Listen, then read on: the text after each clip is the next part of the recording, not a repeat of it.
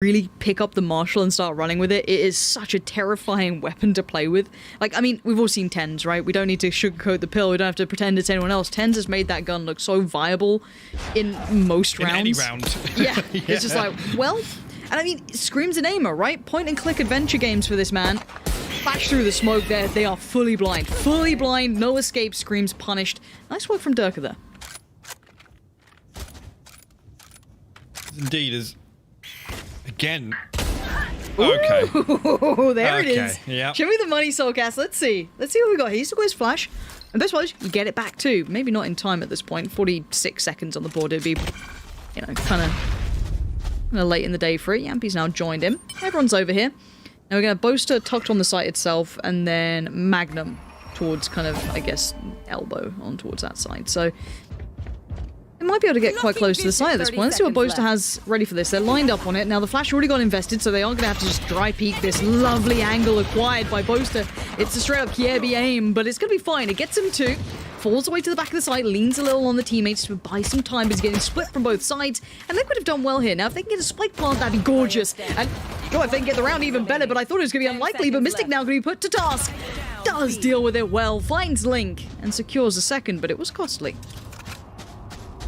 Was indeed. Fall will fall. So not really an opportunity to ride out the bonus here. Whether or not we see FNATIC lean back into that, maybe just run through with some sheriffs, but damage done on the side of Liquid. And again, I mentioned it briefly, 52%, Lauren. A headshot percent. And he was looking crisp throughout. I was like, yeah, I can't wait to actually see what it comes through, but there was an insane map 1 from Soulcast. No, it was really solid. And speaking of, you know, Skies, we can't avoid the fact that it's actually Durka on Sky. Yep. I want to see what he looks like on that. I mean, you can put your fraggers towards it these days. That thing, you know, on Sky, you can really create your own pace on it. I've been absolutely destroyed against some really good Skies who just feel like they are just able to do everything they want.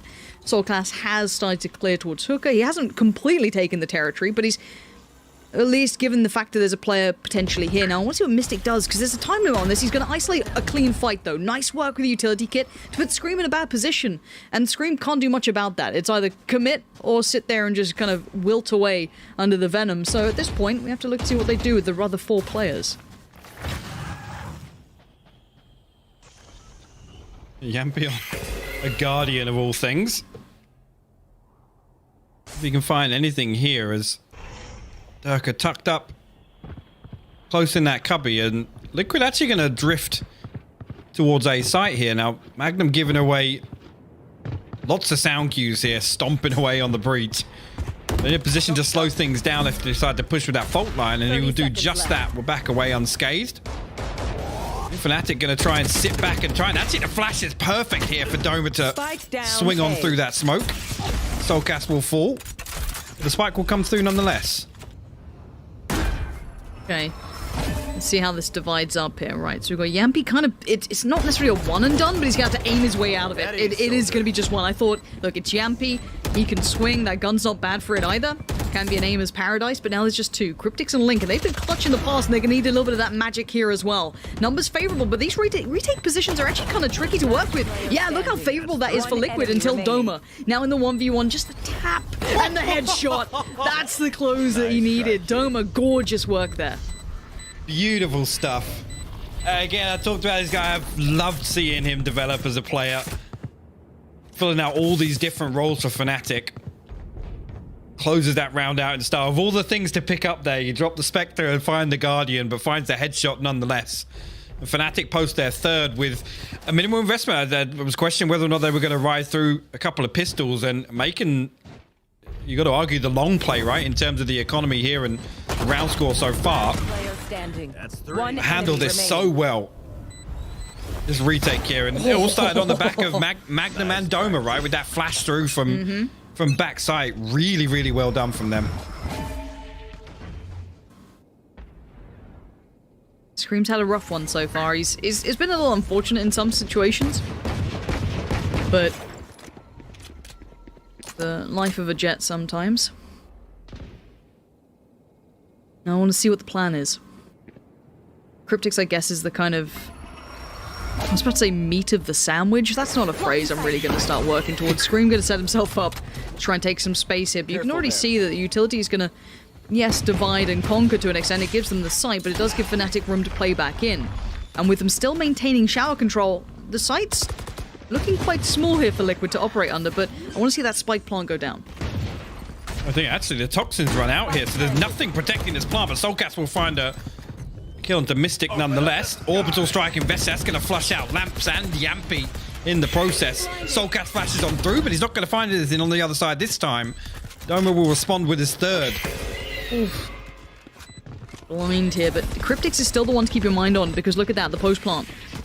That's going to be the damage coming in. Annie has the bigger weaponry. Scream just has to keep buying attention. If he can take down one, that's great. That sets up Cryptix for a little bit of success here. Just trying to spam away. Scream does find Doma. Rifle now acquired. Diffuse not coming in just yet. Time is being bought, but now he's going to stick this one. Timing is everything, and FNATIC deny it. And now they can get the Diffuse. Great work again, even though it did come down to the wire. Remember that there. Just to see where the finances sit. Liquid. I see a couple of ultimates coming online here. Doma leading the charge. Obviously, you know that orbital strike invested in that previous round. We're now up to 8 and 2. That'll work. Yeah, well, a comfortable purchase, but I mean, only really Link sitting with anything left here. Soulcast to an extent. Yampy back on that operator. And I'd see a couple of people in chat in particular talking about the operator pick on Sova. So it's definitely a talking point, right? Especially on attack. Yeah, it's interesting. Oh, this could be nice. Big info bound. Yeah, Soulcast is so good on these pop flashes through smokes.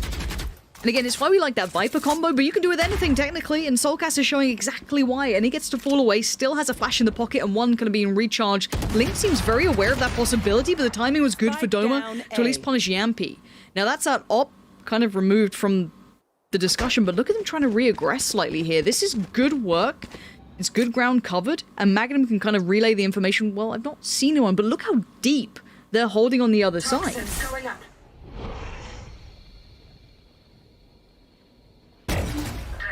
Mystic, flying Link now. Cryptix, let's swing on through towards Magnum, but we'll get toppled here, and it comes to a 2v2. Durka and Mystic left to try and recover this. Now, still got control of the spike, and the Viper's pick going to make it even more difficult for Liquid to dig it out of this spot. The Seekers give away the information, but not too much value considering his ultimate's invested here. Both have flashes. Durka and Soulcast both have flashes to play with on this one as well. You can see Soulcast just treading very carefully where he goes. Now, they do have the spike to hand, but they're going to make a quick run for it. It looks like straight towards B here. Now, of course, TP is there, but they don't know that yet. They're going to be working with, slightly delayed information, as they have to also be very considerate that they could be waiting out. Now, that's the usage of the flash to come through there. Just to see if anyone was on short. They're not, so this could be time to hit those rotations. Last player standing. And actually, Soulcast holding the TP rotate there. Durka 30 HP and nothing else to do. What else? A headshot from Soulcast to close things out. Liquid will post their first round here. As you got to say, I mean, FNATIC well set up to hold on to that, to secure that round, really. So, I guess Liquid winning out that war of attrition outside that Showers TP, even after Mystic threw down the Viper's pit.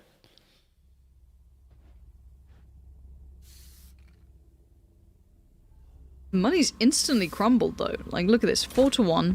Lose one round, and you're right back into things for Liquid. They've got the decent buy, apart from Yampy, who did have the op out, though, so that's pretty reasonable. On the other side, it's Sheriff, Spectres, and a Judge. Now, look, who am I to doubt the Judge? We've already seen what that thing can do, potentially in the hands of the likes of Yampy in the past. So, stand Scream going to be the bodyguard. Ensure that orb gets to be put to the right place. Doma going to get the first contact. Has to fall off that.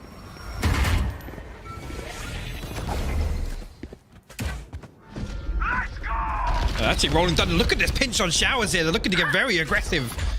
Yampy actually going to find the first one, though.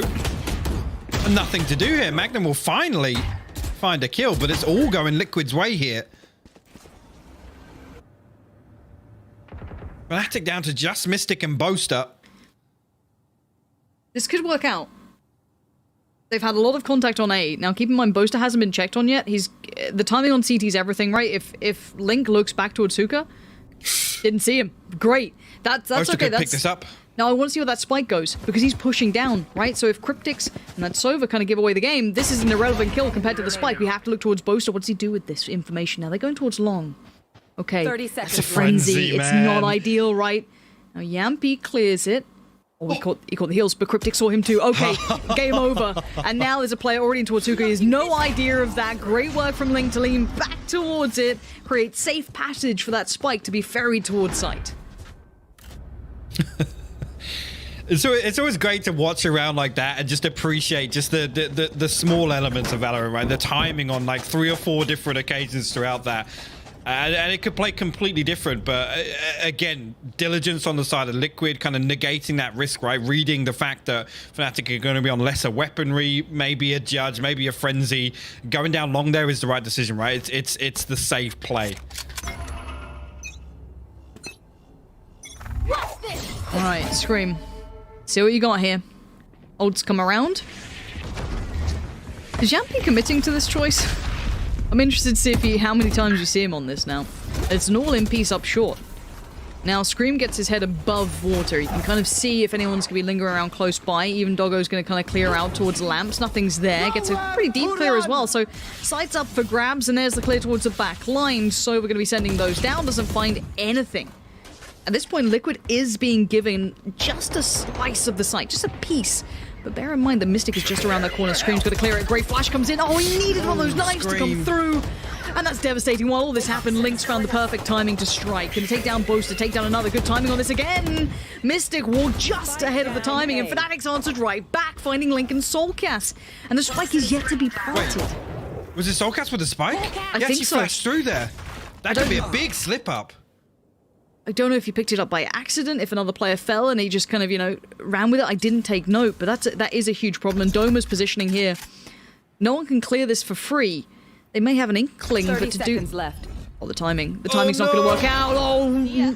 That's unbearably unfortunate. Yeah, the ult can come in. Mystic's going to take himself a cheesy position here, but it's all about timing. Oh, the whiff ain't good. The whiff ain't pretty, but he's got a teammate in Durka. He'll be all right. A little too much being caught with utility out there in that round for my liking, but nonetheless, the expected outcome after first blood and the second. Actually, no, it wasn't. Sorry, Link found the first 2 kills there, so it was actually a 3v5 recovery from FNATIC.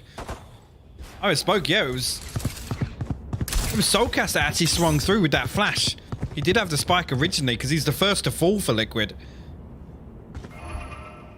So again, I guess maybe we could talk about this, maybe one for Lothar on the desk, but this A-site execution just on the back of the Viper wall, right? There's not enough kind of safety to sit behind. Without that Sage wall, for example, they have to fight for control. Yeah. Oh. Yampy, that's quick. Okay, Durka punished. Is that twice now? I think he got picked by the Marshal too at one point. Obviously, a little upgrade on this bad boy. Oh, this is going to be a follow-up as well. Yeah, Magnum can... I guess Jet denying the instant capitalizing on the flash that he would have wanted, but I like FNATIC being proactive. I think that's a really nice look for them, and they're going to take this space and maintain it. And now there's a problem, but a great punish from Soulcast. Again, he's always their way out of trouble. Soulcast is finding them so many opportunities now when their backs are to the wall.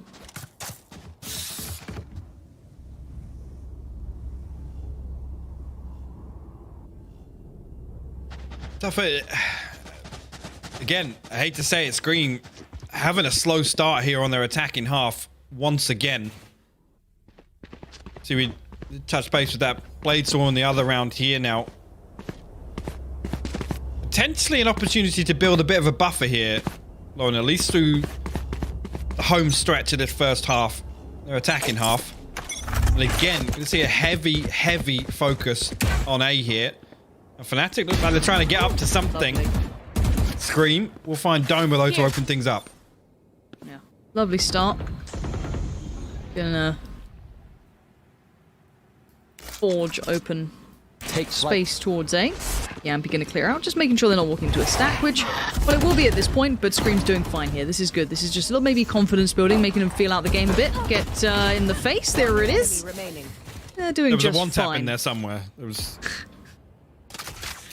And now Magnum. I mean, if he could, I doubt Scream's going to give him an opportunity. Scream should just slip away, keep those rifles, keep building that economy.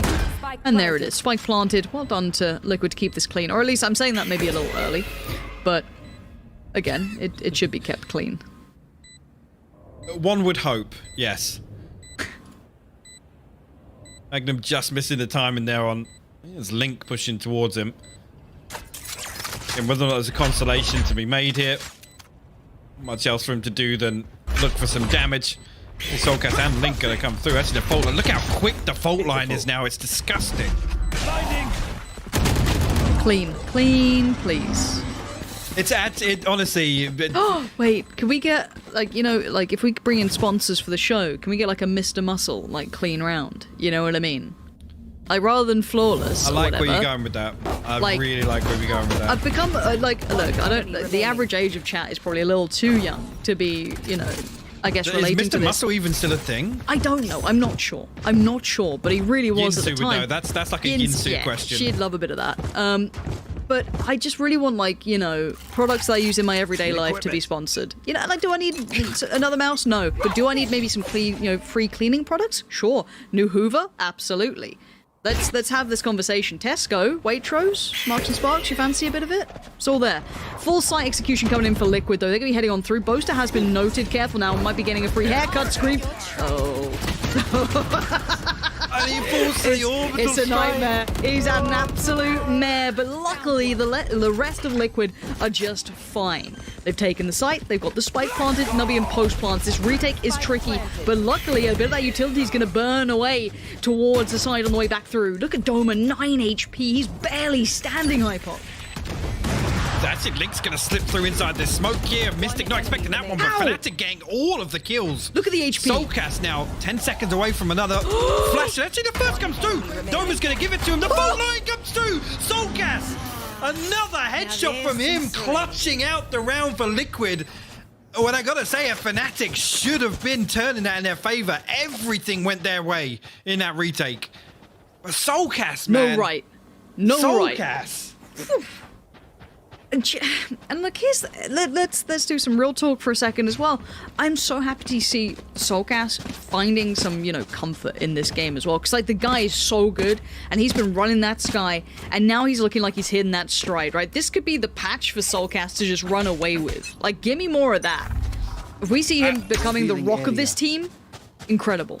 I mean, the go-tos for me, Soulcast is, oh, hold that thought. Actually, is Scream. Yeah, we'll greet this aggression here and find two, but again, we'll fall here in response, but not going to make an awful lot of difference here in this round as it plays out now. Liquid in a 4v2. Durka and Boaster left to try and recover something here, but yeah, man, Soulcast previously on the Sky had flourishes of absolute glory, right? With these changes, like I said, effectively, it's like a duelist meets Sova meets, like, Sage, right? It can heal everybody, can flash, and very self-sufficient. This is where I want to see Soulcast find his rhythm. Yeah, I'm with you. That's gonna be a gun recovered. Yampy still peaks at. That's the mad part for me. Yampy was like maybe 20 HP. He's getting a nice little heal up now. He'll be okay. The brilliance of having a Sky, I guess, right? As you said, it's kind of the full package. You get a little heal in there. It's not everything, but it'll get you back standing. And Yampy gets to fall away, but he took that fight even for a second. Lynx found him eventually. Boaster's not going to get away with any more. But scoreline-wise, we're kind of almost, you know, right back on level pegging here. 6-5.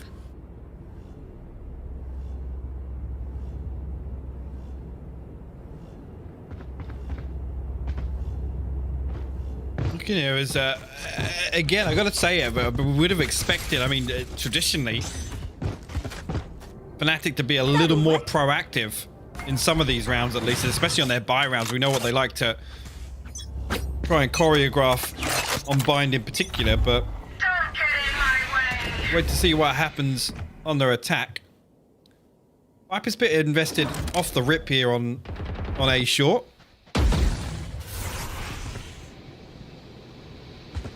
Give a little bit of control, at least in the early round here.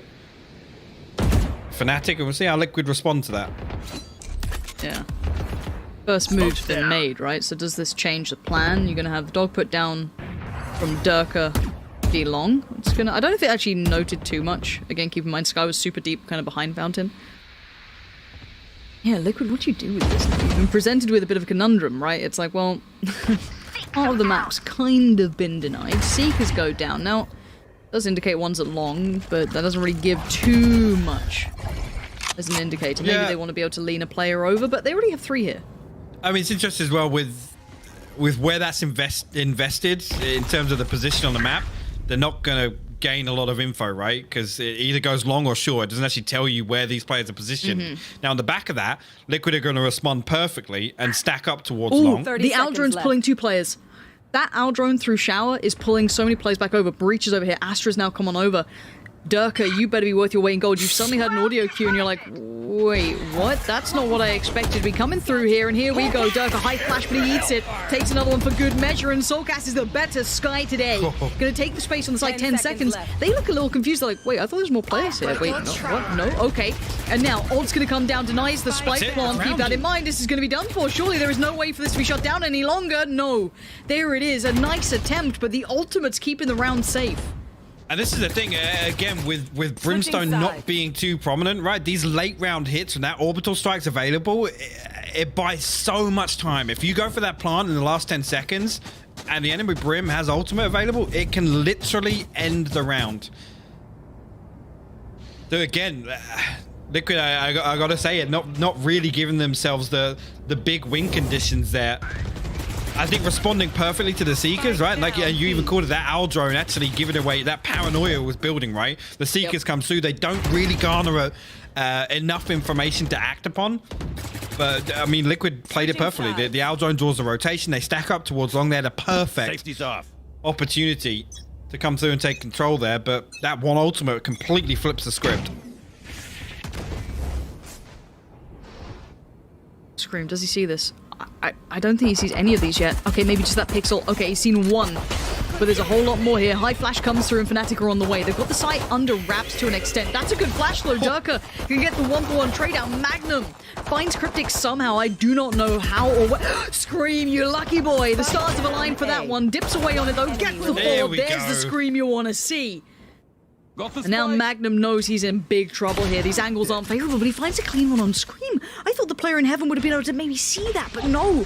Safety found for Magnum, and now problems mounting for Liquid. I think Scream on a little bit of an island there. Yampy considering waiting for Link to stack up together. Now, still got the fault line and the flash here. Both players noted he might try and hit this TP rotation. If he can. Now he can with the flash. Knife just drags him back into this. No escaping for you. Wow. That's a big win there. And again, I'm sure I'll leave it to Lothar. I know he would hate me if I covered it off, but it's really interesting to see, you know, teams here. This doesn't give you a safety net, right? You can't just go for this plant behind the wall because it's so easy to just spam through. If Scream goes unchecked and completely unpressured there, it's so difficult to get this plant off on default. Whee!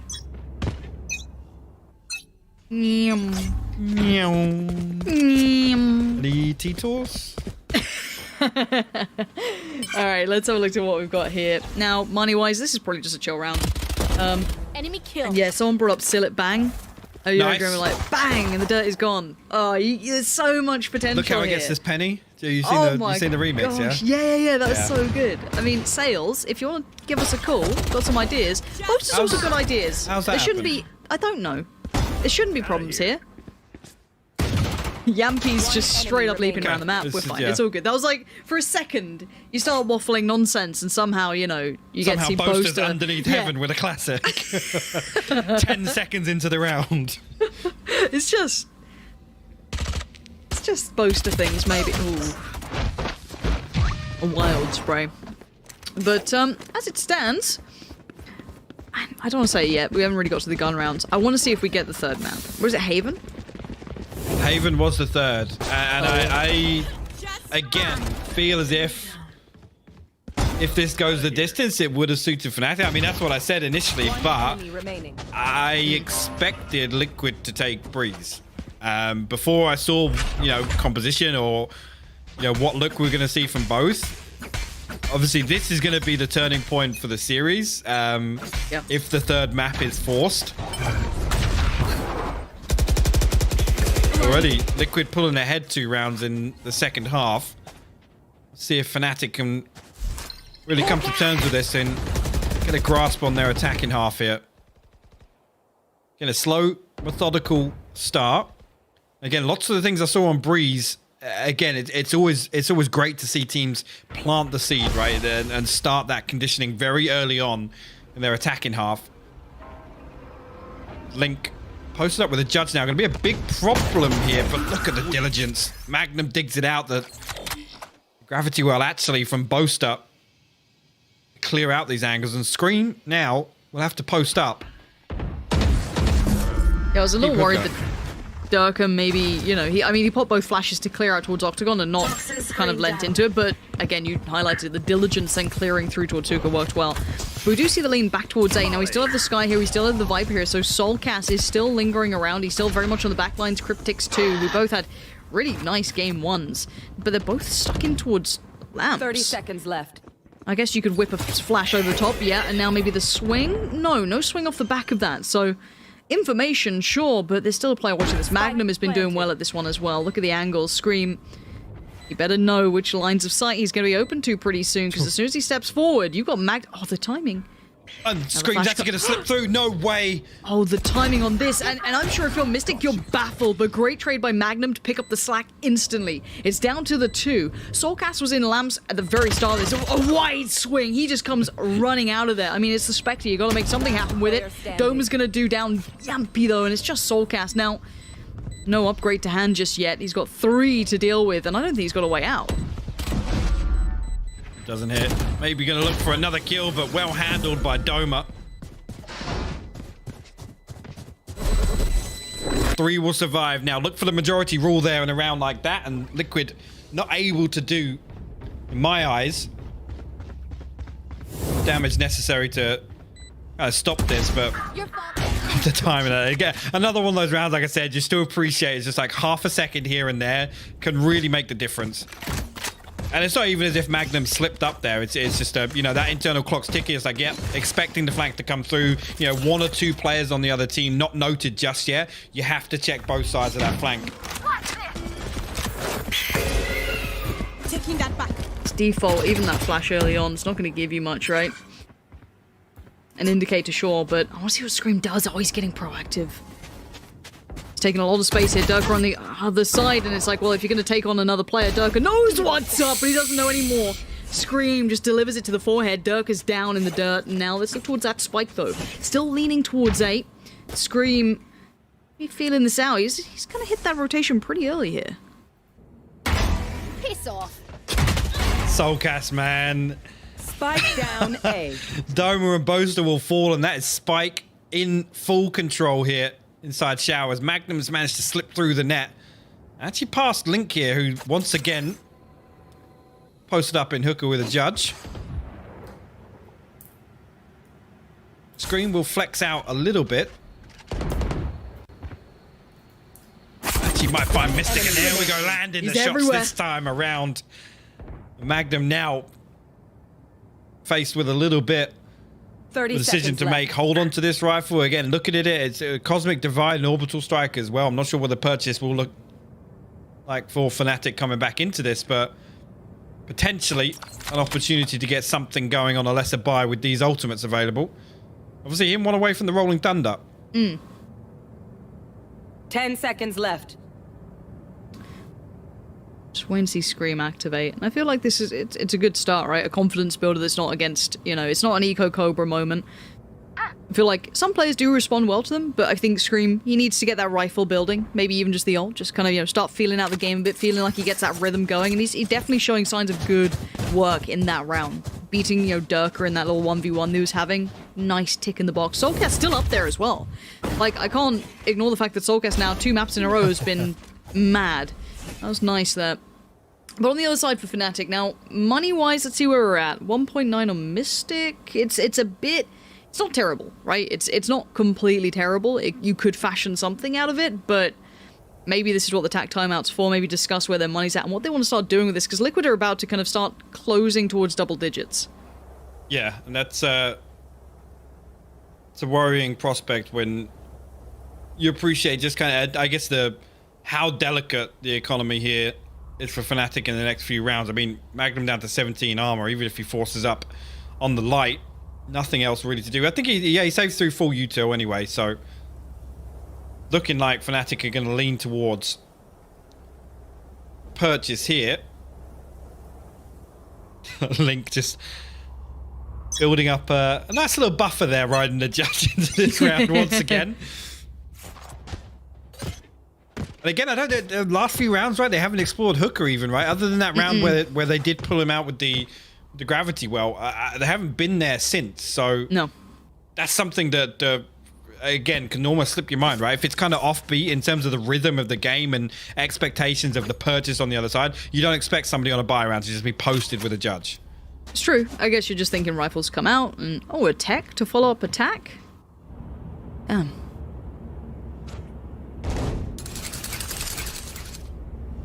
Okay, fair enough. So where's the grayscale gone? It's missing.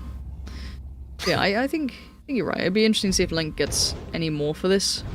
I don't know what adjustments FNATIC can really go to here. They've been getting somewhat towards the site. Yeah, well, I mean, look towards Durka to be the kind of key part of that process, right? Is if they did, obviously without the Rays, we always talk about Rays being the go-to, just, you know, default clear out hooker on bind, right? The boombot goes through, information gathered, nade behind the box. 4 players on Happy A. days. Liquid are putting a lot of faith in a judge in the hands of Link. That's 4 players on A, and he's soloing out on B, basically. Need that back. It's like the call is like, guys, I'm good for one. Trust me on this one. Careful there. Yeah, Magnum's already pinging it out. Yep. Seems very aware of this. Now, the thing is, they have no idea of what is beyond this. That is the first piece of the puzzle recovered. Now, if anything gets shown, this is all on the call coming out from Link of, alright, there's too much here. I've heard too much presence, I'm feeling uncomfortable, hit a rotation, do something. Or they sit purely for retake, right? That's the other option. Now, this is what this guy's good for. Clears out the corners, spots him out. He's going to have to fall away, give him the space. Seekers come in. Now here come the rotations. It's going to be a heavy B lean coming out from both sides now at this point, with a late lurk coming through middle from the sky, potentially. Eyes on the spike, though. It's going down long. The flash comes through. The divide's already in. The site should be theirs for the taking, unless Yampy gets a little fruity. Yampy actually body blocks Magnum swinging through there. Kills go in Liquid's favor initially, but Doma and Boaster will respond. Yeah, but look at this split now coming in. Boaster needs to do some serious work here, but Cryptix has his number. Link's still been kept safe the entire time. He even had Soulcast by his side. Now a quick jump through the TP. They're off, right? So they both have ulted. Doma and Durka, the D&D combo. Or the double Ds, whatever you prefer. We've got 10 seconds. They need to get a spike plant, but look who's already here. It's Soulcast to catch the cross. The spike is down. 6 seconds on the board. He's going to have to just stick this if he wants it, but you can see a Cryptix Link. They're both closing in. Durka is being scolded and melted down, and he's going to desperately spray on the burst. No way. And Cryptix controls the situation, but that got very dangerous very fast. What a round. Again, just a couple of key 1v1s not going in FNATIC's favor initially, but responded well to, and I gotta say it, Link goes completely unchecked in Hooker once again. It didn't become a factor there, but you gotta argue that maybe that kind of relinquishes some of the control that FNATIC were expecting to have on B site there. Immediately had to call the audible. Durka, first spray just slips through his fingers a little bit, potentially an opportunity to reset there with, I guess, Liquid giving them 2 separate 1v1s, right? Now, but Cryptix comes through with a trade. You're right, and something else I want to talk about. If I'm going to sit there and highlight that Scream was quiet on the first map, I can't ignore the fact that Dirk has also been quiet on this map. They're both highlight players, they can both be game changers, and we have the early ult invested down towards Shower. That's obviously from Viper. We're going to have the dog coming out on this as well. Scream, though, has found a bit more safety in this, and I want to see how he fares with this one. This is all players coming through one direction. Now, high flash to follow. Actually, really nice timing on this. That's going to kind of delay the hit a little bit. Sky was kind of thrown out of sorts, but already there it is. Durka now going to just flash on through, take the space. Scream was still recovering from that, but where is that spike? Is it down? No. Denied. Yampy going to try and keep control on the timing. As Cryptix makes his debut. Going to come through, find Magnum, but gets traded out on good work from Mystic to keep the numbers at least even. They are working with less, so all of these kills are so valuable. No weapon upgrade, still just relying on that Rifle in the hands of Durka here. See if FNATIC actually going to get aggressive on this poster. Swings on through. He gets a knife kill on Soulcast. What? Off the back of the flash as well from Durka. I love that. Get proactive. Bring those frenzies into the madness. Bring the mayhem out. Mystic, though. This is now him having to resort to this. This is desperation. And now it's Durka. What on earth has just happened? What? Again, Liquid just last out in the trade-off back and forth, and FNATIC did everything they possibly could to get that round win. That flash through, Yeah. and the knife kill, that was actually amazing from That was Boaster. a big gap to close as well. Like, the player got towards Shower. You know what I mean? Like, Boaster was kind of on default. The flash came in, straight up chased him down. But worrying hours here if you're a FNATIC fan, trailing by 4 rounds here. Right there. A Spectre in the hands of Boaster, rifles across the board elsewhere, Orbital Strike and Seekers available, but they threw a couple of ultimates at that last round to try and secure it. Link again with the judge. Good for one, told you. Yep, there it is. But now Yampy, he doesn't actually have full freedom. Spike. He has to commit to the long side. Seekers are coming down his way. Mystic. He's playing the game. He's trying to buy time to allow them to close the gap on this. Yampy is in trouble, and he knows it. He's being closed in on by 2. If he manages somehow to stay alive, I would lose my mind, but no. Mystic has caught him. And now Liquid looking a little out of sorts on this. Let's see what they do, because how has Cryptix done this? I couldn't imagine him getting away with that, but Durka does find him just before he causes a bigger threat.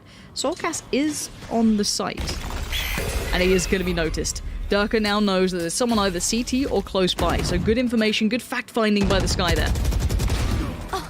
Oh no, Scream's come up back through Hooker here. He's going to find Magnum. Soulcast now playing his life so effectively on site. Mystic swings through.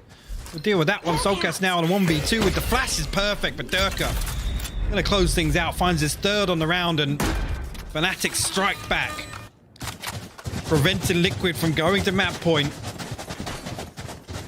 And that could be one of the rounds that turns the tides here. FNATIC got to build up some momentum though. You know, coming into that previous round, a Spectre on the board. It's never nice to see on the purchase round. B.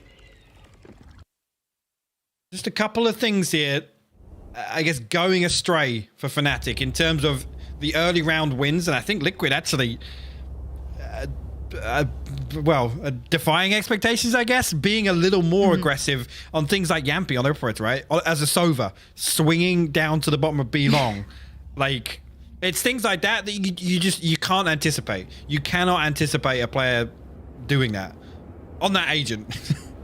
Yeah, it's a little strange, isn't it? Like, and the thing is that we saw when Yampy went on Killjoy, it caught us off guard. We were like, well, that doesn't really suit his playstyle, but I mean, I guess maybe he's just found some comfort on this. Maybe this is something he wants to work on, but you know, it's very hard to kind of separate the individual player that Yampy is from the agent sometimes, because they don't necessarily mesh playstyle-wise. So I want to see how that kind of unravels in the future, if this doesn't suit him as much, or if it does, see how it kind of, you know, unfolds. I'm not sold yet on the Durka on Sky, if I'm honest. Like, it's the first time I get to see it.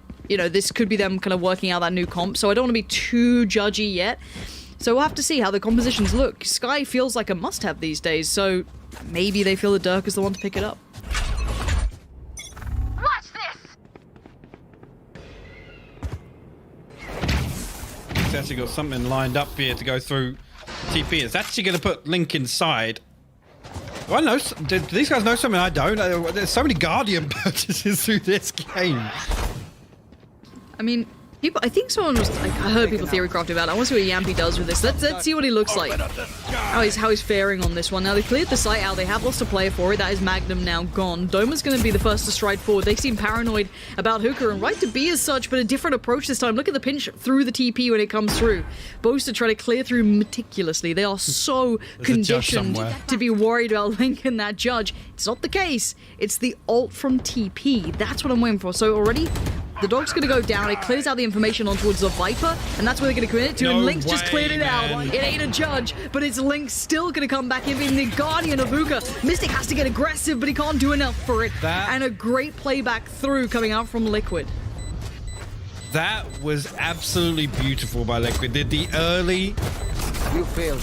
Now please. efforts there to get Link into that position with the orbital strike, and single-handedly on the back of the ultimate Match to pinch point. through Hooker. That was... I mean, there's nothing FNATIC can do about that. No, Literally nothing they can do about that. And you can see the conditioning, right? And that's perfect. Link is living in their heads rent-free. He's been such a presence towards Hookah with that judge that they You have can to see- clear yeah, it exactly. meticulously. And then he's that next layer up, right? They're playing checkers, he's playing chess. He's on that next step. It's beautiful to watch. Now, at this point, though, at 12-8, we're on the cusp here. FNATIC, I thought there could be momentum. It doesn't look like that's kind of come through at this point. There's lots of investment here towards Showers to get this early control here. If actually, I mean, it's Boaster really that can benefit from getting that ultimate online. Scream now going to try and re-explore down short on the back of Soulcast. Gets some flashes through, but Doma slips through the net. Durka will find another one as well. Soulcast will respond. Considering the Seekers now, but under a lot of pressure on the back of Triple here, and Durka finally puts him down. Certainly not over yet. Still some life in them. Spike planted. Yampy and Link. What do you fancy? He's got the op. I really think these big players out here going to try and clear the boxes for free. No one's there. I guess a position they don't have to worry about. You can see how paranoid they were about it. Happy to commit a fair bit of time to try and clear. Nothing for their valiant efforts, though, and no one's presenting opportunities.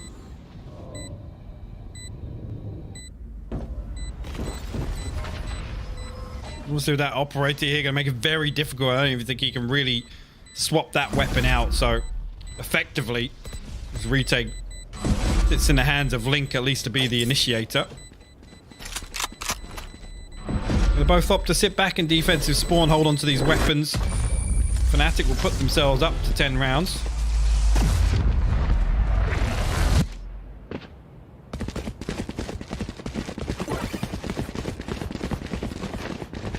Or 9.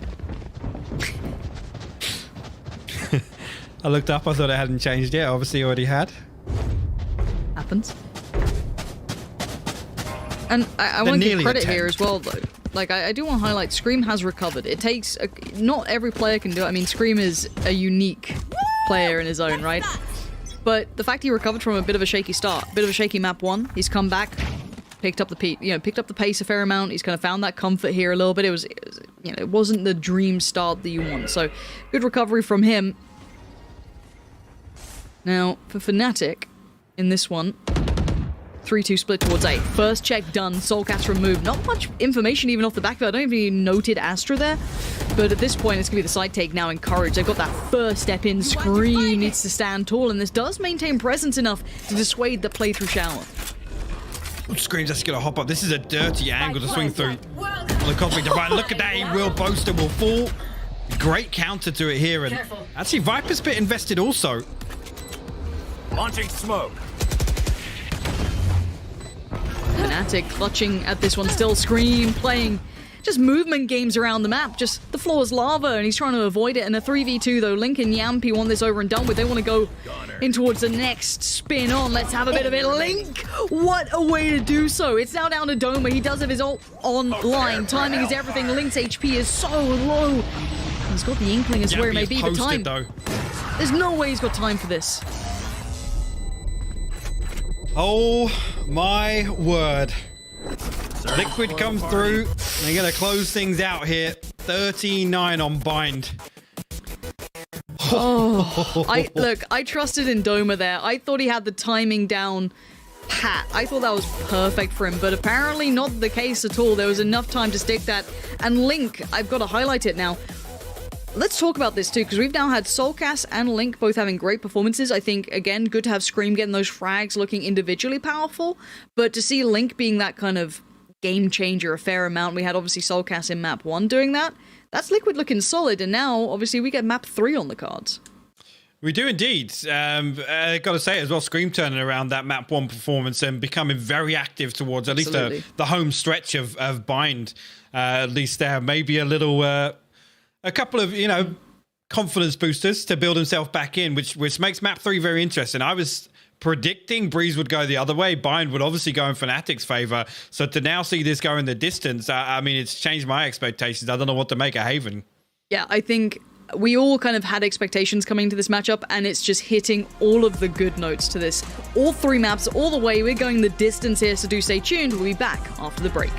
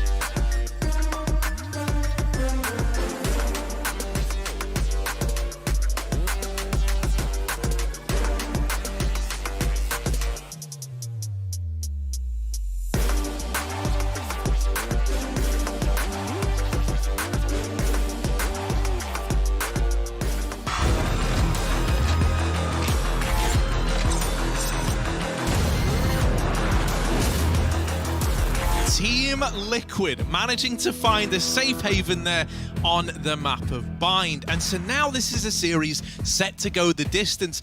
And without a clear winner in sight, that game there, it was close, but in the end, Liquid are able to edge it out. I've got Lothar, I've got Hypoc with me. Hypoc's obviously just covered this whole game, so we'll give him a moment to collect his thoughts. Lothar, I'll start with you. Team Liquid, you know, they come into this, they have a lot riding on them, a lot riding on guys like Scream as well to try and step it up, and they do manage to emerge victorious. What were some of the keys for you in this Team Liquid victory? Well, there are a few things that come to mind. Actually, there's so many things that we can talk about. Like an example, both teams didn't play Sages, right? And because of that, there's a lot of differences in executes. Because of that, we have seen Liquid tries to like just close in on the sides, right? But the thing is, they cannot like instantly plant, so they need to take advantage of their smokes and their utility to clear corners and just get some few kills before they even start planting. FNATIC was actually guilty of that as well. They were just too eager to plant. Some runs were just straight out lost because one player was killed through a smoke. And when it comes to smokes, we have seen Soulcast take advantage of the insane amount of smokes coming from FNATIC because he was just taking going into a smoke. He was taking some space, right? And then flashes out of it and gets a kill because of that. So, and then we see FNATIC contest the one-way smokes with their own smoke. So there's so cool, so much cool stuff happening in this game is actually quite insane. Yeah, I mean, I think if you were ever going to run into like a triple smoke comp, the kind of guy you'd want to be would be someone like Sky, where you can throw those flashes to try and like turn the enemy's smokes into your advantage.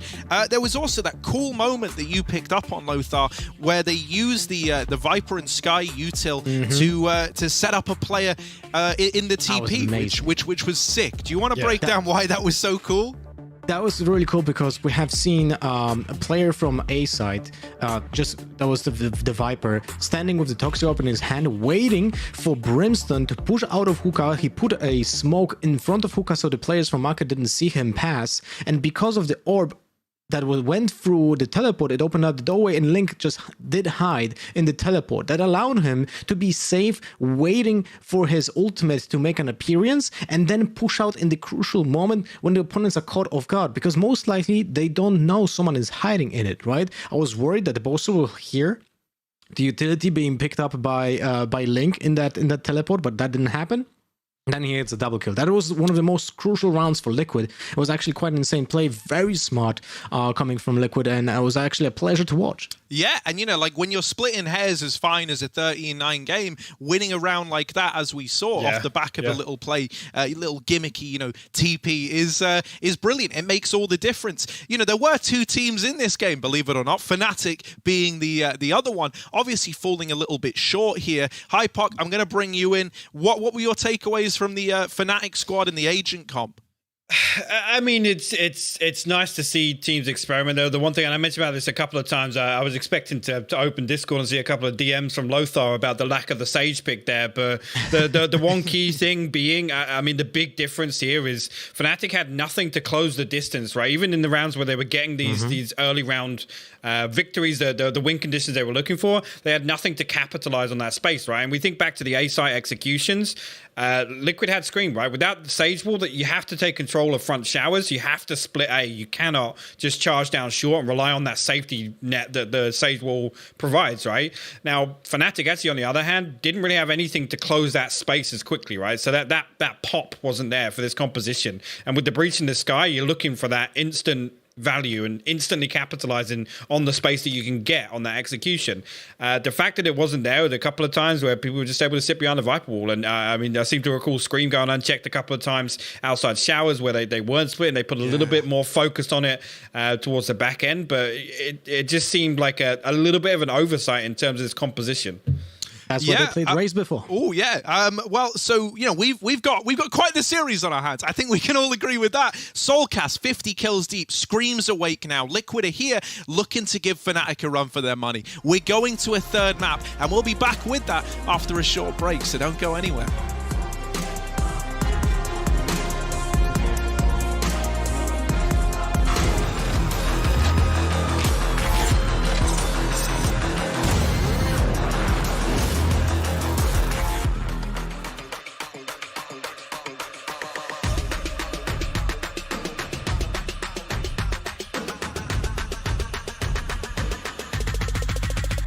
Wanna get it crunk in the club, crunk in the club, with a crunk in the club, crunk in the club, crunk in the club, crunk in the club, with a get it crunk with a couple hundred thugs.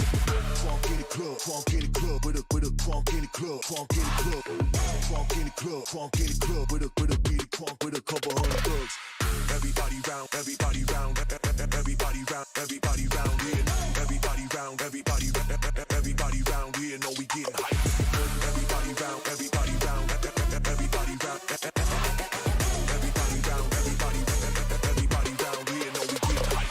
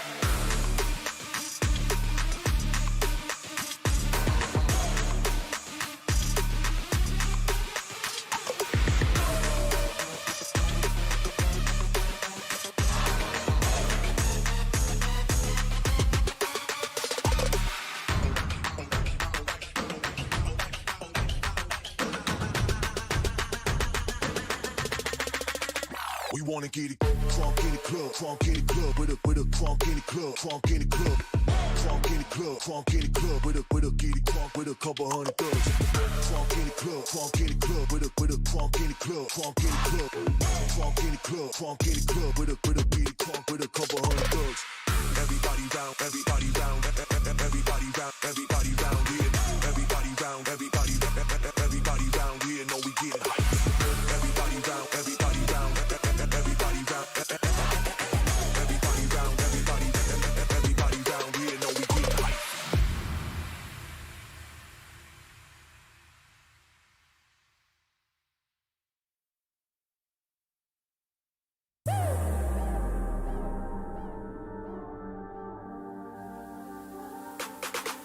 So hard to see the light when the weight of the world is mine. But oh no, I will not resign, and I'm biting my.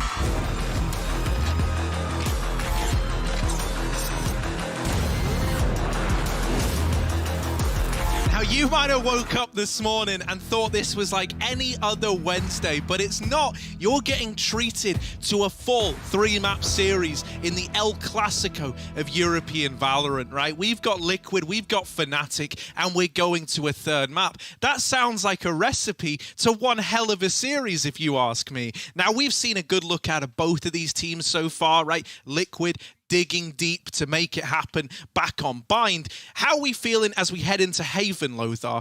Are we going to see, you know, this kind of same team comp that we've been getting out of the TL guys? Thus far, it's been pretty much unchanged, but are we going to have some alterations coming through now?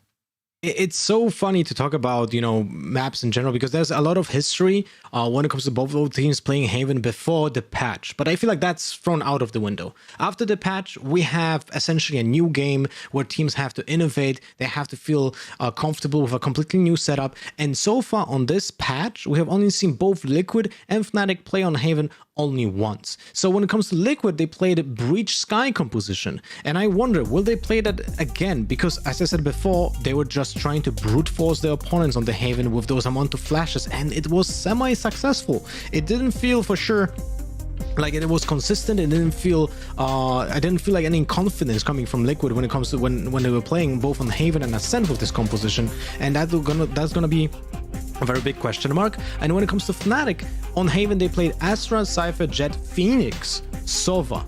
So 2 duelist comp so far, and this is the reason why is because Haven has a lot of orb control open towards the attackers. They have an easy access to that C-long orb, right? And the A orb is also like semi-open to the attackers as well if you take early control of that long. So you can see why those two teams are like trying to approach the map differently, but how it will be effective, as this is only the second time we were gonna see both teams on Haven, I'm just curious what it will be. Yeah, well, you know, looking at FNATIC then on the other side, obviously for these guys, they're kind of in like a polar opposite scenario to Liquid in that FNATIC came into today winning the map pick at TL. Things were initially looking really quite good, right? Scream was having a slow start to the day. It wasn't really meshing together how Liquid wanted. FNATIC were probably feeling pretty good heading into Bind. Now all of that has been stripped away, and now it truly is anyone's game. So for FNATIC, as we get into crunch time, who should I be keeping an eye on, Hypop? I think for me, particularly coming to Haven in terms of my agent expectations, I'm looking towards Dirk and Doma. Again, for me, it needs to be a little bit of a change of pace on the side of FNATIC. In that previous, it was kind of very methodical in approach, right, with that composition. I'm expecting a little more reactive play on Haven just because we know those rotation timings and how quickly you need to pivot away. It's typically why we've seen Boaster in recent matchups obviously move towards the Astra, so they have that kind of opportunity with those mid-round calls, right, to completely switch things up. Well, you know, agent select is one of our favorite parts. Lothar always gets excited. He always gets this look in his eye when the agent screen comes up. I can tell he's happy and he's excited. So let's take a look at what we are going to get here. Scream immediately back on the Jet Life. No surprises there. Dirk is going to take one for FNATIC. You wanted to see something, you know, a little more aggression out of them. That could be how they bring that heat. This is just it. I'm going to ignore the hover on the right side of the screen because we're not allowed to talk about that yet. Don't know who that is. But yeah, previously, obviously against G2, looking back, the composition was this Jet and Phoenix on the side of Durka and Doma. Now, Mystic hovering's got me wondering because previously it would have been Boaster on the Astra and Mystic on the Sova. So I'll be interested to see how that closed out. No real surprises on the side of Liquid to be honest. Well, actually adopting the double flash here again. And this is all to build around Scream, right? Soulcast can be a little more self-sufficient now with these changes, but this is all to just be enabling Scream, right? Putting him in the position to do work. Yeah, that is correct. And the important thing is that they played that double flash because they want to brute force their way, right? But as I said, I didn't feel like they were comfortable with that with that setting. But FNATIC, let's take a look at that side. Like Mystic on the Omen, right? And now when it comes to Boaster, he is on a Sova instead of an Astra. So that's a very big difference. Astra was the lurk for Boaster, right? Yeah. That was the way he was playing on attack. Now that's not going to be possible. The Sova cannot afford to be a lurker in the team. So Mystic is going to be that one. So it's a big change for FNATIC, for sure. Yeah, right. I mean, I've always known Boaster as this Astra player here. So this has got me excited. Let's get ready then, because this game is about to begin. The third map, it's Haven, FNATIC taking on Team Liquid, and the ever wonderful Hypoc and Pansy to take us into game. Thank you so much. And yeah, what a way to lead into this final map between these two. Now, we have seen this in the past, right? Roll your minds back to the final that, took them into Iceland when these two met for that first time. We got to really see the longevity of this potential rivalry building. And this was the first map they played, and it was a stomping 13-3 in favor to FNATIC. But that was a different time, it almost feels like. Completely different agents being rolled around here, Hypoc. And now with those adjustments, we've seen Reykjavik, we've seen everything since then, the time in between, the patch change. How do you think this changes now looking at this match? How do you think that's going to adjust? Because that was the first time we were really looking at, I think it was when we started to see Durka coming into his own. I think he was on a Sage of all things. It was a very different look, right? So this is a bit of a different game here.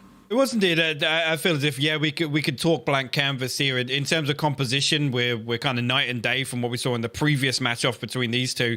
Again, obviously the same thing you could say on the other side of things, right? Scream coming back away from that Sage pick for Liquid previously. Yes. And I want to say it was one of the first times at least we saw Yampi flex onto the Killjoy against I'd say a more capable team, right? We saw Liquid kind of toy with it with a couple of other teams, but again, I think just getting shut out like that was kind of going to send Liquid always back to the drawing board in terms of that composition, particularly against FNATIC, right? And we talk about kind of stylistic matchups. Some things just don't work, right? Yep. And I think this here is probably a much better look in terms of Liquid. Like I said, with Scream having the day he's had, to see them still double down this composition to really try and enable him here, I'm excited to see it. Yeah, I think the commitment to this, I do want to see how it now pans out, right? This is the third map, this is crunch time. And if you're wondering why it's on us for a little bit longer, one of the FNATIC players is just having a mouse issue, so hopefully they can just switch into a spare, get everything fixed up. Don't worry, we're actually not delaying the game starting, it's one of the players, so bear with us. Or just yell at us in chat, it's fine. I don't mind Scream either into way. the abyss.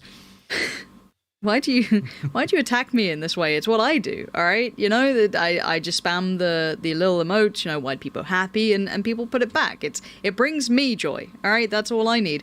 But let's kind of then, prediction-wise, does this change your mind? Now we've seen kind of the first glimpse of the two maps. Does this kind of adjust your expectations, or are you still kind of just waiting to see? I know that's such a sitting on the fence sort of question, but I wouldn't blame you. We've seen good and bad from both sides. We've seen some players step up and then also have a quiet map or two or one and then have a very on map. So it's very hard to kind of judge where we're at. And I mean, we're seeing Phoenixes coming out. This is going to be such a different affair to even the previous statistics we've looked at.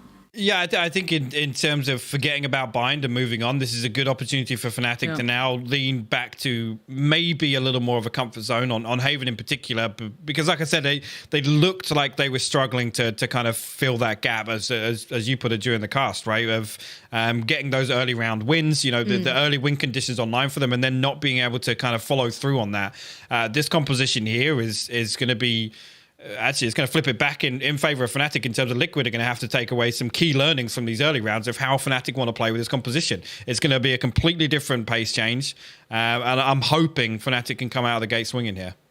We'll have to see. Again, it seems the issue has slowly begun to resolve. I'm seeing the timer tick down in game, so thank you for bearing with us. I appreciate your patience. I'm sure none of you were, as said, reeing in chat or any of the such, so we can now focus on the game in front of us. Team Liquid against FNATIC. This map has been a hard one to characterize because, as said, we've seen it go drastically to FNATIC, but I feel as though Liquid are a different team right now. But let's find out. As already Durka trying to draw first blood, but it's Soulcast to get not one, but two. Already got himself a pistol ace today, and I'm gonna open this one up as well. Scream. Gonna close out Doma as well. So straight away, this early aggression from FNATIC. Fact finders, so to say. Gonna get stomped out. Even 2 left, and both are going to find the first 2, but there you go, Soulcast and Yampi will swing through and close that out rather convincingly, honestly. I mean, numbers advantage. A little too much for FNATIC to deal with there. Yep. Didn't even come down to a spike plant conclusion anyway, but Soulcast, again, opening things up. Again, somebody said he'd already got, I think it was Harry, right? Said he'd already passed 50 kills in the series. I was like, yeah, okay, actually, that kind of makes sense. I want to see where he ends up on headshot percentage. The kill feed, you only see Soulcast's name with the headshot icon next to it today. It's super sharp. Who's going to be on the receiving end of this? It's kind of that mirrored, okay, well, we're going to just completely go towards A, and the follow-up, it's that Sova towards shot. Oh, Boaster, do him dirty, go on. Get some, Yampi was right there. No fun to be had. Now, it will be a quick flank coming out from FNATIC, and keep in mind, because of the economy, we can't quite see it right now. The guns aren't up on the UI, but they will be soon enough, I'm sure. It's going to be a weaker investment, if anything at all. We talk like a shorty there, right? So it's like, they had to get a little cheesy, try something out. You're not going to convert those traditionally. You're up against way better weaponry. This could be time for Cryptics to go farming, or just get right-click to absolute pieces. Now, damage has been achieved. It's now the next step. If they get it to a 2v2, then that could have been game on, but no. Scream's keeping this one safe.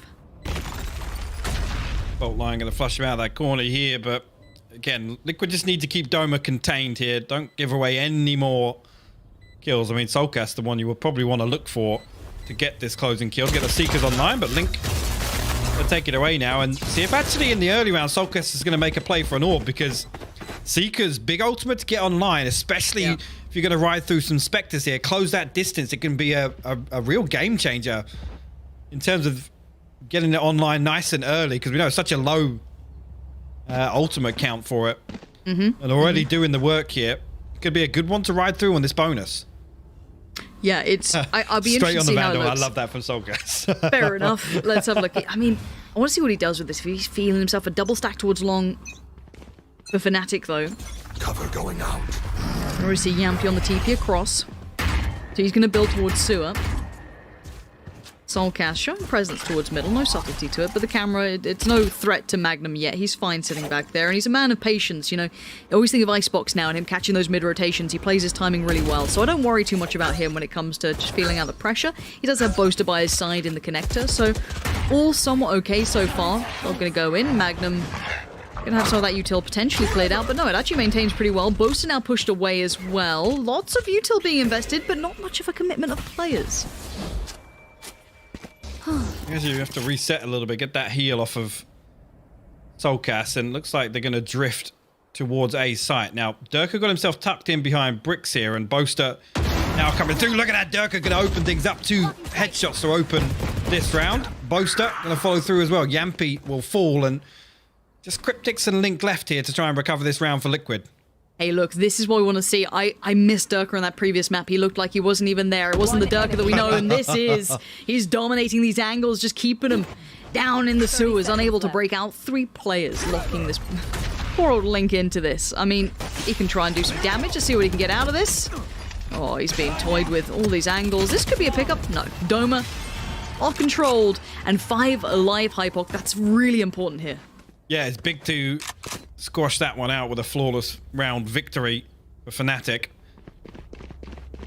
I think actually, yeah, Soulcast had already got a couple of kills on the board, and I think had gone untagged in the second. So the fact that he was able to ride through the Vandal makes me feel as if Liquid are going to still be sitting pretty comfortable here. And actually, yeah, Yampi going to get the operator online, so sitting pretty flush, but a combined 1,500 credits left in the bank after this.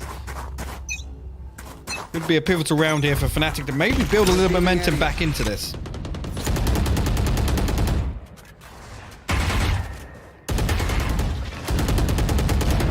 Wait and see. Yampy finding Mystic. That's the start. That draws blood and will... I want to see if it pulls a rotation. It's a lot of faith in one touch of utility, and now they have to respect it. They have to respond accordingly. Soulcast does have the Seekers to play down. Dr. Follow doesn't go for the flash instead. Gonna know there's one towards window, might set up the jet to walk in towards it. Soulcast actually going towards sight. That's nice. That's gonna find the information that's caused these rotations. They now know what's here, but it's 3 players here. Scream up and over, eating that flash. He's in trouble now. They're all gonna swarm it, but Liquid maintain positioning. They find all 3 and clear out the back of C. It's all theirs. Durka is so far away, he can't change any part of this. Actually, Liquid on the brink of responding with a flawless round victory of their own. Durka left to pick up the pieces here. Liquid just delaying this spike plant as long as possible. Waiting for Durka to show his hand. Planted.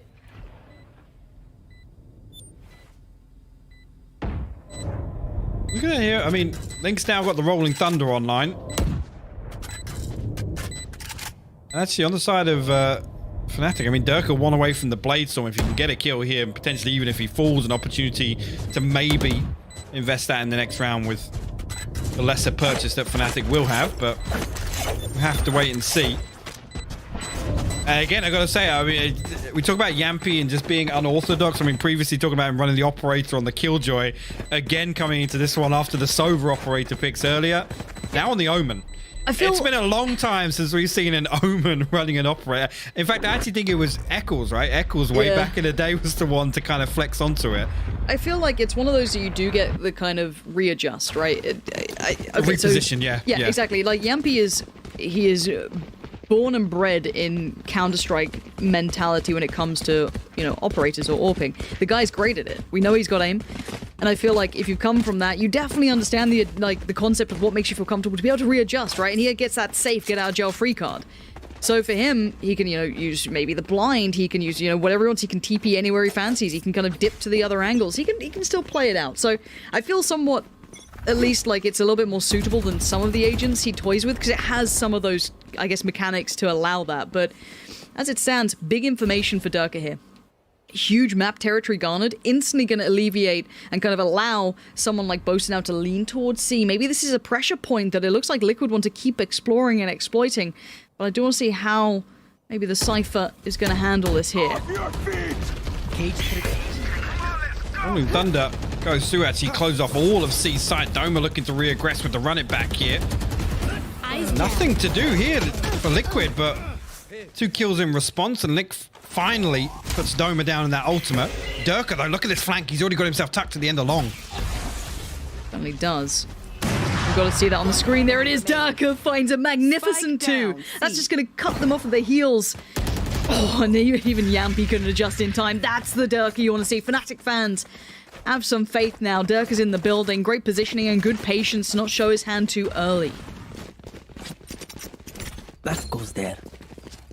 Dan, actually, no, we did miss it. Durka demonstrating some solid trigger discipline there for the first to come through. It was Soulcast that swung initially and then Link to follow up. But Doma re-aggressing, I gotta say, at just the right time after this Rolling Thunder comes through. Waits for kind of that little lull, right? The moment of silence after that ultimate comes through. And Doma coming through and clearing all that space back over. Meant Liquid couldn't get control of the site. Oh, Durka. Finding Scream, but a quick trade out. So both of the jets neutralized, but they still need to land the hit towards the side. There's 2 players stacked up as well towards Sewer. Keep that in the back of your minds. It's not just Boaster. There's another. This could be a little bit of a game changer here. They might be able to find Boaster and then kind of, for a second, take their eye off the ball. But the flash is good and Doma's there as well. Swinging from the side is just great. Even finding a falling Yampy from the heavens. And FNATIC looking like they've controlled the danger that was building. Yeah, again, Liquid not afraid to get down and dirty with a judge purchase there. I mean, Yampy just praying somebody pushes his ultimate in heaven there. Unfortunately, FNATIC able to strip away everything else on site. And well handled. I mean, Durka readjusting to find that kill on screen there. Yes, he gets traded out, but that was actually crazy. Yeah. And the comp that I'm looking at here, I keep thinking, why do I feel like I know this composition coming out? It's looking real like Sentinels have made an impression at the very least, so interesting to see that coming through. Very similar pick in that regard. Obviously a little different to what we saw over at Reykjavik, but since then, seems to be what they're leaning towards themselves. So clearly some method to the madness. Appreciated by both sides, it seems. And for now, 3-3. Money probably rough around the edges here. Am I going crazy? But normally we see the icons of the weapons they have, right? Yes. Yes, okay, that's fine. Just making sure that my brain hasn't just occluded that. I was sitting there going, why do I keep looking here? Why do I keep looking at the sides of the screen? And I'm missing something. But hopefully we can get that fixed up for you. I'm not sure what the issue is. Clearly the UI's, it's having a slow start to the day. But it looks like a burst towards B. Flash. Oh no, it wasn't a flash. Actually dog down towards the connector? No, back sight. So maybe the presence that we'd seen from Magnum has kind of kept that in mind, but Scream's going to work through the smoke. Now, Mystic and Boaster, do they predict it? Do they play to this? It looks like Mystic was unaware, but now he seems all too aware. Swings out on Scream in a blink and you'll miss it. Boaster fell back towards Spawn. To be able to do that, great work from Boaster, because Danger is being mounted here. This is surprising, considering the purchase. Yeah, and Socket's actually finding 2 kills here. And the neural theft invested makes it very winnable for Liquid. Durka now trying to fight back in. Soulcast's going to find the 4th. Durka finally puts him down. Placed on popped. He can't get out in time. Cryptic's going to close things out, and a thrifty round win here for Liquid. Again on the back of Soulcast, he responds with 2 kills with the Sheriff and completely flips that round in Liquid's favor. Spike planted.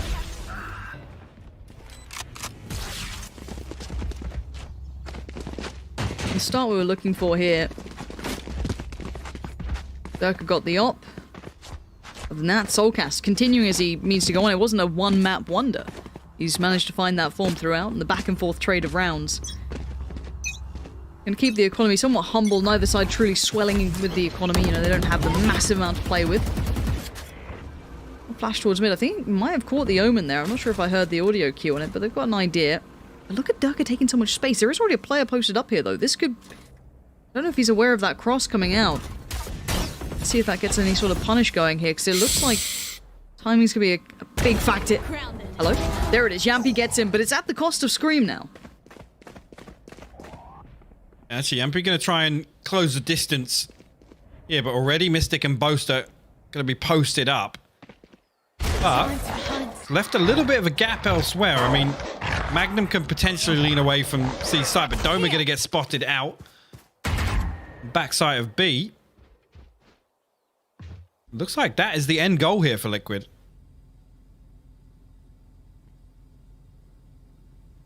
Hulk out.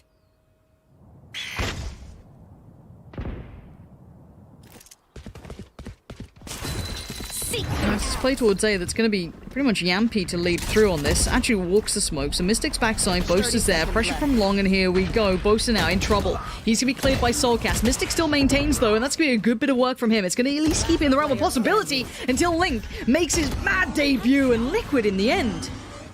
It's the players sometimes you don't expect. I feel like the whole Liquid squad is turning up today. Absolutely. I mean, the fault line absolutely pixel perfect there to create that opportunity on Long. A really, really well considered round win there from Liquid. Again, on the back of Yampy just kind of, I don't want to say taking a step back, but at least, you know, pausing, allowing that round to kind of play out. Positionally, at least, and Liquid readjust really, really well. I honestly thought with, you know, with that gap created and Doma being spotted as a solo piece. Oh. This is out on the second there, but... Boaster. Did he spot him?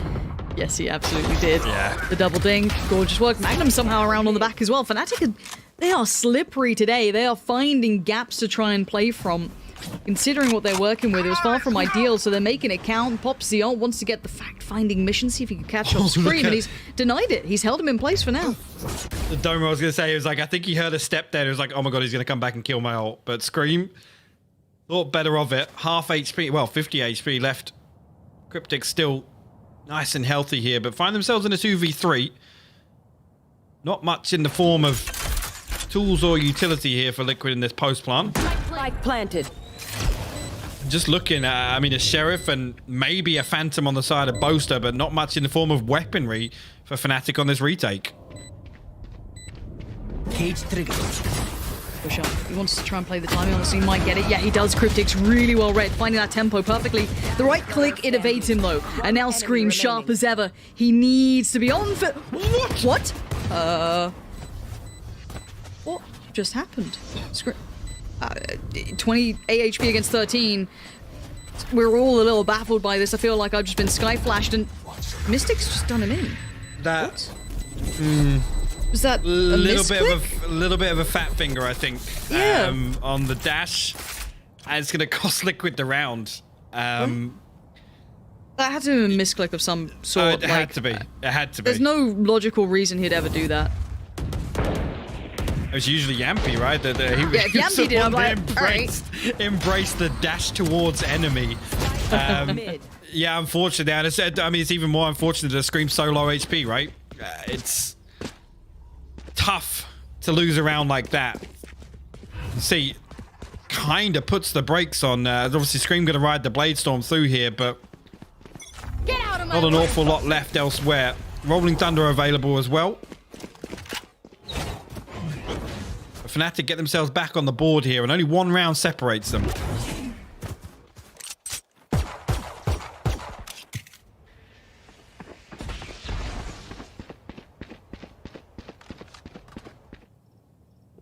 Liquid beginning to try and take the space through towards Garage. You're going to have Scream working forward, clearing towards Window. That's support here. And no presence elsewhere, so keep that in mind, that they could fall back. I guess they have the camera to make sure that no one's going to be creeping up towards Long, but beyond that is going to be that, you know, mid or C piece. And already, FNATIC responding in kind. They've got the players in the perfect place for it. They're not reading this incorrectly either. They're putting a lot of weight on Durka's shoulders, but he'll be fine. Gonna lead through. Only finding the Phoenix there. Don't think he managed to catch a glimpse towards maybe the Cypher or the Sova, and away we go. In towards the site. Utility now invested. Set piece in play. Scream being given nothing, as that first glimpse is what he wanted, but Yampy towards the back does find one. Scream quickly dispatching of Magnum. You can see Boaster wanting to respond in kind. It's Mystic who's going to be there with him, turning the flash well, but he goes back, but Soulcast has the angle. And now with the spike lost, it's on Soulcast to still keep going, and there it is. Seekers go out, up and over we go. Gives away the position, but it doesn't give away the game just yet. Mystic's still alive here, and he's reaggressing. I love that. Love that confidence, and it being Soulcast on the receiving end of it there. Mystic completely shutting that one down. It came down to a 1v1, sorry. These rounds, there's so little separating these teams right now. FNATIC looking so well poised in the retakes, and it's not often you say that, right? FNATIC aren't often the ones to kind of give sights up, right? They're very proactive on the defense. And to see that, I mean, it's on the back of the Rolling Thunder, right? You have to respect it now with that change. It completely closes off these sites.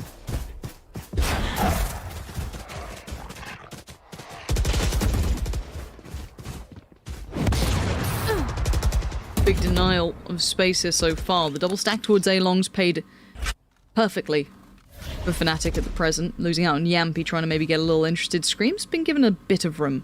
What he does with it. Magnum seems aware, and of course Doma's going to call out that yes, there is a player that can creep forward, but what can we do? Can they safely ferry the spike through? Well, now maybe they can. Scream going to just take the scalp off of Magnum. Now I have to look for that follow-up. Liquid at least onto decide to get this plant. Now, look for FNATIC to try and retake mid. Now, the key component becomes Cryptics here. Liquid try and keep FNATIC at bay here, and they link, and it's all going in their favor right now. Boaster finally responds with a kill of his own. Look at this, the pinch comes through from Cryptics, like I said. I know exactly. Now the information found, it's game back on. Here we go, down to the last pieces. Cryptics and Scream still finding opportunities. Still converting these rounds back and forth between these two. Last round before the Like I switch. said, there's so little separating them, but that round there, beautifully executed by Liquid. And again, Cryptics... Scoreboard doesn't reflect it, man, but you talk about impact and coming online at the right time in a round. Right there, when all of that pressure is being absorbed on site, it just comes through with that swing from double doors again. You got to say, finding that kind of pivot kill to close out the round for Liquid. pace change here. Liquid very quickly into A lobby here. Soulcast is lucky to keep his life there. He was just dipping around the corner. Dirk has got... Boaster got Just caught. charges him Yampy's down, aggression. man. Yampy was chasing that. He was never going to let it go. And now the time he's everything in middle. Magnum might be able to find a... Magnum is in the weirdest spot here. This is such a weird round already. They're dancing around each other. Yampy's taken a huge amount of territory towards C. They have to respond in kind. Durka, though, answers back on Link as well. They're moving in such a unique way. The spike still by spawn is heading towards C off the back of that one position. Now they know that Magnum's nearby, but he can't do much about this. It looks like Yampy's got his number. He does. He puts him in the grave. And look at the way they've approached this. Liquid just running this map. There again, Yampy just being that unorthodox entity for Liquid. Now Mystic finds himself in a 1v4 somewhere. Spike ticking away. Still Give you not... that feeling we're going to be back on camera. Yeah.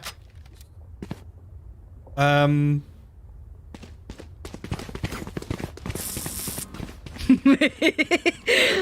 feel like something happened there, Lauren. Yes. If you wanna talk us through it, that would be great. Well, no, but Interesting. clearly an issue has happened. We'll try and get this fixed up as soon as we look. We don't actually produce, observe, do anything other than sit here and talk nonsense. I know it's surprising, right? We get paid to do this, so we're as shocked as you are. But hopefully things get fixed up as soon as, right? Like we're here for the game as well. Clearly the lobby's had enough. It's a little tired. Wants a nap. Wants a break. No idea what's going on. As soon as we get word from the admin's production, we'll let you guys know. That's where we're at. So we're chilling. Well, I mean, to come back to should we talk about something? That'd be weird, wouldn't it? Let's talk about the game. Go on, then. So for me, I mean, it's a big statement to make. That obviously, we think back to previous performances by FNATIC on Haven in particular. This was a little more reserved, right? Especially considering their defensive half overall. Typically, we see some of these really geeky executions, being very proactive, fighting for this early territory control. They gave a lot of that up to Liquid, and I don't know if that's kind of respecting the composition almost of Liquid of being able to, get these unorthodox, the flash and dash, right? It's probably the most powerful tool for attackers to gain that control in the early round, and I think maybe FNATIC lent away from that a little bit. Yeah, and honestly, I do want to have a little look to see if FNATIC have been playing this map much. We didn't get to see much of FNATIC during the run to this point. We were kind of checking it. I think we watched a bit of G2, a couple of other teams. I want to see if they've run this comp yet, or if this is like the first time we really get to see them leaning towards this. So I'm going to have a little look towards that, because again, it might just adjust their playstyle. Maybe in review of what they saw coming out from like some Sentinels and what have you, they've decided to maybe adopt a little bit of that. And I hate saying Sentinels because every NA fan will put that emote in chat. But I mean, again, if this is something they have to just respect is what they're doing. I want to have a little check. If you, I was going to say versus G2. Obviously, like I said, the two big changes here is Boaster coming off Astra and Mystic. Yeah.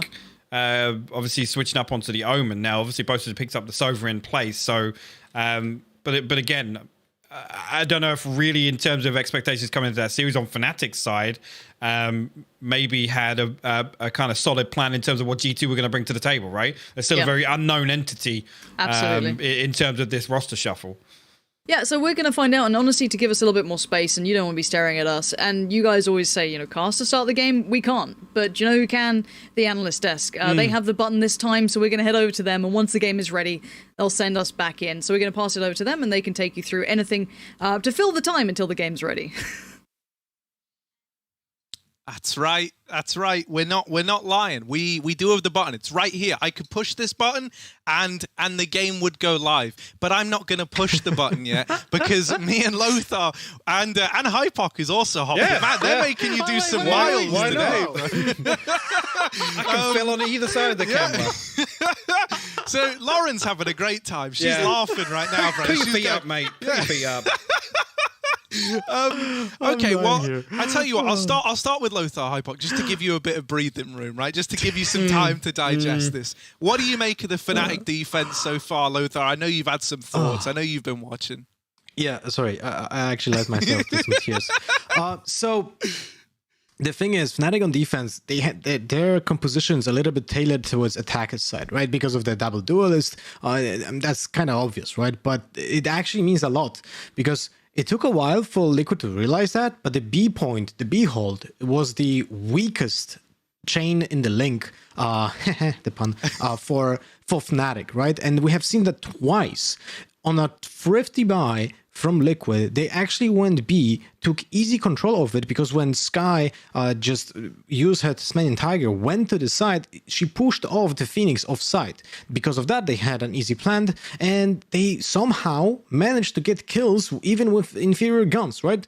I mean, there's a lot of to be said about Solka's performance. That probably will just end up with me saying he's a monster, because there were just so many situations where he gets a double kill, a triple kill, a quadruple kill, like the opening 2 kills on pistol round. Everything that he does is huge, and on those 50 rounds he was actually opening a lot of those situations with his first blood. It's actually quite insane how much pressure he puts on Fnatic, and because of that I feel like the attacker's side is so successful for Liquid, even though it only ends up on 7-5. Remember, Haven is a little bit tailored towards the attackers because of the design of the map, right? It's the only map that has 3 bomb sites. It's so hard to play defense on this map because of that fact. If you lose 1 defender early on and your opponents still have 5 attackers, or even just 4, it's 4v4, the map stays the same. While your forces are divided, you have less utility, you suddenly lose control, and you have to play retake on already when you're on a back foot. So you're like double punished by making mistakes.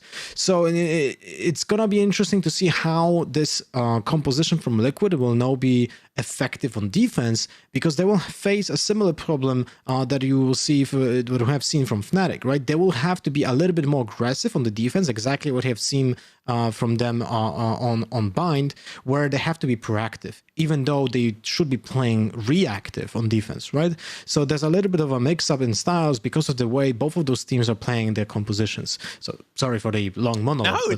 No, it's perfect, right? Considering Considering the situation we're in, Lothar, if there ever was a time for you to just monologue away, it's at a time like this. Something else I wanted to say, that you touch upon Solcast and how he's been a monster. I think he really has given us like a masterclass as to why Skye is such a strong agent right now, right? Even looking back at Bind, like even taken out of the context of that incredible opener on Breeze, and, you know, discounting Haven now, the way that he was like, the way he's been using Skye to kind of turn your opponent's smokes into like his advantage, right? He's always like popping himself through. He's being such a nuisance, and he's just picked Skye into every one of these maps so far as like a staple of this team. On the other side, right, we saw FNATIC, Durka picked up Skye back on Bind as like a bit of an innovation on their usual comp, but you could tell he didn't look as comfortable, right? He wasn't finding that same impact as a guy like Solcast was. I do just love how like he's really homed in on this one agent and is just using her in such an effectful way, man. Like the guy's over 50 kills deep at the end of 2 maps. You know, you don't do that every day. Yeah, you know, it's funny we bring it up because I feel like the stark difference between Solcast and Durka here is that Durka was established as a fragger and as a jet player, as someone who is like just the nuts guy, right? That for Fnatic, the inclusion of Durka and Magnum was the thing that they needed. They lacked the firepower, and those 2 players, they brought it back, right? Solcast, historically speaking, was a little bit struggling with his identity, and I feel like this is the moment where he actually found his purpose, and he found like the way he should be playing the game, and fits him so well. So he is now enabled. Let me word it this way. And because of that, because of the fact that Skye is such a playable character, let's say like that, during this patch, she's so overall good because she's good on defense. She has a heal, right? It can be instrumental to the team's survival. You have the initiation as well, but you also have the info gather with the Tasmanian Tiger, and you have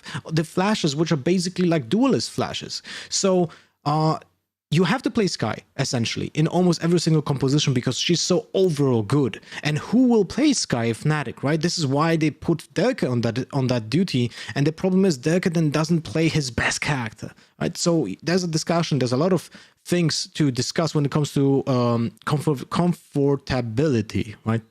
It's a very hard word for me. Yeah.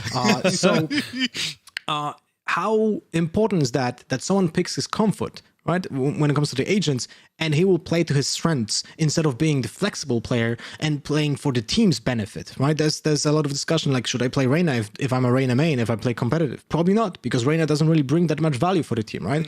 Here, both of those picks for Durka are like, well, they are amazing, right? Jet is a Jet, while Sky is just so powerful on the new patch. So you are in a very weird spot as a team to decide what do we do with the team comp.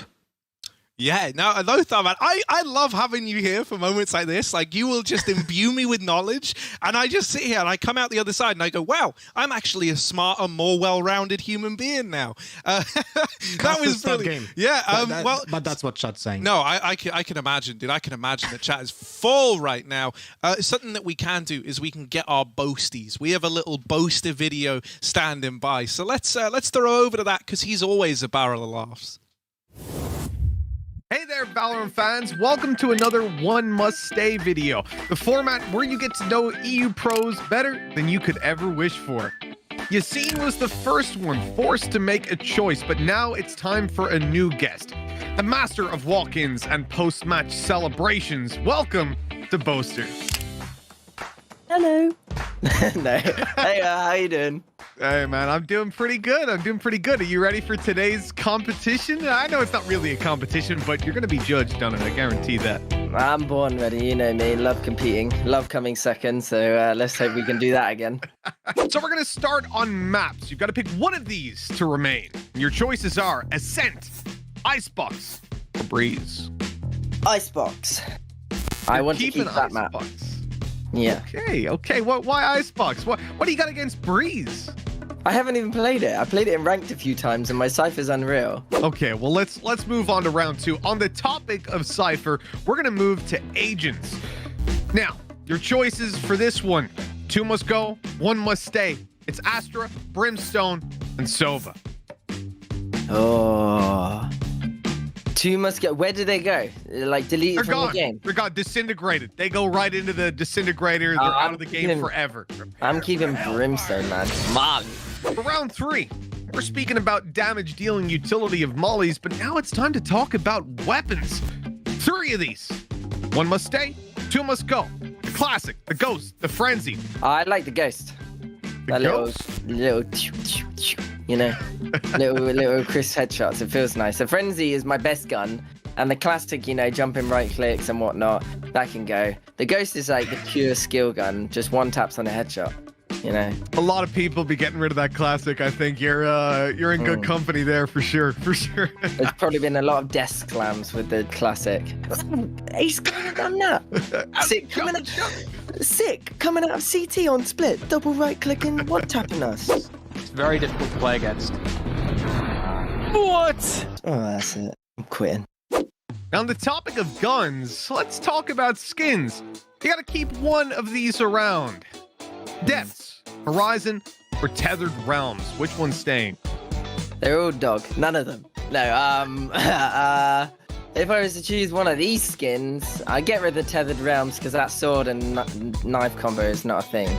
I'm gonna go for the fish. Depths. Just get a bunch of fish on your gun. Why not? Finding Nemo. I'll be honest, it feels relaxing, you know, when you use that. I feel like I'm in an aquarium. Nothing bad ever happens in an aquarium. As we're talking about aquariums, that seems like a good segue to move on to animals. Kangaroos, penguins, or otters? Which one are you keeping around? Penguins. You're keeping penguins. I don't know. The kangaroos, the otters, you're throwing them in the incinerator? What? To be fair, otters are really cute. I'm not throwing them into the incinerator. They're just I don't know. Yeah. No, I'm just gonna go for penguins because the first one that came to my head. Well, the otters are like the water dogs and they're really cute. And then kangaroos, they're kind of jacked, so you don't want to start on them at land. You've done pretty well so far. And now it's time for the tough ones. Let's get you back in touch with the world, with nature. Are you keeping a forest, the ocean, or a city?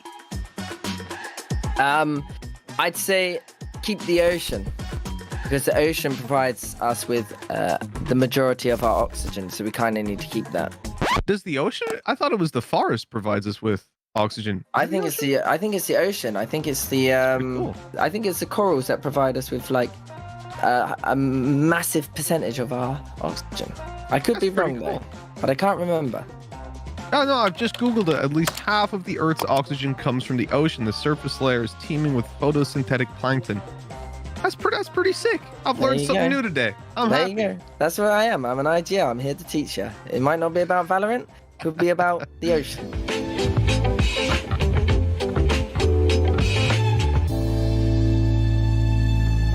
Let's talk about the final round. We're talking about IGLing, playing the game, right? Getting in there. Yeah, you need a hand to do that. More importantly, you need fingers.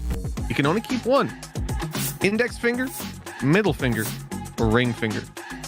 You only keep one finger, so I'm going to be a one-fingered gamer. Oh, yeah. It's Oh, GG. yeah. I guess you keep your... If I didn't have the...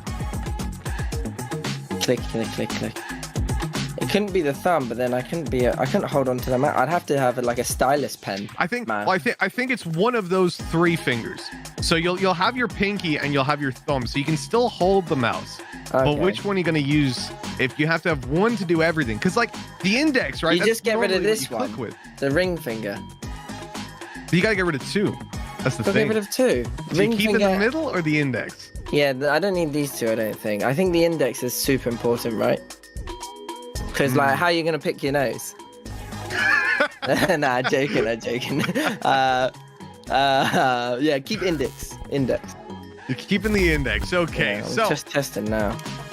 that's us done. It's been a pleasure running through these with you, Boaster. I hope you've had a little bit of fun, and I hope that you've made the right choices. Don't want to look back on this one with regret. Well, what happens if you make the wrong choices? How do you know what's right? Just check Reddit afterwards. You'll see. Oh, okay. Well, if people want to start with me on Reddit, they're gonna be. They better watch out, mate, because like these guns are not here to mess around. I love Boaster, man. You can't not love this dude. He's so pure. We have to protect him. We have to make sure that he's okay. Right now in the server, for anyone who is just tuning in, it's 5-5. We have some technical difficulties, right? The game crashed, so they're remaking the lobby and hoping to resume the game from where it crashed. So that's what's going on right now, right? And that's from the league officials, you know. So they're the people who know what's going on far better than I do, I can tell you that. Lothar, at 5-5, we have a chance to do like a mid-game death segment. This never happens. So talk to me, you know, what are we looking at, let's say, for a Team Liquid victory? For a Team Liquid victory, I mean, they're gonna have to prove themselves on defense, right? Actually, before we went to that Boaster video, I touched briefly upon that, right? The Breach Sky combination just ensures that they have to be aggressive on the defense, and that's something that we'll have to just kind of use to enable the other players to take aggressive space. It's very similar to what we have seen from FNATIC on Bind. I'm not sure you guys saw it, but when they were using Astra and Breach in combination on defense, they were using like gravity wells in some crucial spots, like an example in A short when they gravity welled, and that was pushing people away from it, right? But then when they're going away from the gravity well, they were trapped into a fault line and they're getting stunned, and that allows FNATIC to take control of the map a little bit, and that bit by bit allows them to take control and reinforce other angles, other sides, other lanes that I have on the map. And this is especially crucial in Haven with those more open space lanes towards the sides, because they're free sides. Not sure what do you think, Hypok, about that? Yeah, I think it's always kind of a given to assume that there's going to be some value that's almost inherently found with a composition like this on attack. I think Lothar makes a really interesting point. It does then rely on finding the same, if not similar, value on defense, right? Especially if you're going to have a Jet lean away from that operator, in particular, because you need to be kind of getting in the mix of things and getting down and dirty, right, in terms of working off those flashes. So it's really interesting to see different teams kind of address it. The one thing being, I think for Liquid, it goes against the grain in terms of what we would expect to see from them on defense, right? In terms of being proactive or more almost kind of dare I say it, funneling their opponent into a certain part of the map, right? It's never usually these aggressive team fights that come out from Liquid. It's more on the base of actually, we're going to take away some areas of control from you, force you into a choke point, and we're going to have something really geeky set up for you to walk into. So it's almost like become this kind of tug of war across the map, right? Yes, where exactly. both teams are kind of vying for this map control because the defense is spread pretty thin, and you don't have like the you need to be kind of using your agent's aggression to your advantage. That's really sick. I love this idea of like a dynamic tug of war for map control. I'm also really hoping that we can have guys like Scream, keeping up appearances. It was a very slow start to the day for him, and I think when you look at someone like Scream, when you look at a name like that and you've got him and he's someone and you're going, yeah, he's looking a little bit, a little washed right now, like kind of needs to wake up a little bit. It was great to see that return to form. And I'm hoping that, that like X factor of having everyone in the server feeling a bit more activated is going to give Liquid a fighting chance here on Haven. I mean, we're in an even scoreline, let's not forget, right? It's been a little while since we were in the game because of the tech problems. I know we can't wait to get back, and it should be soon. But yeah, man, I think Scream getting activated is very important here, just to help round out the firepower that felt a little lackluster at the start of the day.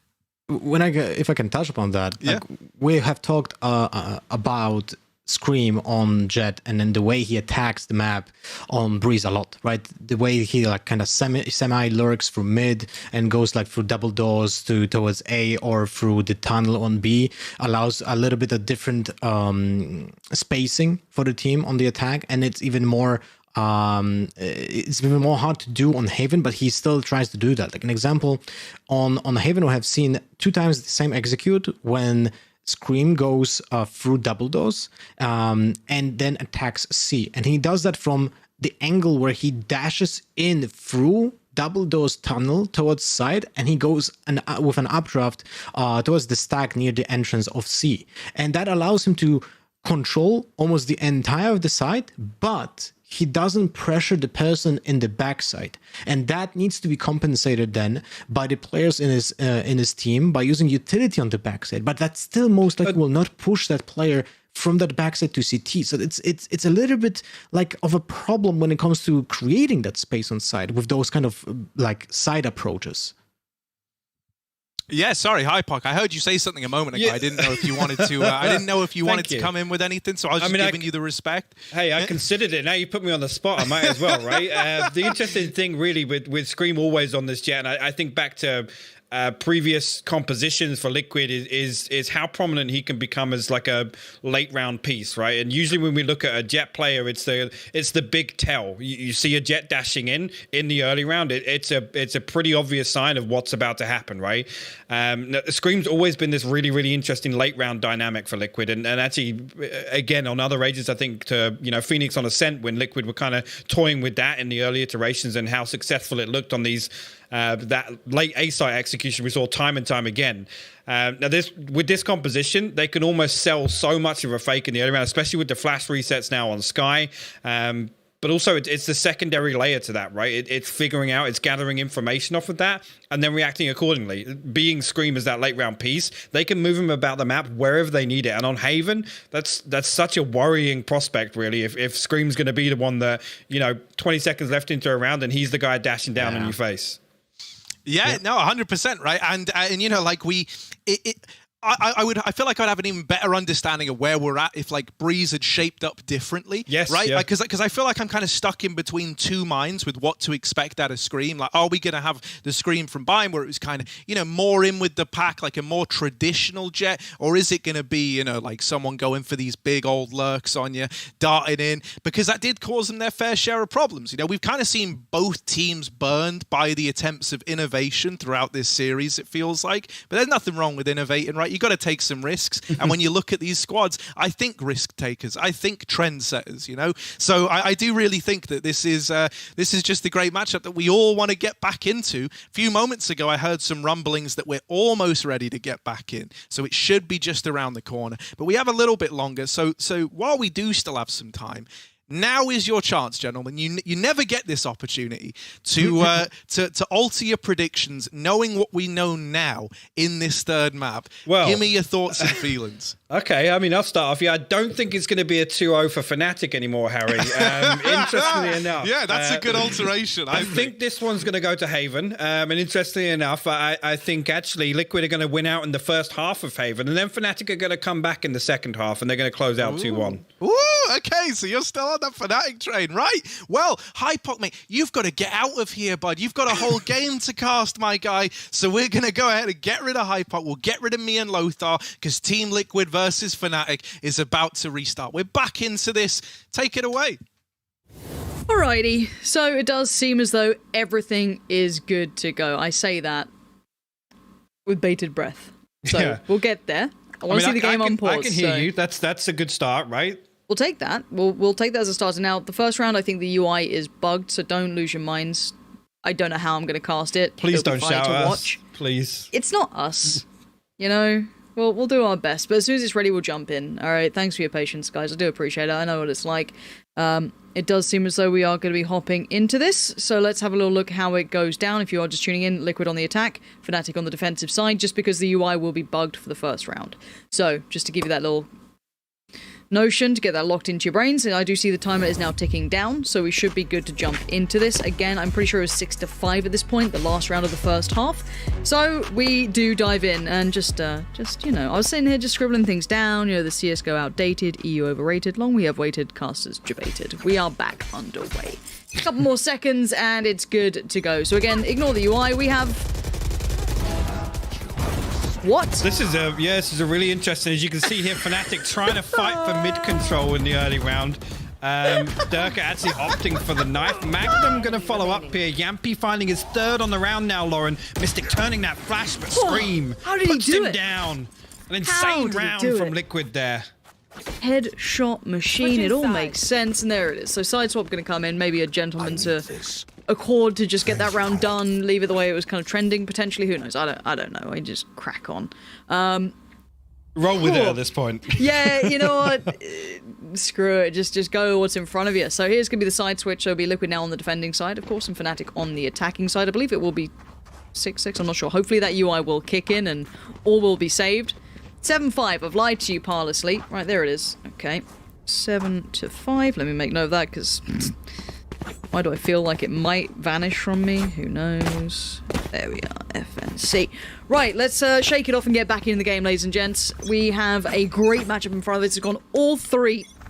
And we finally get to see who gets to walk away the victor. We had Breeze coming out. We've had Scream being hot and cold, though. So you don't know what you're going to get on this final half. We had a weird dash coming in. We've had Soulcast being a mad influence. It's all there. We've got the Sentinels comp to give the NA fans a little bit of hope and interest. So already you're going to have that C-Long presence coming out. And we're going to be looking for that little bit of a slightly later clear through Garage. But it's worked so well. Doma is right on the cusp of this. And away we go. Doma going to step right on through. Absolutely shut down though. Yampy actually going to find a second here. Magnum will respond, but it's on to Link elsewhere. Still got two members to dig out at the back of the side. Yampy, man, give him a frenzy. It's just disgusting what he can do with that. Bosa, the last man standing now, finds himself on a 1v3 spike. You got to say, pretty much unretrievable at this point. Is Liquid going to be able to reinforce, but Yampy, man, and the site hit looks so clean as well. The confidence to just sit there behind default and wait for that to play out. Just insane stuff. I mean, there's a reason they're making the raid boss, right? Exactly. They prop him up. They go, right, let's invest.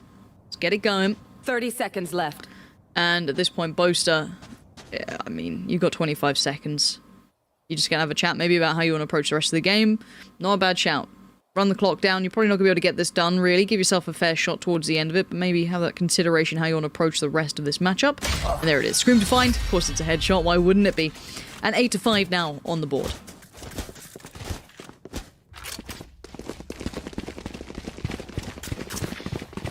And we'll pull away a little bit here. I mean, so the opportunity with that scoreline, we always look for potentially the trailing team to tie things up with a pistol round win and that round 2 conversion, but be interested to see here.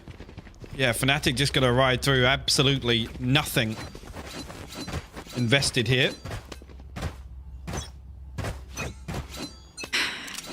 So how's your day been? It's been busy, right? A little hectic. A little hectic. Yeah, you could say. Yeah. Lots of moving parts. How's yours? Did you miss me? I was really enjoying myself. Nice relaxing time. Yampy. Look at that guy. He's so sharp with that. It's an easy one though, keeping it clean. No threats found. Magnum last one here. He has managed to kind of slip between the cracks. But the spike is down on C, so with all the best intention, maybe costly is the best thing they can hope for. And there it is. He's going to be swept up by Soulcast. No problems there. They did manage to find Cryptics, but no big issues found. And this is going to be game on time. FNATIC need to come back in blaring. This has to be a goer from this point onwards. Otherwise, Liquid are just going to spiral out of control. Yeah, they really will. It's a very strong half at start to the half here. Knocking on the door of double digits already. Scream going to throw a Vandal in the mix here. Link actually as well. You're going to see spread out. Doesn't look like they're going to look for any early round. Actually, potentially a setup with Link and Scream here through sewers with that fault line potentially. And tucked down, you heard it ring off in the background and nothing garnered other than some early control towards A. There's the flash, there's the swing, and there's going to be the presence. FNATIC are working off the back of this too. Dirk are going to lead the charge, but the flash is going to hinder progress for a second. Mystic going to spam out towards that right side connector on towards A. Quick spike plant 2. Do they get it down? Nothing to deny it. There it is. Spike is now in. He gets out of dodge, and now it's retake time, but they got to clear so deep here. Do indeed. Already ticking away. FNATIC looking to reinforce here with this mid hold. Actually just trying to run the clock down here. Molly going to come out first from Doma here. Get them off. Not even the half defuse comes through just yet. Lots of tools available for FNATIC to run the clock down here. And actually the trade comes through, yeah. And Magnum playing it back in really well, just using the lip of that window to avoid the flashes, keep himself away from it. The spray is great. Magnum, good adjustment. And we said it's got to be go time, right? This has got to be it for FNATIC. Stop the rot. Stop Liquid getting those double digits, and they've done well to now get that first step on the board. They've managed to kind of break back in. They kept a fair few alive as well, so they should be able to maybe shift out the money a bit, kind of divvy it up between everyone. We'll have to see how it looks with this purchase coming in. It looks like I'm seeing rifles galore, so they should be happy enough. Here, and looking at ult progression, it feels as if it maybe leans as well. Actually, Scream 2 away from the Blade Storm, Soulcast 2 off the Seekers as well, so good progress shown. Those two at least here. FNATIC dual theft online. Nothing else really. I mean, Doma 2 off the run it back, but they're going to make a play for either orb here in the early round.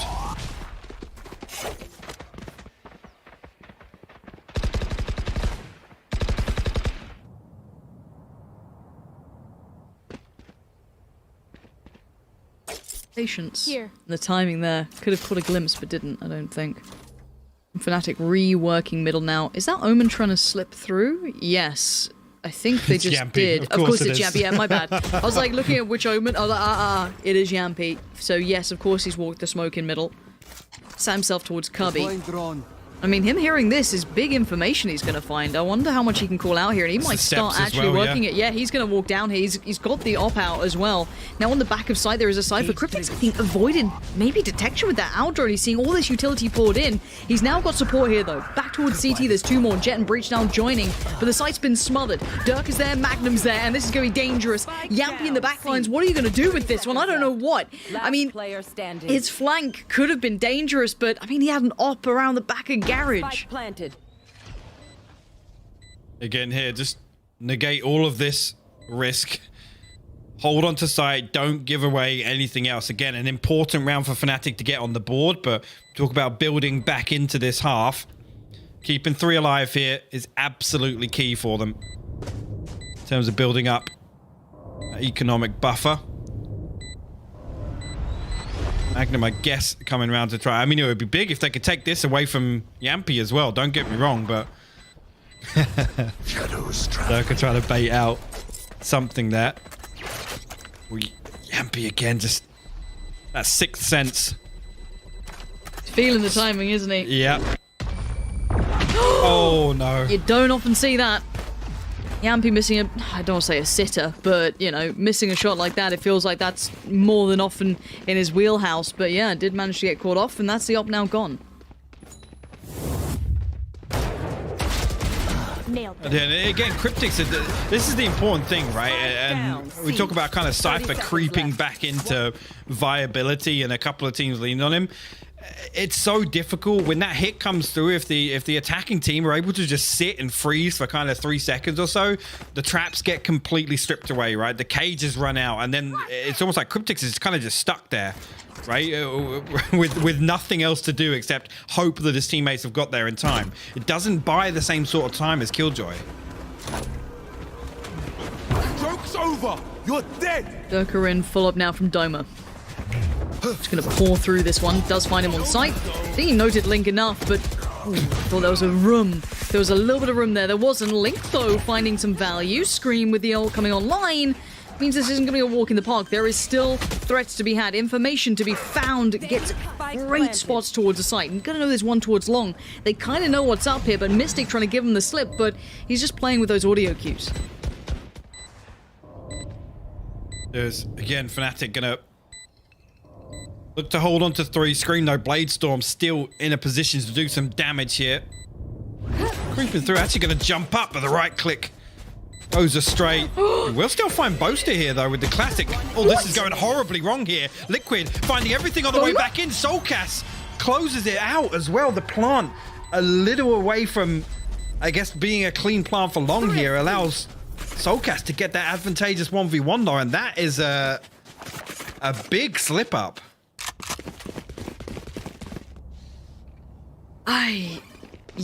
I think once he'd expended that ult, I thought it was done for, right? I was like, well, that's their big chance gone. But the 2 right clicks, the flash, I guess, gives away... Well, I don't know where that flash was exactly positioned. I mean, it kind of curved around the site, but I don't know if they were kind of under the assumption they were still both on site. Maybe that was a really good way to double check that, or if it could have maybe picked up someone peeking on long. But whichever way, it gave the perfect peek then to Scream to work back in through. So... absolute stunner of a round for them to close out, and I did not see that coming. Durka going to try and avoid the early utility, get that presence noted towards long, but this could be Scream towards the sewers. There's a walk up from Durka, still going to try and... Oh, that's to pick some of the place. That's going to be a shutdown.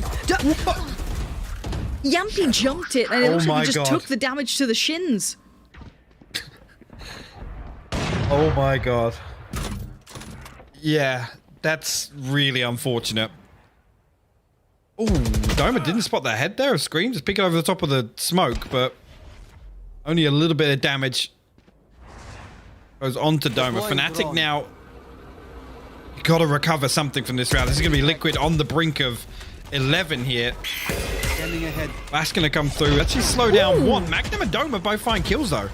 A little lazy on keeping in mind that people can just walk those smokes if they fancy it. Maybe feeling that flash did more than it did. But look at the clear out from Boaster. Soulcast dead and buried. It's a 3v2. All 3 towards the side, 2 towards CT pretty much. Cryptic's trying to clear towards Graffiti off the back of the utility from Link. A nice idea, but it doesn't work out.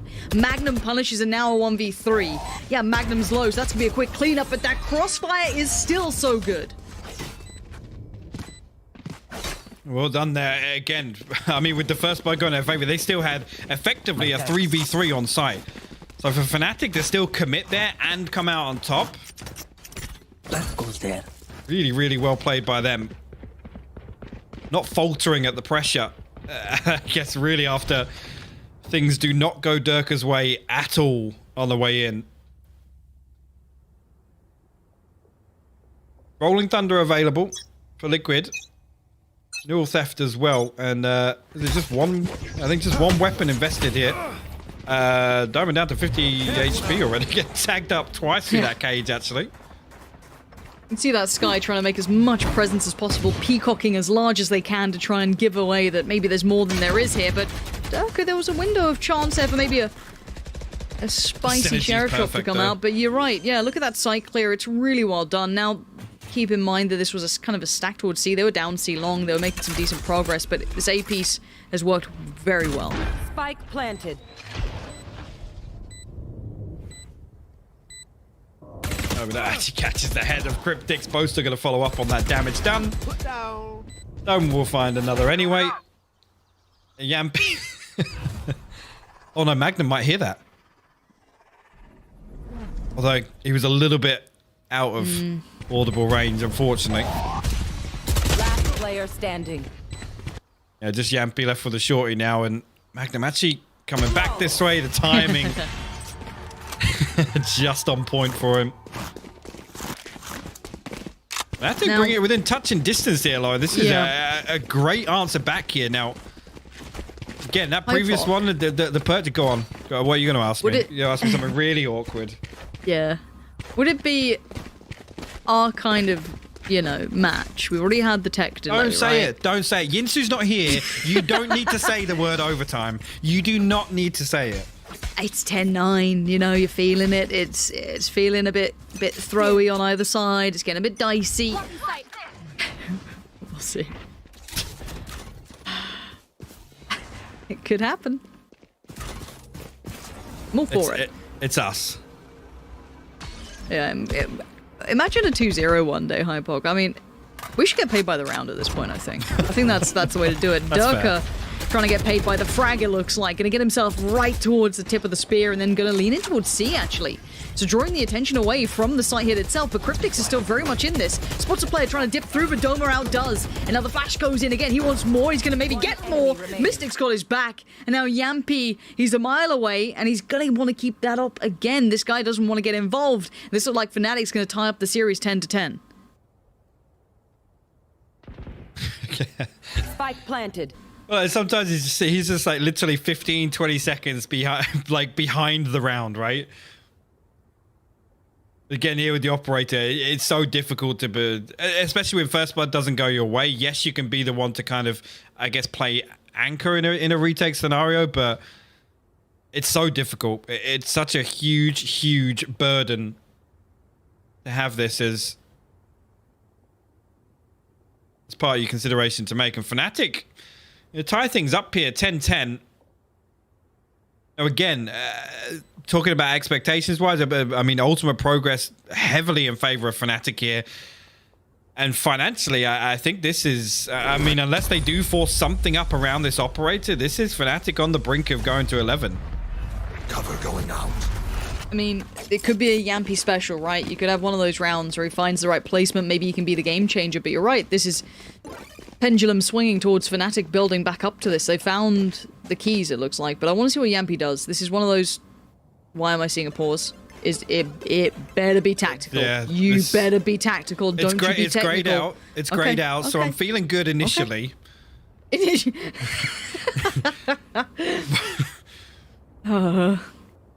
Okay, that's fine. We're good. We're fine. We're here. Well, just looking at it again, it's Link 2900, Soulcast 3400, Cryptix 3100, yep. Scream, no Blade Storm available, so you can't ride that through on a lesser purchase here. This is a really awkward round here for Liquid. Really awkward. Because again, they give this up, FNATIC go to 11, right? And FNATIC have the buffer that even if the next round ties things up and Liquid don't close out flawlessly or, you know, I guess in terms of majority rule, they don't keep 4 alive. It's an awful rebuy back in. Like, it's almost worse off to not buy in this scenario and allow it to go to that round score.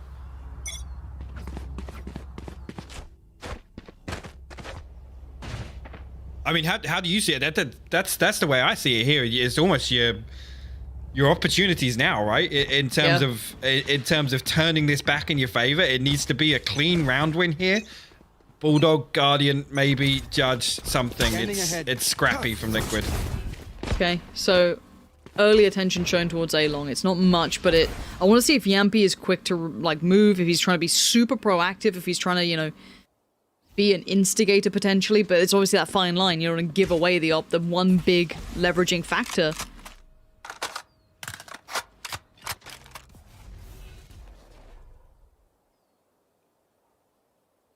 At this point, standing still, just seeing if maybe there's a stack, trying to feel out if there's any aggression across the map with, you know, maybe Spectres or, you know, a smaller purchase. A good approach from FNATIC to keep this in mind. Walking somewhat into the unknown. They know that the op was saved, but beyond that, it's about all you know. FNATIC very, very slow and cautious in approach here. A little bit of an adjustment here on the side of Liquid. This is straight away the Owl Drone. Going to give away the clues. Look at all this space. They have to respect this ultimate from Doma here. Gonna charge it all the way through. Soulcast finally puts him down. The plant will come of it. Planted the spike. It's a full 5v5 here, Lauren. Certainly is, and no flank coming in. It's all through CT or Heaven as it stands, unless... no, Yampy doesn't have ult, so... I mean, would he want to? Boast has got the Hunter's Fury. They can run the clock down here, Lauren. I don't think they can dig them out of this. I really genuinely don't. I think this might be putting a bow on it, at least in this round. Let's find out how this retake looks. Yampy wants to change that fact. Already going to find Durka, but it's the next steps that are going to be the hard part of the puzzle. Doma still playing the time, trying to play the smoke. He gets found. Soulcast denies. Now down to 3, but if Boast is alive, that spike should be safe. It's being touched now, but there's the shutdown. Mystic and Magnum in combination. Perfectly played. Beautiful stuff. You even see Boaster drifting out through window as well to get a better angle on that ultimate there to close it off, almost running parallel with that default box. Oh, this is a nice spot. So well done from FNATIC.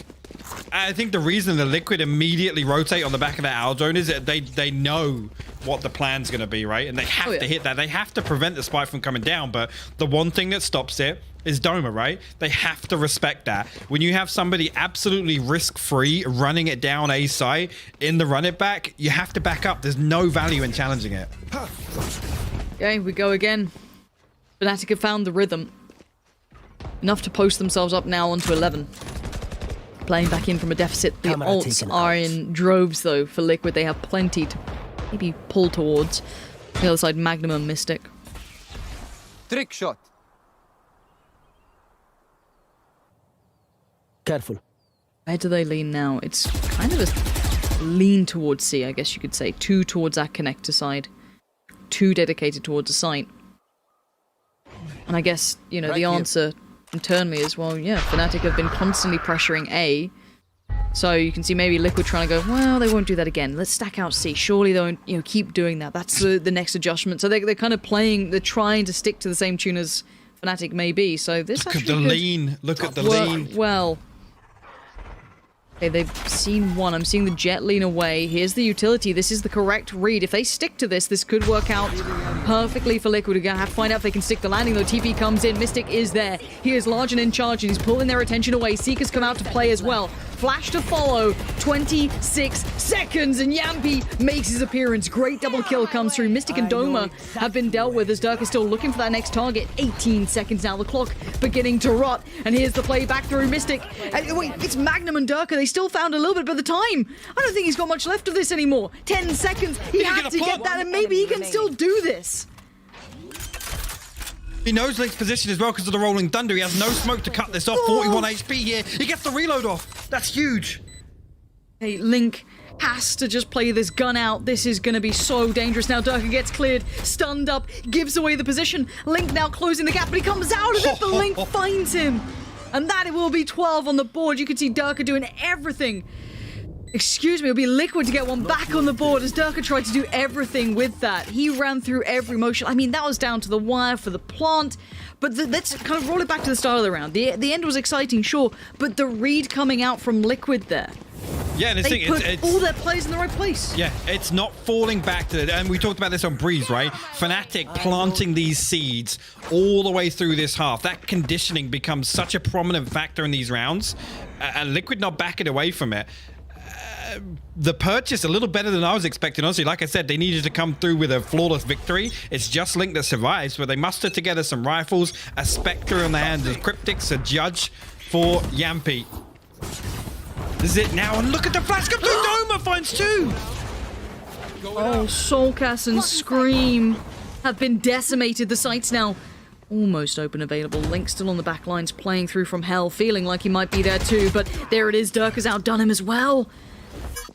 This is clean so far, and you can see Liquid clutching at straws, trying to find that cheeky kill, and they do, with a nice support coming in from the Omen.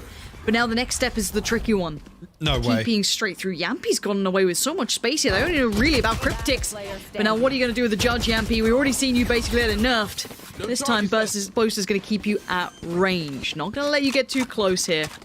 And now we have 12 on the board. 12 to 11. What's the money like for Liquid? I mean, after that purchase, it's in the bin.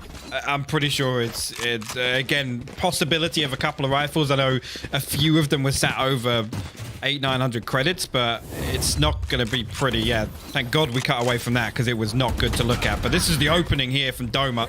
Screaming Soulcast immediately falling. And like we said, those are the sorts of agents we look to find value on defense. Look at this now, the stack again. The aggression. Look at that. Scream's gone in their face. FNATIC now. Oh, this is so brave. Doma wants to force him away. Scream just gets out with his life. The flash. He's just managing to avoid these bullets. I have no idea how he's gone away with that. He's still one off the blade storm as well. He still needs more. Yeah. Oh.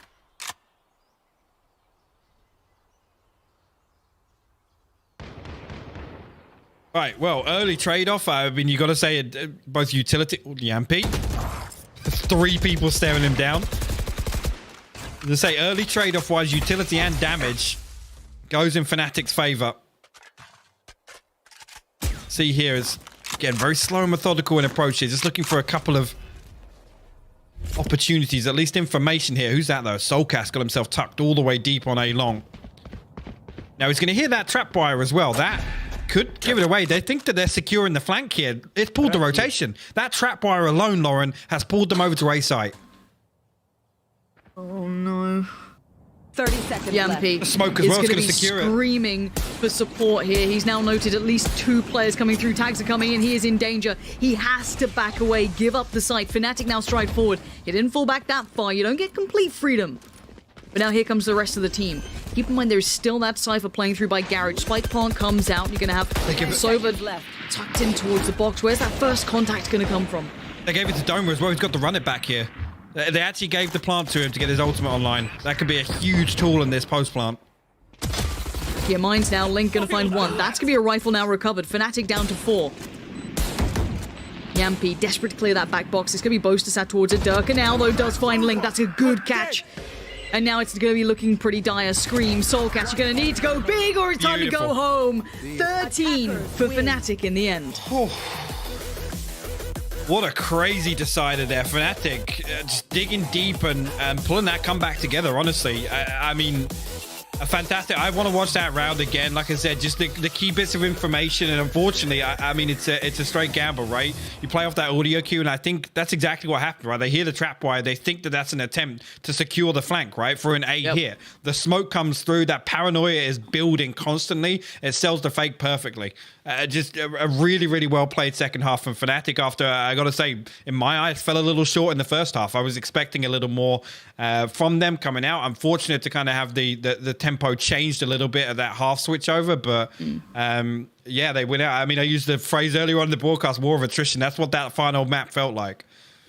Yeah, I'm kind of impressed at this point that we got to see a Breeze. I mean, it feels like it was an entire best of 5 at this point. You know, like this feels like we just went through the ringer. And again, I think it just proves that this matchup, this FNATIC Liquid showdown, is going to be a constant one, right? Like it's going to be there. I believe that we do have. Is it player of the match? Is it ready? Let's have a quick look, see if it's actually locked in. So I believe we're going to have either Durka, Boaster, or maybe Soulcast if you're feeling like it. So have a little look through, see what you fancy. Head over to the socials and see who you fancy out of that one. I mean, I think Soulcast has got a shout, even though obviously they didn't win. I mean, that step-up performance showing what Sky can do, I find it hard to not lean towards. But again, I mean, it's hard to vote against the winning team, right? That's kind of tricky. Yeah, I mean, the thing is that I think is probably the best performance we've seen out from Soulcast. I'd say that fairly confidently, to be honest with you. Like I said, I can't wait to see him really take Sky into its own here and continue that success.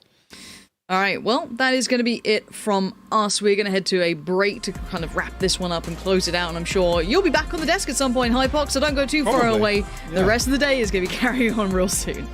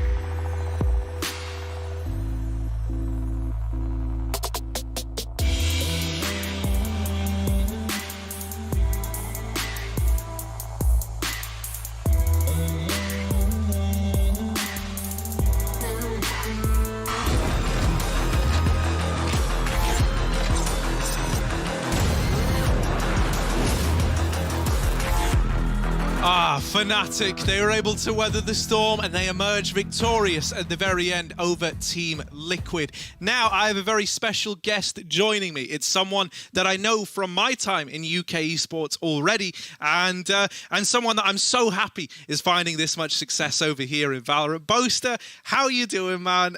Just like immediate reactions on the back of that game? Yeah, pretty good. I mean, it was a bit close, wasn't it? A bit too close for my liking. Normally I like the 2-0s, but I'd say, yeah, obviously I'm happy because of the win, but I think there's still a lot of stuff to get fixed ASAP Rocky if we want to make it further. Oh, bye. Bye. Yeah, well, something I wanted to know about, man, was this this triple smoke comp that you guys like to run, Boaster. We saw that come out over on Bind. Durka as well was playing Sky instead of Sova like normal. I'm curious, do you think that innovation, you know, maybe impacted your performance there at all? Yeah, I think so. Yeah, I think the triple smoke comp is a theory that probably with the execution of our team and the players that we have might not be possible. It's starting to look like it because it feels like there's a lot of utility because it's got such good utility, but there's a lot of utility not being used correctly or at the right time and stuff. So I think it's one for the that box over there. It's going in that box. No, man, I like to hear it. I like to hear it. You got a little box, bro. That's good. So you know, you talk about, like, you know, we talk about innovating. One of the things the guys on the desk were saying is you know, you guys love a bit of innovation. You love, like, up in the game, taking some risks. Talk to me, you know, how much actually goes into that grind of trying to stay on the top in Valorant? Because it's a super competitive esport, right? Like, everyone is trying to be the team that everyone's talking about. Honestly, I mean, to prepare and like to get the strats ready and whatnot, like there's not a lot of time, and then some comps don't work, so then you feel like you have to change them. Then you have to. There's a lot of work going into it. Coach Minnie and I are really working hard, and we actually have someone on the back lines as well helping us now as well. But I don't even know if I'm allowed to say, so we'll keep that on the down low. Yeah, I'd say, yeah, it's so tiring, man. I think I'm just going to lean back this chair and go sleep, you know, after this. I'm just like this. Oh, Boaster, yeah, it's always a treat having you on, bud. While you go get some sleep, man, I'm just going to look forward to talking to you more in the future. Thank you so much for lending us your time, man, and good luck as the games continue. Thank you very much, man. And yeah, thanks for everyone supporting and whatnot. Shit. And yeah. Perfect, right, that's it. So that was Boaster from FNATIC fame. We love him. We got our boasties, and he got his too. This means that now I can start to bring back in some of the other guys, right? Lothar and Hypoc, we know them, we love them, and here they are. We just got to watch that FNATIC Liquid game. It was great getting some insight out of Boaster. Firstly, you know, from listening to what he had to say, do you guys have any takeaways from that there? Well, the main takeaway is that he didn't like the triple comp, right? The triple smoke comp. That's the main takeaway that most likely tells us that in the future they will not play it on Bind, and maybe they will backtrack to the previous composition that they played, maybe even with the Raze or just with the Jet instead of Raze, because we have seen that from Ascent. But I feel like there's a lot of stuff coming really well from FNATIC, and what is critical to their success is that they know what doesn't work. They scrap it and they're gonna work on it, and that's fantastic. Whoa. And those, by the way, those clips are nuts, right? But I wanted to say one thing: when it comes to FNATIC versus Liquid on Haven, FNATIC, what I have seen, what they won, what did win them, the game itself, is the discipline on attack. They were playing into their strength, which is playing very strong default on the attack and holding Liquid basically in the spot, because they knew that Liquid has to be pushy and aggressive on defense, kind of like they would play 2 times on attack, and they just countered that by having the very strong default. So well played by FNATIC. It was close. Scream went nuts one round and kept Liquid in the game, but that wasn't enough. Dude, I was so nearly believing when Scream gets that, you know, the classic round in, him and Sky together managed to get that one over the line. I don't know, man. I found myself starting to believe, but sadly, it's all sniped away in the end. Now, we also have our player of the match, and in a rare turn of events, it's actually from the Team Liquid side. Soulcas is the guy to take that one home, which is just sick. I don't think that anyone disagrees with that, right? It's one of these things. It's like FNATIC won, but my oh my, if I'm thinking of anyone who kept up a performance all day, it was Soulcas on Sky. I loved it. How did you find that, Hypod? I think this is a real testament to just how well we played throughout this series, to be honest. It's very rare we ever select a player of the match from the losing team, as you said, but I think maybe some stats have gone askew just because of that reset, but 68 kills or something across the series, and up until the remake, I think he was tracking at like 44% headshot. He was looking so clean with the Vandal today, and it was in a number of scenarios. It wasn't just kind of these idle kills and deathmatching in mid and whatnot. It was part of executions. It was bailing Liquid out of spots. You know, in some rounds they had absolutely no business getting themselves back into. So fantastic. I mean, we take all the story aside, and it's a coloured story for Soulcas so far in Valorant. I think today's been a real eye opener for me, and especially with this patch, I'm excited to see him do more with this guy. Yeah, right. It feels like now, where's the limit lie for a guy like Soulcas? I can't wait to do more exploring and find out. But that is all for this series. And for me today, I'm giving back over to Yinsu. But as I understand it, you guys might be hanging around a little bit more. So yeah, stick around, because G2 FPX, that's coming up in just a moment.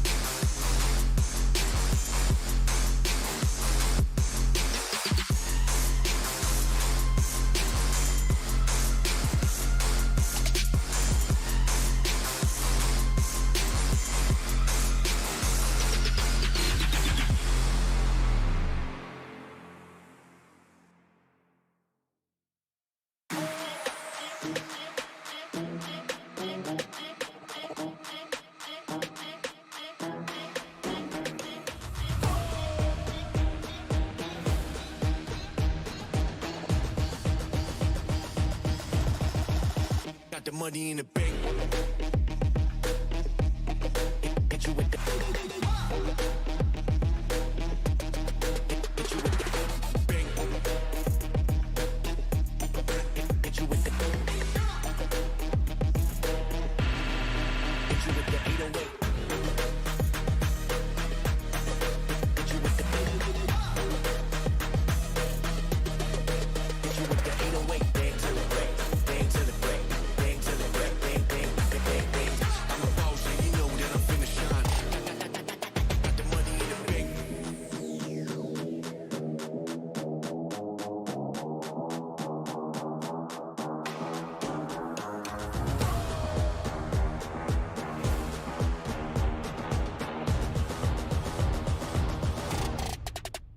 Money in the bank.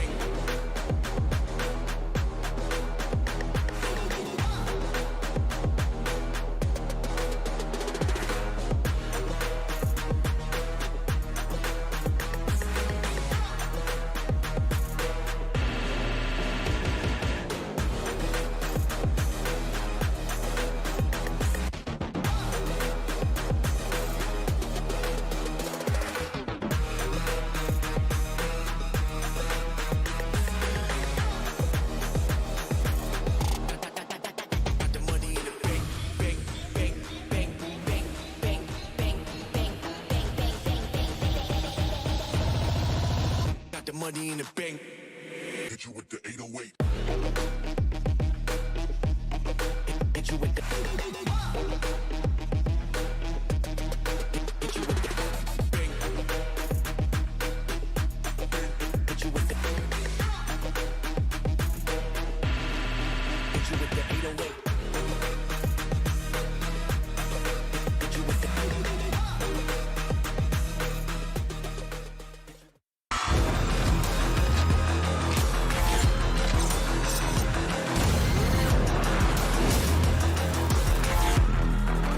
Hello everyone and welcome back to the VCT Challengers main event where FNATIC have just taken down Team Liquid in the upper bracket. I am Yingsu taking over from the wonderful and brilliant Harry for the rest of the day for the remaining 2 best of 3s, and I'm also delighted to introduce to you guys a new desk. She is the queen of Spanish Valorant. I am so happy, Kakuka, to have you with us today. Thank you for that warm welcome. I am really excited. I'm also very nervous, and especially with this match that's coming up, this G2 against FunPlus Phoenix, this match that we haven't seen since the end of last year, if I'm not in the wrong, and really excited to be here. Oh yeah, it's going to be a banger, and we can't have a banger without one of the most beloved analysts here at VCT EU. Welcome back, Ryan Central. It's good to be here. I wonder how many pick'ems already are in shambles just after that first game, and I think it's going to get even worse with G2 versus FPX, because that really can go either way. Well, now, as you guys have both mentioned, it is time for G2 versus FPX. Of course, another matchup in that upper bracket round. There's a lot of high hopes here for FPX, but they've been a little bit shaky, Ryan, leading up to this. Yeah, I think the loss against Guild is an interesting one. Guild have actually won their game on the B stream against BDS as well, so they're continuing on. Albeit a little bit shaky in some areas. But FPX, I mean, there's always talk of them bottling it, them not getting as far in tournaments as they should. Realistically, it's just one of those things where they need to put in a solid performance. And a win over G2 would, instill a lot of confidence, not only for the players, but for the community as well. But it's not necessarily been the sharpest out for them in stage 3. Yeah, well, G2, on the other hand, they have a new roster. They're looking pretty good, Kakuka. In fact, kind of unstoppable leading up to this matchup. Yeah, exactly. And Mixwell as the key factor, the only remaining player for that original roster, followed up by Coldamenta coming from Ascent, Nuki and Aboba from Heretics, and Kellogg's from Meg Institute. Listen, this is something that everybody wants to keep watching. We want more, specifically of how versatile they've been through all these matches. We've seen Mixwell in 3 or 4 different agents. That's crazy, especially coming off from a duelist. We've seen Kellogg's, whose debut on G2 has been amazing. We just want more, definitely. And looks like we're gonna keep having it, because we've seen so many different team comps. We've seen different strategies, and I just think everybody needs more of this G2. I cannot wait to see more of G2 either. I think one of the surprising things too here is that they haven't been together for that long, you know. They kind of recruited bits and pieces here and there in the off-season. But Kakuka, with the exception of that one loss, map loss even, against Vitality, their map pool is looking really, really healthy. Yeah, especially we've seen G2 playing Haven. It was always banned by them, but they're not scared of anything. Maybe Split, that's the part that we're missing from them. But as I was saying, but besides that loss that you were mentioning on Vitality, would they get kind of hard counter strat to be specific? Let's say that with only one map lost, they come in here pretty strong against an FPX. We've seen a lot of them. We haven't seen a lot of them recently, but we do know their playstyle and how they adapt to situations. They have more like a slow play, and I think this new G2, especially with Kellogg's, such an electric and just reckless jet, is probably going to be hard for them. Well, FPX, you know, traditionally, they have had a pretty deep map pool as well, Ryan. It's long been one of the scariest things about this team, but there are a few things here and there that G2 can exploit. Yeah, definitely. I think for one, confidence, G2 right now are a bit of a freight train with momentum, and that's what always made G2 scary. It's crazy how similar they look to the 2020 version that won all of the Ignition events, even though 4 of the 5 players weren't on that roster to begin with. It's just that magic that seems to be in the air for them. And so FPX, considering they haven't had the most convincing results, they have a lot of weight on their shoulders and seem to have done because expectations are always high for them. For G2, if they don't make it, if they don't qualify as a top 4 for the EMEA playoffs this time, you could still just argue it's still early days. We can improve this roster a terrific ton. So I think that even though I see FPX as a more tenured squad with a lot going for them, I think G2 are the favourites here just from the momentum and confidence they're playing with right now. And of course, as Kakuka mentioned, you know, they're played every single map really except for a Split. We haven't really seen that. So with that in mind, let's have a look at today's map. Vetoes, of course, Breeze is in play, but FPX, again, they haven't been really playing Breeze. So we're not 100% expecting this to come up. And as you guys can see here, we are heading to Icebox, followed by Ascent and then Haven. Now, this is going to get pretty interesting, Brian. You know, you said that you're leaning a little bit towards G2, and now after seeing the map vetoes, do you stand by that? It's a hard one. I think map 2 and map 3 are going to be really tough. And Icebox was the map that FPX lost against Guild originally. It was Guild's pick. It was a map that Guild do like to play quite often, but it is about nailing that. I think it's a good map to take it to, but a really good map for Mixwell to stretch his legs because he has been playing a lot more of that sentinel role. He has been playing a lot more Viper too. And so I imagine we'll see Kellogg still on that jet. They're going to be happy. I guess it's more just the Zipan jet. Zipan versus Kellogg's jetting off on this map is going to be the main thing to keep an eye on because they're going to be taking chunks out of each other. Yeah, of course, you know, Zipan traditionally leading towards more of that race, but Kakuka, we've seen him really push out of his comfort zone, and he's looking pretty good. He's looking great. Let's see what they can do on this Icebox. I'm not expecting to see Nuki again on Omen. We did see him. I mean, I think G2 is just testing stuff. They didn't have any other officials to test all these compositions, but I don't think that's going to be the case. We're going to go for a double duelist. I think it's going to be pretty strong on them. Let's see how they execute. Also, they're not going to be playing with flashes. They only have the Reyna blinds, but let's see how they do because at least I expect FPX to play with Sky, something that, you know, there's going to be a lack of flashes inside of G2, but I think they're going to pull out great. It does feel like we're at a stage, you know, especially a little bit early on in the main event where teams are more more inclined to experiment a little bit, Ryan, with double elimination as well. So it doesn't really mean they're out if they lose today. So with that, team compositions from both of these teams, are you expecting to see any surprises today? You know, earlier in the game, FNATIC pretty much changed every single one of their team comps, and it looks like G2 might also be leaning towards that. G2 maybe. I think if it's a case of if it isn't broke, don't fix it. More for G2. FPX, it's more finalizing and just nailing stuff down because I think compositionally, the way they're playing is okay, but there's a lot of gaps in play, certainly when it comes to information, getting pushed and pulled on the defense. I think this is something that G2 are going to aim to do on this map. So certainly keep an eye on Mixwell, trying to lurk in mid on their attacking rounds, those kind of things. And really, I think Dimisic needs to be the player to shine. Both Dimisic and Angel looked really good against Vitality to qualify on this map in particular. They need to be steadfast, because otherwise G2's going to pick and pull them apart like they did FNATIC in the qualifying games then.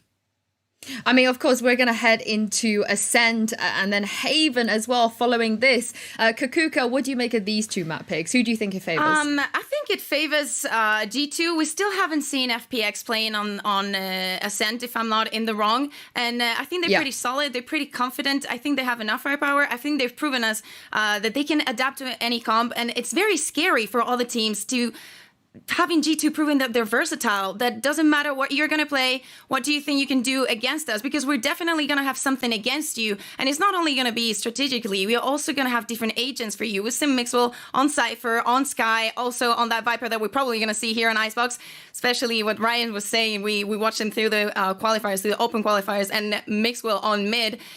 It was kind of a taunt cost, but it got better in the days following. So we need to check on that one. And I think this is going to be, I would like to say it's easy for G2. Oh, easy. We'll see. But, you know, with Ascent, Kakuka, as you mentioned, we haven't seen FPX on this map yet. But Ryan, they have left it open. They left this open against Vitality as well. It was map 3, but we didn't really get to go there. The game was finished by then. But we're definitely going to see them today. And from what you know of FPX, Ryan, they don't just leave maps open for no reason. No, I think that was one of the key things from stage 2 is they didn't have a permaban map. You know, like FNATIC didn't like to play split, so it was always pretty much a permaban for them. FPX would just style on maps like Ascent, and I think they ran 3 different compositions on Ascent across stage 2 alone. So clearly there's some concoction in there. We've seen a heavy rise in no duelist compositions, the ones that Nip used to play way back when. Maybe that's something that FPX could be hanging on because they have the right players. It's very much in line with what FPX have done in the past with Fabrican and Party Parrots, playing just a lot of utility. Maybe that's the ace up their sleeve going into map 2. Fabrican and Party Parrots, Ryan. I have not heard those two names in a hot minute. And, you know, speaking of taking a trip down memory lane, these two teams haven't faced each other since September of last year. But, Ryan, this fixture, G2 versus FPX, this used to be the, you know, the El Clasico, the creme de la creme of European Valorant. Yeah, and FPX have only won one of those games when they played up against GT. And that was extenuating circumstances. It was a best of 2 in the Ignition series. It was one where David P unfortunately had to leave the server early because of family reasons. And so, yeah, FPX don't have a legitimate win, I'd say, over G2 at all. This would be a great time to get it because there's a lot of people that want to cheer on FPX, but there are gaps in their play. And I think being able to be a stalwart team to shut down this heavy momentum that is building for G2. I've heard that being said about FPX before, but it's on the other team now. Let's see if FPX could be more Giant Slayers than Giants themselves. Oh, well, you know, the pressure does feel like it's not as kind of heavily placed on G2 with a new roster. You know, you don't expect teams to kind of come in with a new roster and just win everything. It does happen sometimes with this honeymoon period and so on. But on the other side of this, you know, Kakuka, FPX haven't changed their rosters. They made some, you know, back staff changes with Doombros kind of promoted into the head coach role. So what would this mean for FPX if they don't come out with a win today, you know, having to drop down to that lower bracket? They definitely had at least 2 months to get prepared for this moment. We expect new things. I would personally love to see Dimisic out of that Cypher and just see him play something else. I really think that that would be a game changer. We expect Angel, you know, with his plays, just looking for the lurk. We wait for that slow-paced gameplay. Well, we need something new from them. We're definitely expecting them. And that is what they have to bring today to the table because they're playing against G2. They should be scared about what happened in the past, but also about what's happening now. As you were saying, this honeymoon period is lasting a lot on G2, and it looks like it's going to keep lasting. So FPX, definitely a hard task today, but they need to step up, and I think they can also.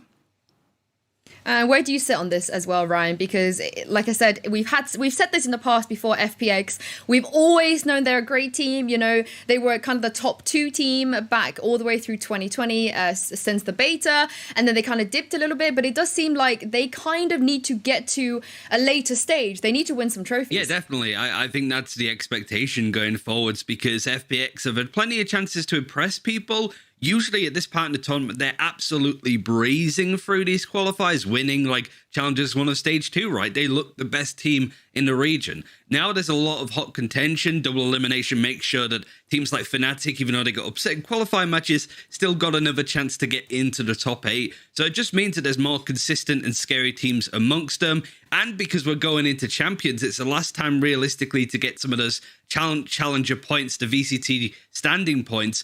A lot of teams are going all out to make it. So FPX, they don't want to let this slide. They've been consistent in Stage 1 and Stage 2 to get to Masters 1 in Europe and then the EMEA playoffs. I think if they don't get it here, there's a big chance that a lot of teams could overtake them. And we might not even see FPX make last chance qualifiers. So there's a lot of narratives building for them overall, where they really need to show consistency to at least give them a chance for Champions at the end of the year.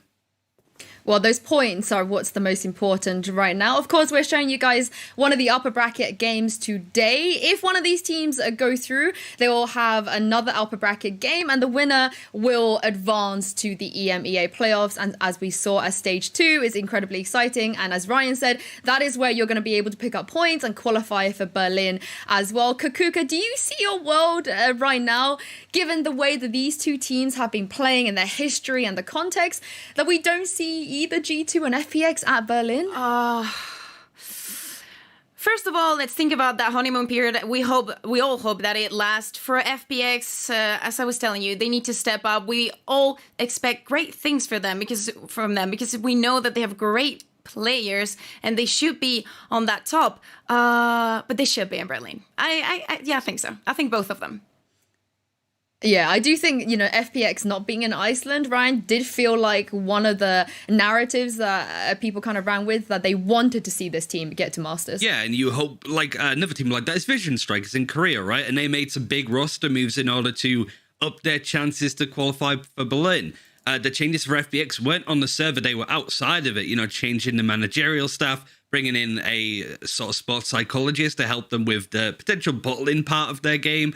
And I think it's a nice foundation to build on. It's a really tough opponent to go up against, but it's a real nice test for G2 to show that it isn't just them really living on this honeymoon period. I think FPX can actually win this series, but I think it's going through to all 3 maps. It's going to be a scrappy one, and I think because we haven't seen FPX really build up a deep map pool where they're exceptional in places, and there's no bind in this server as well, it makes me question what FPX have planned, but surely you gotta trust the process. That's what I keep telling myself with FPX. But I trust Doombros, I trust FPX, and I hope to see them win up against G2. Would be a really nice result for them. I think so too, but like you said, I want this to get to 3 maps. These two teams haven't played against each other in so long. We need 3 maps, but first we need to head to Icebox, and we are going to head into Agent Select. And now we've talked a little bit about both of the teams we are expecting from both of these teams, but in Agent Select we're just going to confirm that. I'm hoping we see Nuki back on the Reyna. He was fantastic on it the last time he played it. And Demasic, Kakuka, I know you didn't want to see him kind of always lean towards the Cypher, but he's gone for that. Yeah, he's going for that. It's what we expected from him. We're not seeing any changes. I mean, unless Zippen is going to take that Brimstone, which I think is kind of a bait. We see Condamenta going on that Sova. Nothing that we didn't expect. Oh my god, Nuki actually took the Omen. He actually took the Omen. He locked it in. Nuki for the he locked it in. He's just amazing. Yeah, Ryan, Nuki on the Omen.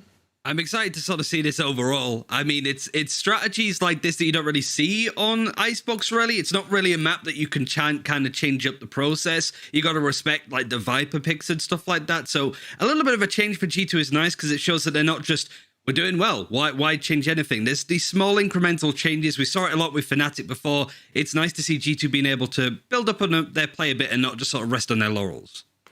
Well, this is definitely going to be a banger, and we have Mitch and Tom on the mic to take you guys through Icebox. Thank you very much, Sue. Great to see new faces on the analyst desk, Tom, and great to see new clashes. We've got two organizations who faced each other before, but they're looking a little bit different now, aren't they? Yeah, for sure. Like this was a historic matchup, one that we basically always look forward to, and we were in the early stages back in the Ignition series. Like this was the games that we saw almost every single time. We were like, okay, will FPX beat them now? They didn't. Oh, how about this time? No, it still didn't work out. And it was always that sort of exciting match we were looking forward to, but G2 always won. Now, G2, since then, haven't played them because they never really qualified. So now we have a brand new roster, completely changed up. It's looking hot to trot, and honestly, I think this is going to be another classic. Yeah, I think when you look at FPX right now, they've never actually had the chance to beat G2. They overtook them as the #1 team, but organization versus organization, they never got what they really wanted, that revenge. And now we're going to start out the pistol round here on Icebox with a 1-to-1 trade. It's Mixwell over on the G2 side, playing the Viper, who's managing to get that opening. And he was unbelievable last time that we saw him play. Yeah, one of the best bind performances I've ever seen from any player individually. He was playing a lurk role that was just unbelievable. Now, Nuki's playing an Omen. It's not something I've got to witness just yet. I think he played against No Poaching doing this and then switched back to Arena for their next matchup. So I was thinking, okay, it's just a one-off, trying something, didn't really work. But no, they brought it back. They're using it versus FPX. And unfortunately, in this round at least, well, it hasn't gone great. No, it hasn't. No, it hasn't. Only Goldamenta left alive, and he's gone pretty quickly. 1-0. FPX take the lead here on Icebox defensive side. That's a good start for them, but they've got to convert it over in the second round. And we know G2 is a confident team. It's never really impossible for them to go for a force buy, but on this map in particular, I would imagine this should be an easy conversion up against Classics. Yeah, you'd assume so. Now, obviously for G2 starting out, they're going to be on that attack side. And this is something that I think we've always highlighted, even with the old G2 roster, is their attack side on this map is fearsome. They've had some truly dominant performances in the past. And I wouldn't be surprised to see something of the sort. Like, you look at No Poaching 9 rounds versus Vitality 8 rounds, although that did go to overtime. So take that one as you will. But realistically, that's what we're expecting. Strong attack sides, and it's up to FPX to try and shut them down, which, you know what? If any team is going to do it, I would believe in this one. There's actually a lot committed in this round. Straight off the bat, you're seeing a drone used to clear out the B site. You're seeing a wall put up, and they've not managed to get that spike down. That's going to cost them extra time, but they'll still get it in the end. For G2, this has been a pretty hefty investment, especially when you look at some of the pistols that they have in play. I believe Kellogg's bought up a Sheriff as well, so they've got some capability to take long-range fights. But that wall down from Angel, it sections them off and leaves Avova isolated. Now, though, he's got support in the form of Kellogg's, but a missed shot makes it that little bit more difficult. Both Angel and Zipan are one hit to the body by these Sheriffs. Angel goes down right off the bat, but the defuse is underway, and Nuke needs to wide swing. He gets the first, and it's not managed to pull him off the defuse in time. Xiao just about sneaking that one through, but they have lost a lot of players in that round. Everyone on FPX dying in the end. Yeah, okay, it doesn't say one at the top, but I'm giving that to G2 as a victory. Like, they don't take the round, but the amount of economic damage they will have done to FPX is going to make this one incredibly difficult. Now, again, we're talking about like sort of switch-ups that we're seeing from the different rosters. I was really excited today coming in because I was like, you know what? I'm probably going to get to see Xiao on a raise. We're not seeing Xiao on a raise. In fact, we got Zipan going back to the Sage as well. Something we actually highlighted when we saw them play recently versus Vitality was them not having the Sage coming in. It made some of those executions a little bit awkward, especially on the B site. They almost had to take a lot more control than they would have liked to. So I like the change. A little bit disappointed because I do love watching Xiao playing a raise. But you know what? I think for the comp itself, it is an improvement. Yeah, when you look at the spot that they're in now, well, that's not ideal. You really need this to be a round win for FPX. Otherwise, they fall massively behind. That early round advantage that they got completely dissipates. But it hasn't started out well. Angel goes down and Dima gets tagged up by the drone, spammed in the wall, putting them at a 2-man disadvantage, retaking the B side. And most importantly, Tom, they don't have their Viper anymore to use that wall to block off vision. At this point, they might even be considering a save.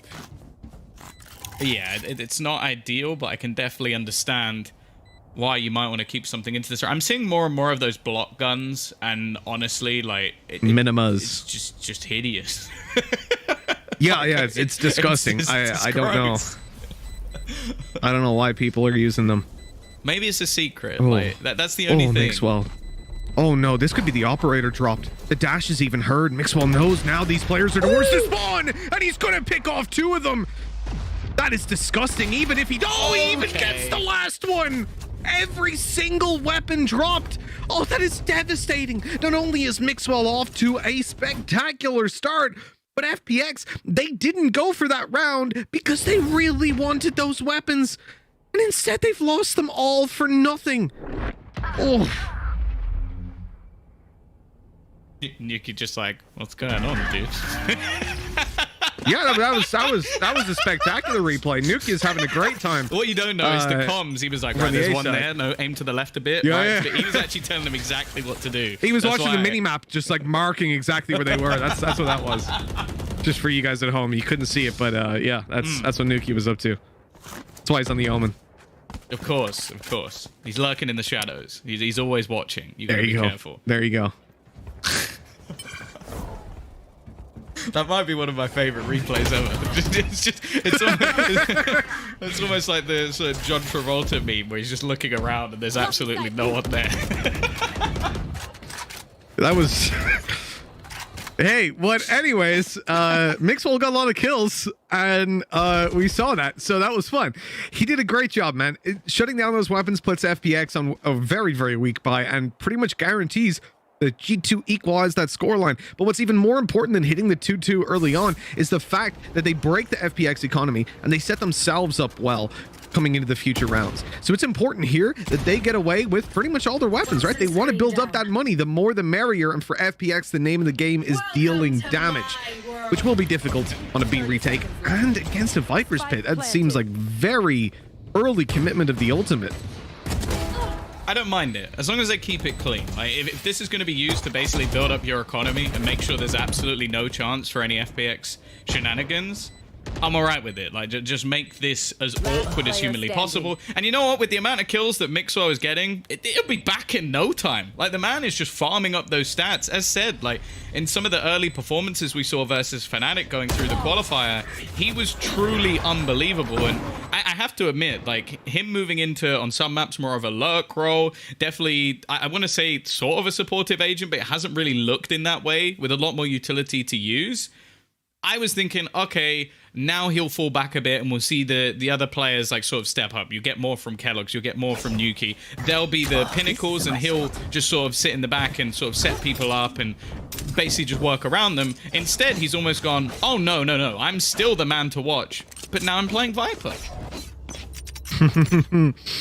Well, he's definitely showing that agent's a little bit more than a supportive character. I mean, there's been lots of people proving that in the past. True. Kellogg's is feeling it. Look at that. He's trying to bait people out into peeking by shooting on top of the tube. He's going down below middle and holding that control and looking for a light flank on these guys. It's actually massive having him in this position. Your A players now feel so much more confident to push forward, and that wall pretty much discounts any form of mid-split in FPX's mind. You don't imagine they're going to send a player through when they've smoked off that angle, right? And that gives Kellogg's the perfect opportunity to get the jump on these players. Good start as well. Shadow already being dropped now. Zepan is very close to the res, so a single kill here could actually make a huge difference for this round, but they're already getting in on the execution. The plant looking to come in. Dimasic trying to lurk around the edge. There'll be a free kill for him at least, but the trades come in thick and fast, still leaving this with an advantage in the favor of G2. Now Angel, he's desperately trying to clear out the site, but they're actually quite far back at this point. The peak, though, actually hands him a kill. That could be a way back in. An opening for them. Coldamenta coming around the side. The spike already halfway defused. It's going to be fully, and they're not able to stop him. FPX are just getting away with these non-stop defusing the spike from right underneath G2's nose. And that's 3-2. Not only was that kill away back into the round, but away back into the lead as well. I'm very surprised that he was just allowed to stick that all the way. I guess a lot of the players further back, Nuki a little bit low, maybe just expecting that to be a bait, the smoke leaving him a little bit shrouded out of position, but no, that's a surprise. He's able to get away with that, and clearly from Mixor's perspective, it's like, okay, if I can get this kill, round is over, round is done, but it would have been a little bit safer, I guess, to sit back patiently. Now, it's going to give FPX back the lead. Now, I have a lot of faith in their attack side as well, so I do still look at this for G2 as one that they need to be winning at a half. Yeah, I can see that for sure, especially with it like this lineup. Just take a look at it. You imagine when they've got the free reign to play attack, they're going to do well. And Mixwell, he's the one I'm keeping my eye on for now. He's crept his way up through middle, and nobody spotted him on the cross. Very valuable map control, and right below them in mid, he's going to be taken down. With Zipan and Xiao both finding frags, that puts G2 in a bit of a tough spot. They basically have to just go for a heads-up push on B at this point. And with a wall to play with from Avova, it's going to be their best shot, actually used aggressively, but he gets spotted up above. And now this plant is in danger. Those players being swung on towards yellow. Coldamenta is at least able to take down one, but FPX can gather their troops and go in for this one. In fact, they don't even need to. The duels are offered up right off the bat, and Kellox has very little hope with his knife out and a flank from Dimisic to close the round. Yeah, again, this was one of those rounds where you're almost hoping that your remaining players on the other side of the map can cut off rotations, do a little bit of damage, try and pull some players away. The second both of those 1v1 duels are lost, it does become a very, very difficult take. And they get a plant. They also take one back to make it a 4 versus 3. But by that point, they've lost all map control. They're being pushed from mid, pushed from behind. It was never really going to happen. And again, like I think some of the earlier matches we saw from FPX, I always hate to say it, but I feel like some of their players just came into them really cold. Like, I think one of the first buying games we watched where they ended up winning the second half with like 9 rounds, I think it was. That first half, they were missing shots, which is something I've never said about FPX. So definitely can't count them out of this match just yet. Xiao, you love to see it. They've given him this up. They've given him the opportunity to take those fights, and he's rewarding them. You will not. No, we knew that he was going to be a capable player. There's the res, though, to bring Kellogg's back online. And G2 now able to push into the site and garner that little bit of extra control. Or garnish, as Vansili would say. Shadow, not able to get away with that one. And now the opening is there. They can get on this site for the plant, but they just keep on taking kills. Why wouldn't you? 2-man advantage as FPX cower back, and Kellogg's comes in with the ultimate. The first kill is his, but Xiao trades it back. It's doable. It is winnable, but that spike, it's going to be planted eventually, Tom. They're going to get it down. They don't need the spike. They're just going to kill everyone. They're going to even push onto Xiao. Last bullet left. Now, he would have to not only get the ace, he has to get, like, the ace +1. This would have to be 6 kills in the round for him to somehow manage to pull this one back. I doubt we're going to see him go for this unless someone hands him a freebie. Oh, yeah. They've got to run forward and give him a kill. Otherwise, he is saving this weapon. It's too valuable to just throw away. He will stick around for a while, and I think primarily because he still has a dash, so he can get out of here. The risk is we see Nukia moving down towards spawn, and if he comes up through middle, he can completely cut Xiao off. But it looks like everybody is going towards the spawn, so it's okay. The vision I had was Avova, Coldamenta. They move towards defender spawn. You know, Xiao dashes down mid and then gets caught, but instead, he will actually be able to save this operator, not like the last time that they tried to make a save happen and Mixwell just tore them a new one. I really like the fact as well that Coldamenta, to escape that, he just uses his dart at the end. He just goes, you know what, I'll just use my dart so that if he wants to try and face into this, he has to get scanned up and give us all the information. And if not, he's going to hide, and I'm able to cross back out of the site. No problems, make sure we keep our weapons. Because at the moment, for G2, that's the most important thing. Like, they have a little bit of bank, but it's not anything that's going to give them a full rebuy if they lose the majority of their weapons. So I like the fact that he's just playing that one nice and safe. Kellogg's, though, the opposite. The man has literally been put into play, but they have counter Viper utility. Oh, you want to go up on the boost? You want to get on top of Tube? No. It's taken him down from that position, but it hasn't stopped his idea of playing aggressive. Kellogg's wants to move up through the tube. You know, at least destroy the tripwire. A play that I've been a big fan of for a long time was having Cypher on this map for tube control. You've heard me talk about it a million times on broadcast, and I love seeing Dimasic do it. Now that G2 have identified it, though, it'll become a pretty normal feature to go in and destroy that. And so FPX have a choice of how do they counter it? Put another one down? Sure, but he's destroyed that too. Now you've got to play for that control. You've got to fight for it.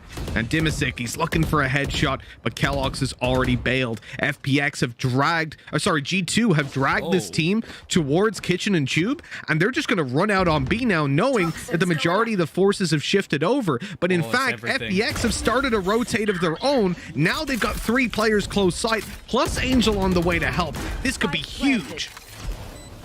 Puts them into a 5 versus 4 situation. Still got the Blade Storm if necessary, and maybe even a Neural Theft to try and clear out the last few members. They do have to be a little bit careful, though. Avova sat in this corner. We've seen him do so much damage before. We know the individual skill of this man. Nuki already picking off one. They actually don't clear him, and they're slowly being picked apart. It comes down to the 1 versus 1, and Shao will just about drag it through. You almost just think, if Avova gets that kill on him, that is actually the round done. Yep. Too close for comfort for FPX, but they will get through it nonetheless, as they have a 5th on the board. Avova's definitely kicking himself now, knowing he could have gotten that first kill, tagged him up down to 70. If that was a headshot, the round is theirs. But instead, FPX take that 5-3. Some very tight rounds coming out. Considering how they start, you know, it looked there like FPX had it all red. They had the right rotates to get into the B site. They had Angel cut off the flanker as well in the form of Mixwell, and still they end up in a spot where they have to rely on Shao picking up 2 very quick kills that he was barely alive to find in the first place. It's not exactly the FPX that we want to see, but it is a lead, and they'll take it for now as G2 come in again with weapons. But if they lose this one, I don't think that's going to be the case anymore. And that's the thing as well, like, they win this round, we're looking at probably a victory in the half. Shao, though, this is an aggressive angle. Of course, the dash available to him to get out of this, so it's absolutely fine. Not going to be a problem. Now, we do have the Viper Spit once again. As said, it's being up very quickly. Never mind, we don't! Shao's just peeked back in and killed off Mixwell. That operator in his hands is looking fierce. God, that is pretty massive. Not going to be any Viper's Pit to play into here, and that could have really bridged the gap for G2. Now they have to do it on raw aim, and they're locked out of the site. The spray with the Vandal, well, it's not going to work. There's 5 players staring at him, and although Coldamenta picks up 1, that will be all he gets. We go to another defuse for FPX, another round win, getting them 6-3 on the board, despite some incredibly close rounds to start things out. G2 are behind like quite a bit, and now facing into a pretty tough situation, because Tom, you said that you want G2 to win this half. Yeah. Now it's looking unlikely that they even tie it. Yeah, I think for this to be like a massively competitive game, either they're going to have to pull off something really impressive. Well, they will have to pull off something impressive on the defense, but they've always been better on the attack, like even with this iteration of the roster. Now, sure, in a lot of cases, they won the attack by enough that it didn't necessarily matter so much how their defense was played. It was mainly versus Vitality where I feel like they struggled a little bit when it came to the defensive side. The other thing as well I want to mention, just quickly, is seeing Shao almost like the Party Pirates Day, back on a duelist, brawling with everyone. Yes. I love it. The return of the Shao Show. We've missed it. We really have. Zipman took over when he went and killed, but now, finally. Yeah, it's not the Shao Stopper, but hey, we'll take what we can get, all right? I'm liking him on the jet for now. Nuke, not a chance coming around the side swipe. Angel's ready, and G2, they're struggling. A little bit of a miss from Shao on 70 HP. He might be, well, on 20 HP, he might be a little cautious for going out for another peek. I think that operator's been a little bit nerfed in this round, putting G2 in a pretty winnable spot, honestly. He's just that man. He's always in the corner. They even expect him to be there, but it doesn't matter. D.MASIC is so clinical. Oh, that is just brutal. Like, the thing is, you knew that he would be on the lurk somewhere. Like, G2 knew he would be there. He always is. He's always waiting for you to walk around the corner. And as I've said before, like, the worry for me now, like, I think D.MASIC is much better on the attack. Like, he's not a bad Cypher player when it comes to the defensive side. But his lurks on any map, but this one in particular, I think is just absolute filth. So, if you're already struggling to deal with him now, I don't know if I see a way back, and it's only 7-3. D.MASIC's defensive Cypher play is only ever nerfed by the fact that his team are so good, and often he doesn't get to make those kind of plays to completion because his team's already won the rounds. So when I look at this guy on the attack, though, he creates his own space. It's unbelievable to watch him play, and especially on Icebox, I think G2 are in for a pretty rough time. 7-3 down. They need to reach 5. They need to win this round and follow up with another. Of course, Mixwell, only 1 point of his Viper's Pit is actually online. Of course, we saw him get picked off the second. I don't think the voice line even played. It was like the second that he pressed the button. Boom. I didn't realize he was off out of the round. Yeah, I only saw it in the replay. He was doing the animation, but he had only just started it.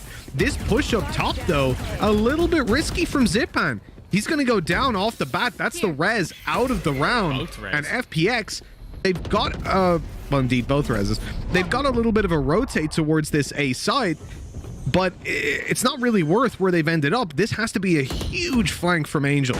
Spike planted. Shadow not having any utility left, it's going to be difficult to pop back in, but you know what? You mentioned it. You mentioned Angel's flank. He's already managed to pick off one. Mixwell gets into the corner, but it seems like Shadow is prepared for it. And now it's left into a 1 versus 3 for Kellogg's. Trying to pull this one back. Wrapping around the site, spotted by Xiao. The shot's missed, but he's isolated. He's pulled back into an awkward position, and it's going to be an 8th round on the board for FPX. No need for this. Well, Tom, at this point, I hate to say it, but I don't really see G2 coming back into this one, man. This is way too big of a lead to give FPX, and when they come onto their attack side, I'm scared of what Xiao's going to be able to do. We know D.MASIC, he's already having a great series. Just give him that extra space on the attack, and well, we're going to need some heroes over on G2, and a man that we often talk about as a really strong player. In fact, one that really caught our eye, as well as Mixwell in the previous series we were casting of G2, Avova. Yeah. He's really not having a good game right now. I don't think it's about to get any easier. They're going to try and challenge the Viper's Pit, or at least fight for the orb. Get out of my way! There's already a push coming through it. The drone trying to clear him out, but Angel's prepared for it. He's ready and waiting. Zipan will, however, go down. Oh, it's awkward, but Angel gets away with it. And now the rest of the team have to try and pressure onto him, but it's Avova's wrapped from behind that could be the difference maker, and they're going to bring back Kellogg's as well. That's a really smart flank by Avova. He put a smoke down so they couldn't actually see him as he wide swung out to face site, then used his shadow step across to get back to his teammates. Now they've got that advantage. They've got the res in. Everything is going G2's way right now. FPX are on the back foot and trying to buy their way back, and it doesn't look like it's even possible. There's 3 players behind Yellow. They'll have to isolate so many duels, and they are just traded on again and again. That is G2 picking up 4 rounds. It's not a great half, but it's doable. If they get the pistol, they could be back up there, but right now FPX are definitely in the driver's seat. Yeah, for sure. I think as well, they have a lot more delaying power. Like, I still think that the Paranoia is a ridiculously strong ability for actually slowing down these pushes. We see it actually fly through there from Nuki. I don't think it quite reached, but nonetheless, it worked as a perfect distraction to give him that kill. And now, as you said, like, a pistol's going to be huge for G2, but I do still think there's opportunities. Like, players like Kellogg's, like, if he can get, well, the main thing is they have to get that early economy so that we get to see his operator. If not, it's going to be awkward, and there might be a force buy or two, which, if we miss that, I think is going to be disappointing, because one of the main ways we see this defensive side really pop off is that aggressive jet off.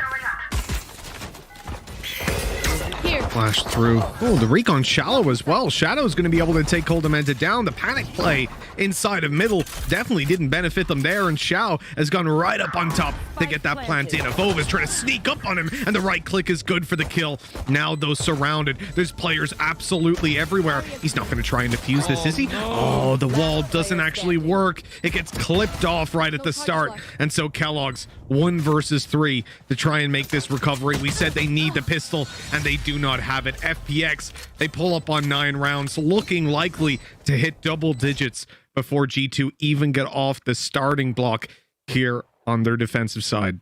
That was a beautiful pistol execution. I love the poison cloud just dropping in to give the cover, the dash through. Like they had a clear plan. They knew exactly what they were going to do in this round. The push through under tube, and then not only that, but once they get the plant in, they have all of these positions ready for the elevated plant spot. That is as good a pistol round as you're ever going to see.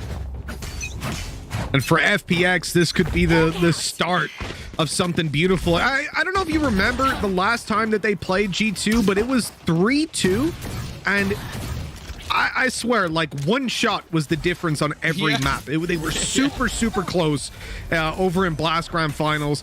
It was horrendous, because I was like, this is the time. This is where FPX finally beat G2, and they were robbed of it by literally a couple of aim duels. Now we end up in a spot where FPX on paper look better for the last couple of months, but they've been slippery coming into this tournament. G2 have looked better than ever before with the merger on Heretics, a team that I think definitely could have been number 1. They could have pushed all the way, but combining with G2, they look even better. Spike planted. Already seeing a round that is looking like it's well and truly over. Of course, not much invested into this from G2 whatsoever. He's going to be slowly breaking through the wall. Now, he does have one of his own, but it's whether that piece of utility is actually worth being used. And you know what? Zipan has decided he's not even going to give him the chance. Nice shot from Mixwell, though. A couple of dinks, but it's not really going to match up to anything too expensive for FPX. If Kellogg's can maybe get one more, though, that would at least make this round quite costly. 25 HP. I'm not so sure about that one. And a nice attempt, let's say. We end up on double digits for FPX. Looking dominant at this point. I mean, if you're G2, I know teams will say that, oh, when they get 3 rounds or they get 10-2'd or something like that, they always believe they can come back. And that's definitely the mentality you need. You can't count yourself out, but at the same time, you've always got that realistic whisper in the back of your head. Oh, we can definitely count them out, don't get me wrong. But I think there's also this element of realism that's there, like, okay, this is a pretty bad spot. You know, you're like, yeah, let's not be upset if we lose this one, you know, put it that way. But Kellogg's, I like that early fight. He goes aggressive and ends up catching Angel completely off guard. Dimisig's going to go back and try to trade it out, and he's not getting anything done either. Good start from Kellogg's. Exactly what they needed, but this is still one of those rounds where, as we've sort of said before, we don't expect a massive amount from FPX. And a clean start here for G2 would be almost everything. Even just some orbs being farmed up, maybe get Zipan closer to that res, or even the Blaze Storm for Shao, which really isn't far away. Maybe they can at least make the next round a little bit more challenging. Now, Coldamenta, he's got a cheeky crossfire here, but Mixwell is going to whiff the shots, not connect onto anybody. Too many targets, and now Coldamenta's left! This goes from what should have been an easy round to now in contest. Spike planted. Vova about to be wolfed out as well. They know exactly where he is thanks to the tiger dog animal. But Kellogg's, he's able to shut down Xiao, making his way towards this smoke where Zipan's waiting on the edge to swing through and take a kill. A free upgrade in weaponry for him, and he's going to need it. Oh no, in fact, he sticks with the Spectre, making his way around to find the first, and now this could be the 3K to close it. It is 11 on the board for FPX. Zipan, he goes, he kills, and FPX, they really are killing it on this map, looking set to take it at this point. He's another one. I put Zipan in like that bracket with Doma, where I just watch him and I'm like, how are you good on every agent? Like, it doesn't make sense. Like, we saw him playing Brimstone the other day and just being like, what? Yeah, like, why have you put this man on Brimstone? And then he's like, oh, don't worry, lads. I'm still just going to wreck anyone that comes into my crosshair. Like, It doesn't make sense. I don't know how he's this young and this talented. In other words, I'm incredibly jealous. Screw you, Zipan. Someone check in PC. Yes. You know, we thought at some stage, Not you know, normally. they'd sat down at the wrong PCs in the boot camp, like Angel had sat at Zipan's one and was buying up that brimstone. But hey, depth is something that we've talked about for a long time, and I feel like it's really starting to take the forefront of our minds now with more agents being added in again and again. We're seeing players being able to diversify, and I think the change in the era is apparent by the fact that Mixwell is playing a Viper.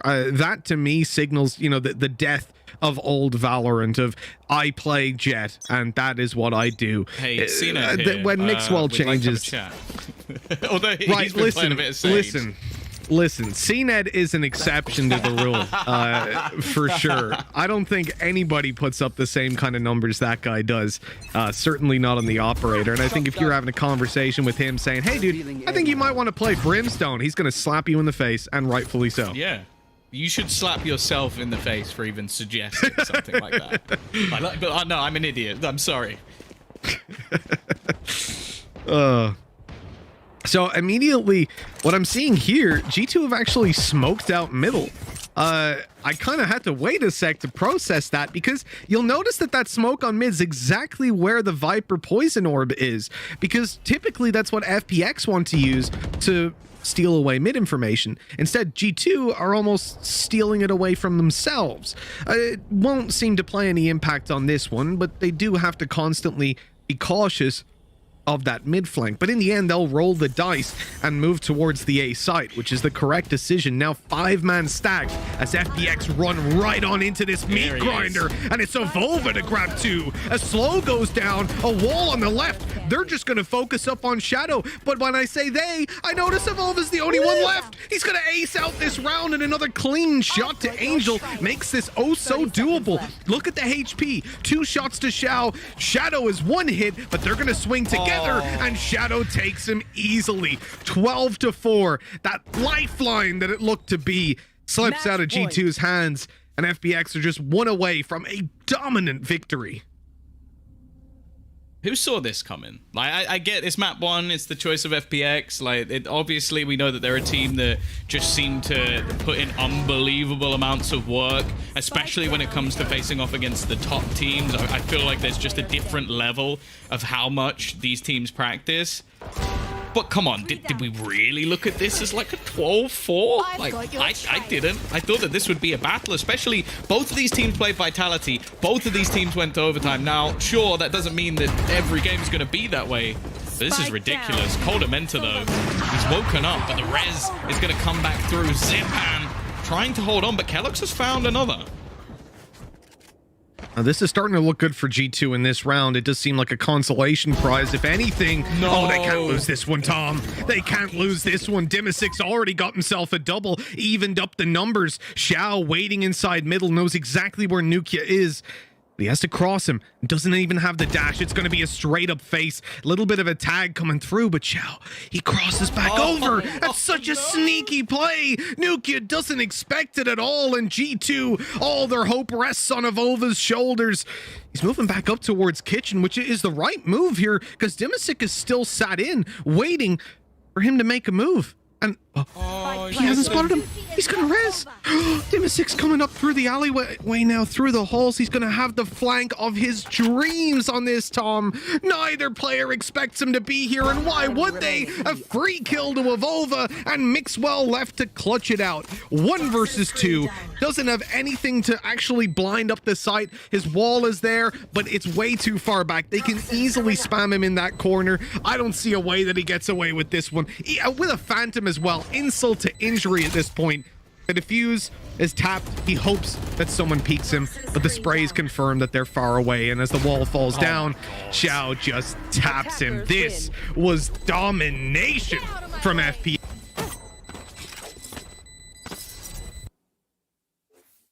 Yeah, no, but we came into this and we were talking about form We were saying that, you know what, we've got the likes of G2 just beating FNATIC, the team that finished second at the Masters event. We were talking about how good they've looked, how dominant they've looked in so many other matches, and how FPX have not looked themselves, a little bit more flat in the way that they've been performing. And now FPX have just come in and pounded them in the first map of the series. Like, you can never count out FPX, you can never doubt them, especially with how strong they've been in the past, but I don't think anybody was expecting them to be this good going into Icebox.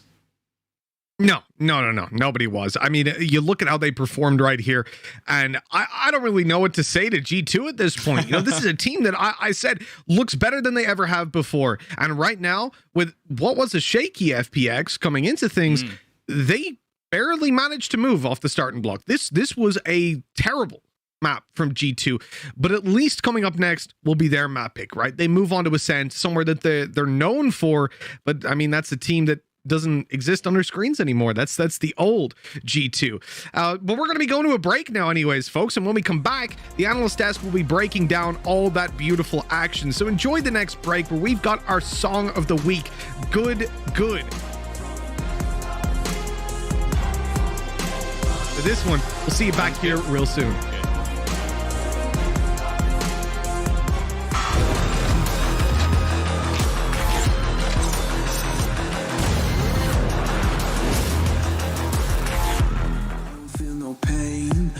Another glass to help me get you out my brain. I don't want no numbers, names just fade away. I just want somebody, someone who will stay. So tell me that I'm good enough, even when it's looking rough. Oh yeah, stay with me when times get tough. No fake love, don't wanna bluff. No. Tell me am I good.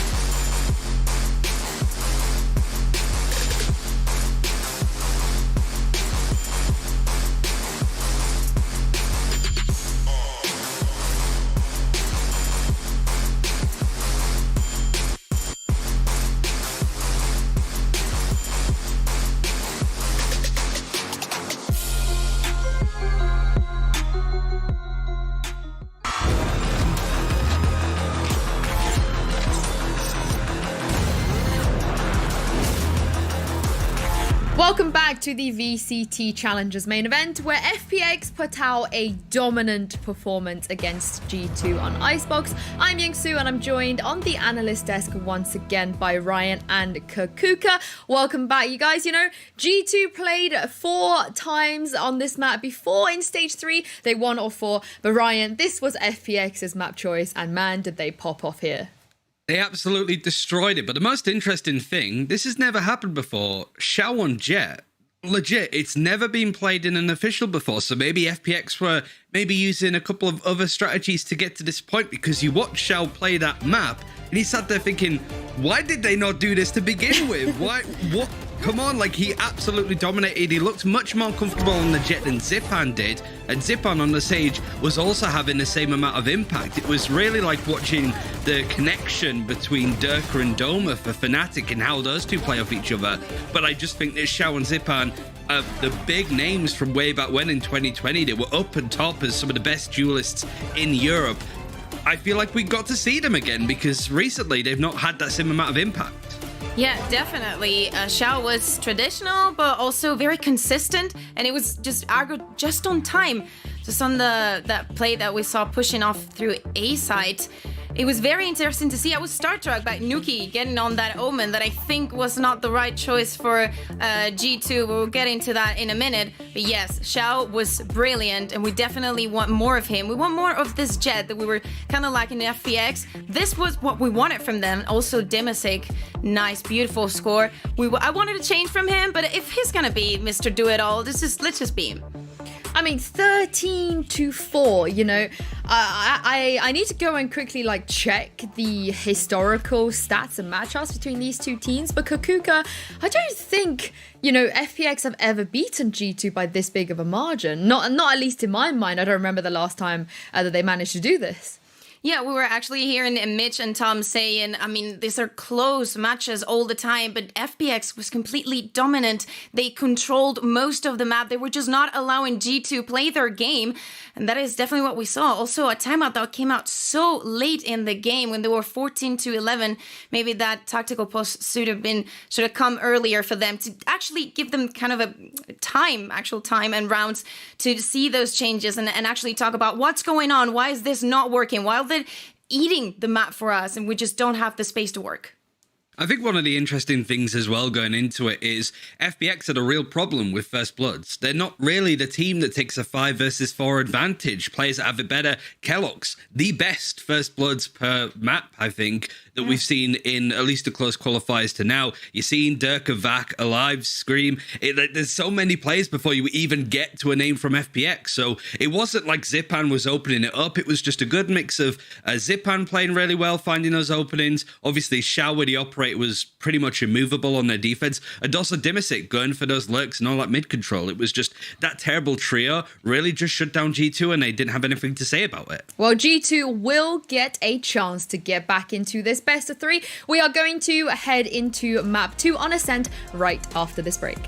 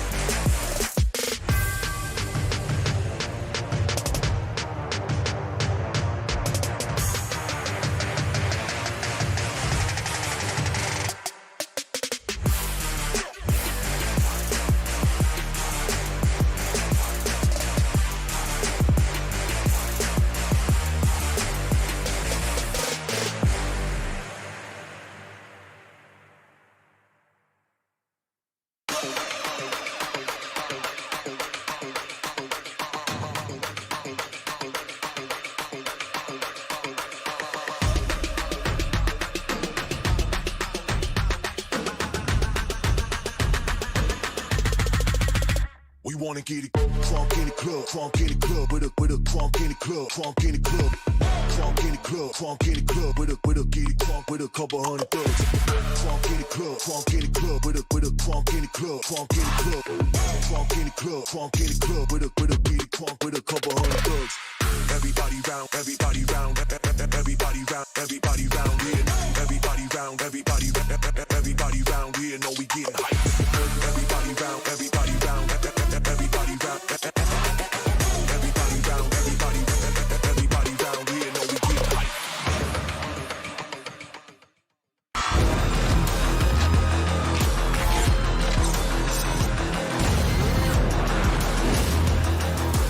Welcome back once again to the analyst desk. Ryan, Kakuka, we spoke a little bit about Icebox already, but we're heading to Ascend next. And as we said in the pre-show, Kakuka, we haven't seen FPX play Ascend in stage 3, so this is going to be a bit of an enigma. Yeah, we haven't seen them play since April, and they played one map against Guild. They were also using that Astra. We actually saw Angel on Reyna, so if that comes, it's gonna be funny for us, but I don't think they're gonna keep the Astra. We don't see many teams keeping her in their compositions anymore. So I think we're gonna be back to some Breach. I definitely want to see more of that Xiao's Jet, so I'm looking forward to that. On the other hand, we have a G2 that's probably gonna go with, we've seen Mixwell with both Cypher and Sky. I hope that they go for the Sky, actually, because I like the result a little bit more. This is just a weird map for FPX overall, though, because they play it so sparingly. The last time that they played it was in the full best of 5 against Guild, which was the Challengers Finals, the first one of Stage 2. The time before that, well, it was in Masters 1 against Ascend, which I think they lost. So this is going to be interesting. So much has changed in the game overall. I'd be really surprised to see the same compositions from way back when now. But I would like to see Zipan maybe on the Raze, maybe on the Reyna too, because Raze isn't that prominent on this map pick. This is the time for FPX to pull out some of the stuff that they've been concocting in the lab. For G2, they're a lot more comfortable on it. They beat Vitality recently, and I think Avova should be going back on the Omen because the impact he's had over the qualifiers on that agent has been just astounding. I mean, this goes back to that Breeze effect, right? You know, Ryan, like you said before, if you don't play Breeze, you have to play all of the other maps. If you want to ban out Breeze, you have to make sure you're up to date, you're catching up on the other maps as well. And it does feel like, you know, in this matchup, at least, FPX taking away that Breeze, maybe they have something kind of hidden away on Ascent they haven't shown us yet. I actually wanted to see Breeze from FAN+ Phoenix. I know that now it's the permaban, but you know, I was expecting that there was a little surprise that they were gonna show up against G2. They haven't been banning the Assassins. We just haven't seen it yet because they didn't need it. They didn't get to that third map, so we haven't seen what they have prepared. And most important, G2 gets into this game with no clue what they can expect from this FAN+ Phoenix. They just beat them 13-4. That's a lot from them. It should be an interesting one, though, overall, because Ascent isn't really a map that you come out with some really kooky strategy. It's not Bind, where I feel that you can take creative liberties, because this is very much the more tactical shooter map. It's very akin to ones from other games, right? So typically you don't see too many teams pushing the boat out overall. But I would like to see Angel actually just on the Omen. It feels like it's been so long since we've seen him just on that straightforward agent fragging out. That was the first time that he caught my attention, really. And just being able to see him control the game a little bit more on the Omen, flashing his team, and just have this FPX firing on all cylinders. Closing out this series is going to be super important, but who really knows at this point? G2, they look more comfortable on this map, but FPX, we just have not seen them in God knows how long. I mean, speaking of those creative liberties, if you kind of take a look at the history of G2 on this map in Stage 3, at least it does feel like they've been experimenting a lot. They pretty much played like 4 or 5 different agent comps every single time. They're trialing Mixwell, like you said, Kakuka on the Cypher, on the Sky, Nuki on the Raze, on the Phoenix. And Ryan, you know, the creativity from FPX, at least when it comes to their agent compositions and roles, did pay off on Icebox. So do you feel like maybe that could work similarly in G2's favor on Ascent? I think the big question is the Sova. Like, because Xiao is such a prominent Sova, can Zipan play that? Because Xiao, yeah, you don't really want to take him off the jet, because not only had he had impact on the operator on defense, which again is something that you see a lot on the Ascent map, but he just also was good at vandaling. He was also very good with the rifles, getting onto sites and taking fights. I think over everything, a lot of the impact does rely on Shadow. We've been talking about the other players on FPX, but him maybe being strong enough to just run Sky without a Silver on this map maybe opens it up to double duelist overall. Like there's the possibilities are endless for this FPX team. And really, for the longest time, we've not seen them be the five-head team of Europe. I think FNATIC has kind of taken that title. So being able to see something just a little bit different so people can make their YouTube videos and do their Reddit analysis, that'd be nice to see from FPX, because winning this series against G2 is something, but doing it whilst also changing, like breaking the wheel and reinventing it on a map like Ascent would be really nice. Yeah, they've given us a little bit on this Icebox, but they're just leaving us wanting more. Of course, we want more of this FPX. We want to know if they're going to go for Duelist even, because we know nothing. We don't even know if they're going to play one single duelist, not even talk about two duelists. Also, I think that they definitely going to go for the Sova. In my opinion, Ascent is the best map for this agent, so probably they're going to go for that one. I mean, time will say for us, but and we're going to see it fairly soon. I just can't wait. I want to ask you guys, I don't know if they're starting attacking or defending. I'm going to suppose that they're attacking on, they're starting on the defense since it's a G2 pick. Yeah, we could double check. I think Yinsu's out for a second, but she'll be back shortly, so it's just us two. We did a lot of the open qualifiers together. We actually watched a lot of G2, didn't we, Kukuka? So really, if we see them lose this, they would go. I still think that even if we saw G2 losing this series, I think there's a bit of a comeback for either of those two teams, right? Yeah, exactly. I have to say that Lucas Rojo, the analyst, the analyst for G2, said that precisely Ascent was one of the teams that they feared the most. It didn't include FPX, but of course FPX is one of the titans that you have to beat in order to get in front of the competition. But let's see how this works for them, because I really think that they need to step up on this Ascent, and I want to see that third map, because that Haven map should be crazy for us. Yeah, I also think that there's just a lot of... I was excited to maybe see G2 win this series to potentially play up against Ascend. That was down as my pick'ems, at least for this, because it would have been cool to see Zeke playing up against G2 and also Coldamenta playing up against this. There was a nice roster mania between the two teams, so seeing them play this early with their recent additions and exits to their roster, that would have been an exciting look overall. But maybe FPX is going to ruin so many pick'ems and reinstall a bit of faith in the scene overall. Thank you for holding down the fort, you guys. I had a small technical difficulty, but I'm back now, and I was listening into your discussion just here about G2 and FPX. Now, we spoke a little bit already about the importance of FPX being able to take down G2 here, but looking at the next map as well, Ryan, how important would it be for FPX to make sure they don't go to Haven? Because G2 beat FNATIC on Haven, and FNATIC have traditionally been quite good. Man, G2's Haven was absolutely insane. Like, Evolver, again, was just the architect. The amount of paranoias that connected onto FNATIC in that series was just insane. Kellogg's being able to bounce from it. I think he had a really quiet series on Icebox, to be fair. But I think the setup just wasn't really there for him overall. It's a big game as well. And we, like, again, me and Kukuka did a couple of these open qualifiers. There were moments where Kellogg's did look a bit nervous and kind of faded into the backdrop a little bit. So, you know, Ascent is a nice map for a Jet player to be able to pop off on, and maybe he can get his groove back just in time for Haven. I think if it goes that far, though, G2 have clinched it, because FPX, we haven't seen them really play Haven all that much. And when we do, it's not as convincing as G2's was. Yeah, it was solid, and definitely G2 had this pending homework on Haven. It was their permaban before. Now that apparently it's a split, we'll still have to see them there. But it was very consistent. We saw Mixwell on the Killjoy, and as well pretty aggressive. We also know that Coldamenta is the one behind all those lineups, the paranoias, the wall Sage's walls.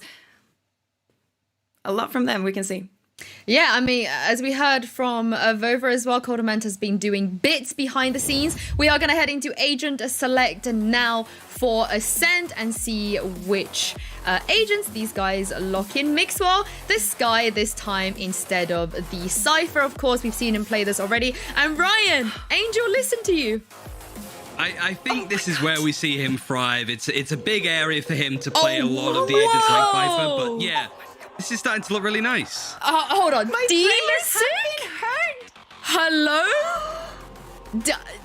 I'm crazy about this. Is this a thing that we see Dimasic, Kakuka, and Ryan on Phoenix? I think both these teams have just decided, like, nah, we don't want to play Cypher Killjoy. Like, I think this is a great time, because I remember FPX, like, they dropped Meadow. It surprised a lot of people just after first strike. This would be a cool time to show Dimasic what he could do. He was very good on Icebox on the Cypher. FPX have clearly been working on some stuff. Definitely, we're gonna keep the same comp or make a slight change. I was expecting Xiao on the Silva, but I did not expect the Dimasic on Phoenix. Jesus, thank God. Yeah, What a I day to mean, be alive. you look like a 5-head analyst, right, Kakuka? Because you wanted him to stay, to kind of go further away from the Cypher, and I don't think we could have picked an agent that's the furthest away from the Cypher right now. They're just showing off, right? They show us Xiao on Jet, and now Dimasic on Phoenix. This is lovely. Thank you very much, Funplex. Yeah, I mean, everybody can play duelist on that team, which is kind of scary. Now, FPX are on the cusp of taking down G2, and it will be pretty nutty to see them do it with a Dimasic on that Phoenix. Let's head into Ascent now with your casters, Mitch and Tom. Thank you very much, Sue. Wow. What an agent select. That was a little bit of a surprise. I'm quite shocked that we've ended up with Dimasic on a Phoenix. When you look at how things have gone in the past, Zipbam, we know that obviously as a Phoenix, he started the game there. That's what he was playing in beta. So I'd expect to see him pull it out. In fact, you saw that recently over on Haven. Maybe even Xiao after what we saw on the previous map. But Dima, I didn't see that one coming. No, this is going to be really sick. I'm so excited to see like Dimasic playing this agent. I think he's definitely like, it's not like he doesn't have the aim for it. We see him lurking on a lot of maps. We see him like potentially have the ability to be an entry fragger. And I think this is going to be incredibly exciting. Something completely different, something new. I'm also looking forward to seeing Mixwell on the Sky, because like we've seen it a little bit, like it's been tested, you could say, but it's not like a norm. It's not something that we've seen too much from him in the past. So I think this is going to be something to watch for. Definitely going to be something we keep our eye on moving forward, but unfortunately in this round there's not really a lot of conclusions to draw. Hey, he used the hot hands. That was pretty cool. So FPX, they lose a player right off the bat. Now we're looking at Xiao defending towards the B site, and he's in a bit of a troubled spot. I don't think Shadow's going to be able to get out there to help him unless someone walks into that smoke. Gives him an opportunity. Oh, he's going to try sneak through. He's hoping for the timing. He's almost ran right past them. In fact, they don't even notice that he's here. The fault that they still don't know. The flash comes in and Shadow's good for one. Another popped and an awkward fight. Not an easy kill at all. Coldamenta grabs himself that one, but with Mixwell being alone, well, he didn't really stand much of a chance, did he? No, and that's actually something I wanted to highlight going into things. Like, we're sort of ranting and raving about Dimasic because it is something we've basically never seen before. Like, if you look at on record, the agents he played, it is mostly Cypher, but there's a Reyna in the mix. He's been playing Raze a couple of times, but this is not an agent that we've seen out from him. So it's something to really get excited about. Shadow, however, on the Breach is something we've seen an awful lot in the history of FPX, and it is my favorite agent to watch him play. I think he's so good at playing the Breach, and with the buffs that have come in to make him a little bit more viable with a lot of his utility, the flash is still being strong, even if there's not quite so many of them. I think he's going to be a force on his own. Oh, definitely a force to be reckoned with. And I think if you just take a look at how things are shaping up right now for FPX in this series, they have the driver's seat. They're looking so strong. And here's that was such a good opportunity, man. If that flash doesn't go through, Dimasic possibly gets his ultimate basically online at the very start of the game, which is dangerous coming into a bonus round. But with him going down, that's a very valuable kill for G2. In fact, another goes their way, and now they've got full control over spawn. But not their spawn, the other one. Oh, that's such a disgusting skin, Xiao, but I'm sure a couple disgusting shots are on the way. The Ares good for 2. Barely even able to identify that weapon when it's got the Minima skin on. Let's see if he can get another here. Kellogg's going to be tagged up. Oh, the temptation to spam. There. Well, we saw Zipman's coming up behind. He's on his way through main, and he hasn't got a teammate anymore, Tom. Yeah, the problem is as well, that's given the Blade Storm over to Kellogg, so he has a real chance of actually stealing this round away. He's done so much damage individually, but Zipan still on basically full HP. The problem, though, is I believe he only has a pistol, so he basically has to hit the instant shot, but it could just be the timing that's everything. A couple of knives going through, but not quite connecting. Another missed, and it's back to the SMG, leaving Kellogg's on just 26 HP, but he gets it with the last knife! Oh, that's unreal.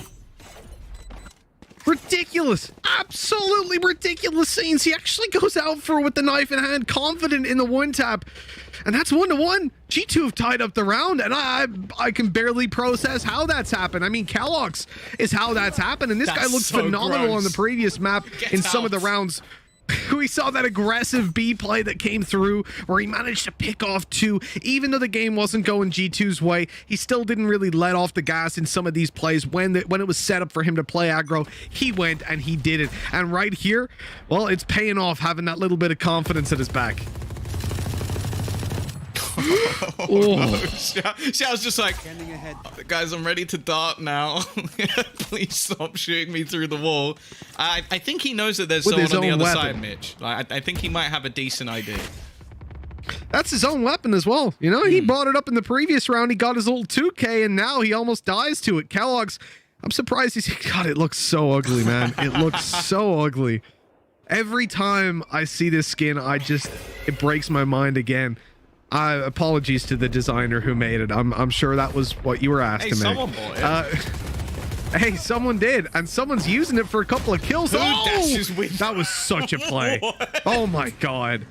The flash comes out and Kellogg's response is, sure, I've got an Ares. So that's a shotgun, right? I don't think I've ever seen anyone dash with an Ares before. We're seeing a lot of new things today, Mitch.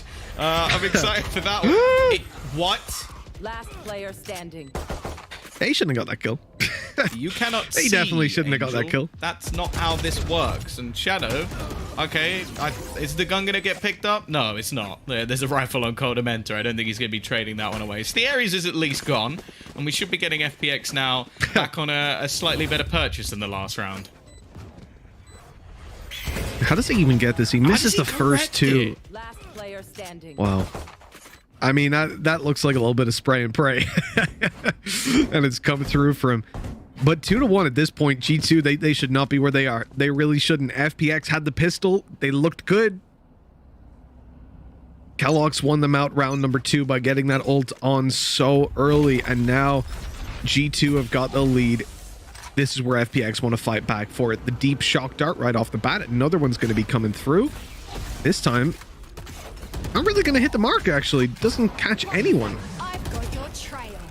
That's already the dash gone. We're going to see the Seekers expended as well. That would give at least a little bit of extra information. There's 3 players on their site, so they are pushing into what is a majority stack, but Angel, I think maybe he thought he was a little bit more covered off than he was, so being picked off early, Shadow at the back in a problematic scenario. Now the Shadow's fallen as well. It will leave him alone, but we know what this man can achieve. The Wolf going to be coming through, and it dives just as he pushes, and that will be over to trade things out. Nukia is caught in the corner, though. They can definitely isolate him. Dimisic doesn't have hot hands online, but Nukia gets dropped anyways. Now that's a weapon to be retrieved. Dimisic getting that little bit of an upgrade. Doesn't have any flashes either with the wall. Will that come into play? And it looks like it's just aim duels, and there's the first going his way. Ultimate online, it's going to be popped, and they're going to commit to it. Mixwell pops the flash, swings out wide, but Dimisic deals with him. He'll even get it halfway for his teammate. What a nice guy. I'm a little bit disappointed, I'll be honest. Like, G2 barely even did any damage when it came down to that retake. They were just isolated one by one. Sure, I think the player close to the wall maybe thought he was a little bit further in cover than he actually was, but that looked too easy, is what I want to say. Like, FPX just went, 1-1-1, nice, easy cleanup, and then obviously the ultimate at the end. I don't think Mixwell really stood a chance at a player with nothing to lose, so it's probably not what they would have wanted to see coming through. What was a 2v3 retake from FPX? You know what? A very good point and a very valid one, certainly, as we even look at him right now, is that over on Twitter, boss Steven has made the point that the reason that FPX won was because Shadow has changed his crosshair. And you know what? I'm behind that. He's gotten rid of that absolute disgrace, presumably because enough people messaged him and said, what is wrong with you? Oh, this push through market, it's dangerous. When Dimasic's here, ready to swing, already caught the first, and now they are completely... Whoops. Oh, that was close. Kellogg's almost gets taken down. Nukia falls to the Hunter's Fury. Xiao getting so much value for that ulti. And this push is, I mean, it's been stopped before it can even start. Last player standing. I thought for a moment that was going to be a kill for Mixwell Kellogg's. He's got the spike back, but that's about the only positive, and they know exactly where he is as well. Flawless round from FPX. A little bit invested into that one for G2, so it's definitely not going to be ideal. I do wonder, though, if Shadow's doing that as if it's like... You know when people train with, like, they wear weights? So that's just his, like, okay, if I play with a shockingly bad crosshair, when I go back to a good crosshair, I'll be even better. It's actually just big brain plays from Shadow. It could well be. This is it. We need to see people playing group stages on, like, you know, those crosshairs that just cover, like, they split your whole screen into 4, like you're playing Mario Kart with 3 friends.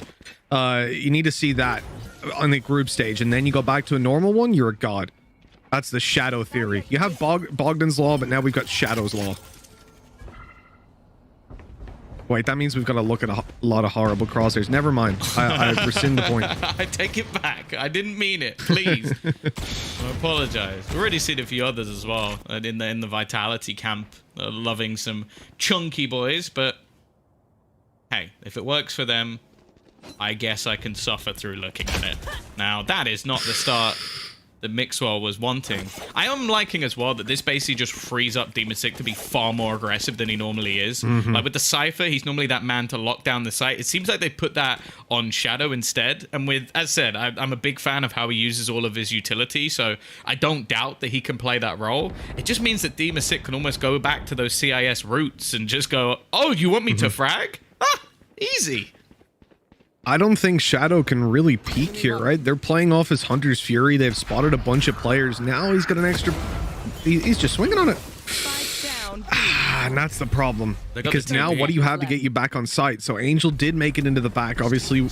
But at this stage, you know, that's another isolated player. They've got to rush in. And luckily, in those blind rushes, they don't get punished. FPX managed to get the round on the board. And, oh, they also saved the Rolling Thunder, which could be huge. Zipan does not see box.jpg, so just decides to shoot straight through it. But yeah, really nice retake. I do like how they utilize the From the Shadows. I think that it's one of those ultimates that most of the time you're just going to see teams use it either for information or for rotations. And that's why they can leave this site almost open. Like, your opponents are going to find out, okay, there's not really anybody here. And then Angel just teleports straight to the back of the site, and you now have to face off against another player while the others rotate in. Now, of course, as said, it was a weaker buy coming in from G2. So that ultimate is one that it's not really going to play a big part in most rounds, so you might as well use it to make sure that you're not giving away any silly rounds to G2, who are a team who can definitely take them. Like, we've already seen them win the second round based off some individual brilliance from Kellogg's alone. Yeah, I mean, it's the reason they've got 2 rounds on the board, isn't it? So at this stage, and you're looking at the spot G2 have put themselves into, it's not great being 4-2 down, but considering that realistically they should have been bombed out at this stage, it could potentially be looking at 6-0 with how the rounds have gone. They're going to be putting a lot of value in this round to buy them right back into the half. I'm curious when they have this many ultimates, because obviously Kellogg's, you said, is better to have that ulti online, but a lot of these aren't ones that you can just pop off at any time. I mean, the Rez, Omen's ultimate as well. You're real, and I mean, even Hunter's Fury. These aren't things that you can use, like the run it back, like the Rolling Thunder. Yeah, well, you shouldn't. To really get the value out of them, they're situational. And well, you're not using that anymore. The Hunter's Fury's gone right off the bat because Cold Dementa's out. It's really the Seekers, man. Like that's the main ultimate for me when you look at G2.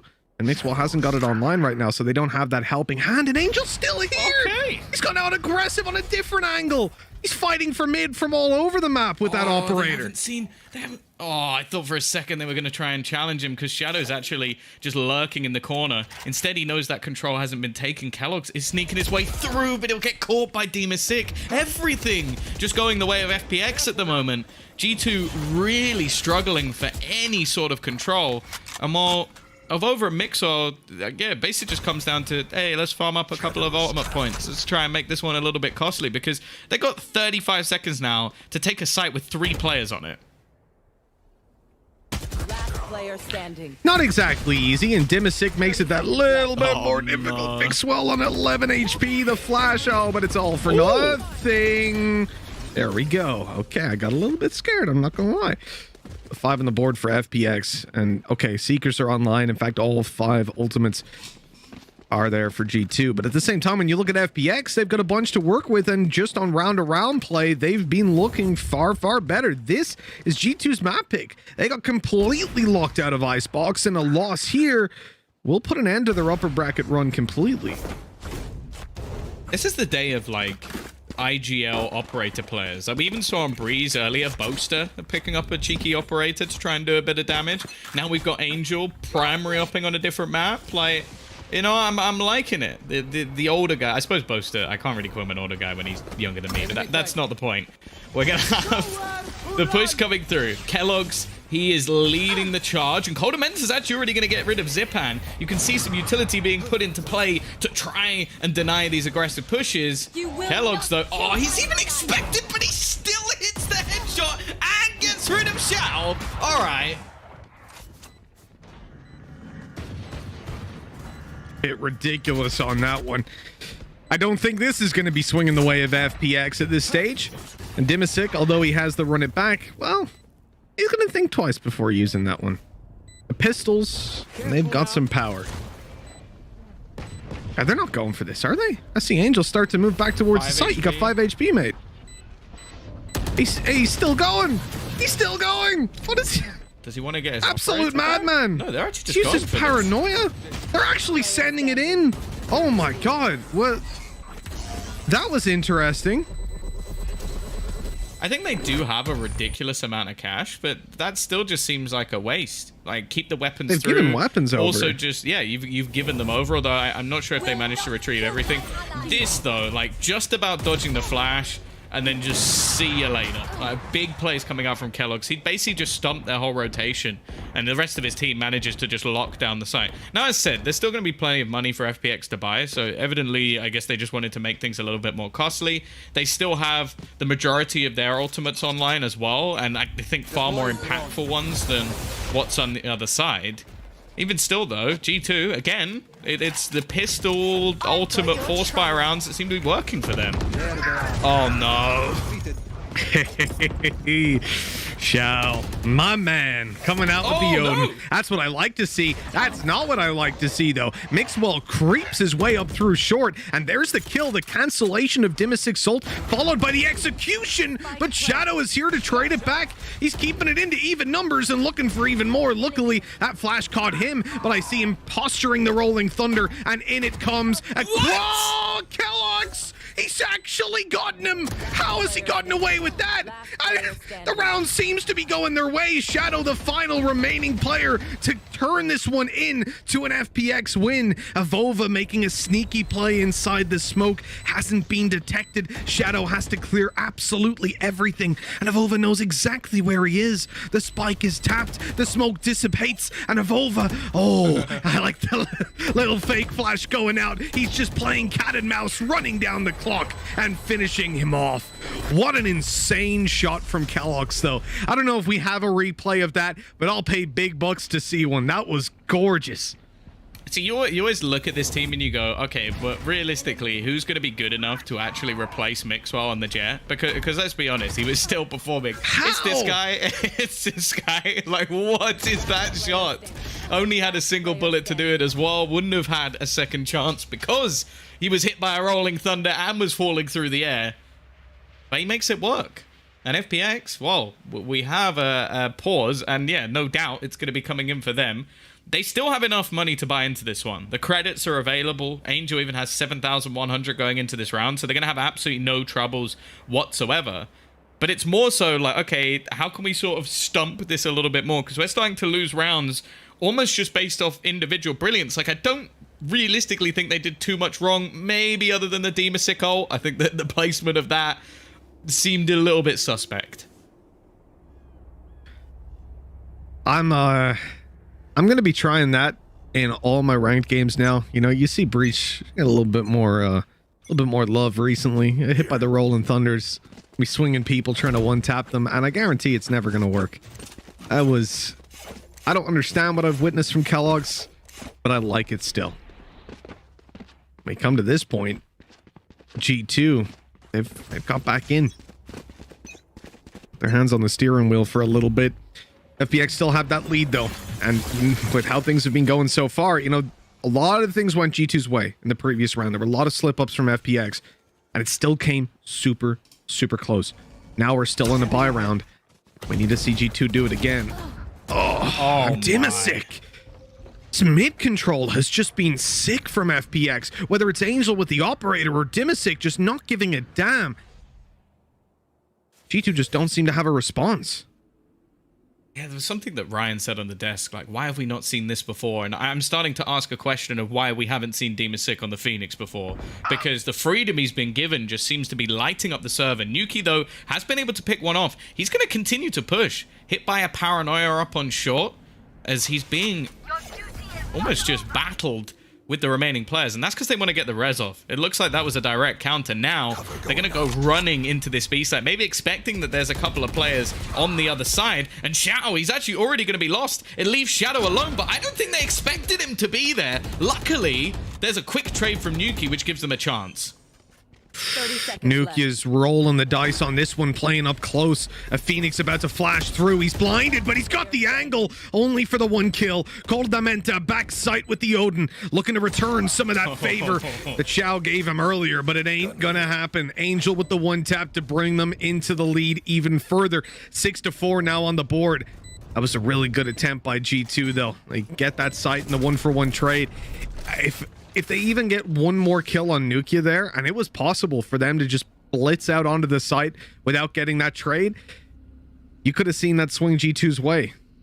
I think the other thing as well is if just at this point, they need to be shutting down Demasic a little bit easier. Like, that is ridiculous now that he's just been able to straight peek into mid, find 2 kills, and then it's like, oh, it's okay, guys, we'll just bring him back again. Like, he is having an unbelievable performance individually, but you have to start taking a look at G2 and going, okay, if this man's just flashing out short every round, how are you not shutting this down? There you go. Oh my god, this is ridiculous. It's actually ridiculous at this point, and it's Dimasic taken down. It's not even the mid peak, but instead trying to sneak his way into wine. The wall broken, the slow already bypassed, and Kellogg's, he's looking for more. Already got a second kill in the round, and this is a low buy from G2 with a sheriff in his hand. He has overrun the A site single-handedly. This Kellogg's guy, man, we knew he was solid. We've talked about him before, but geez, he's just on fire today.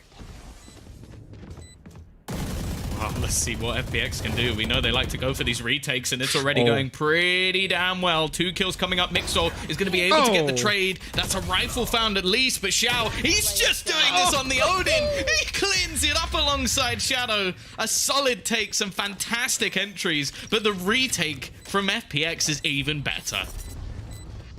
Glorious stuff there.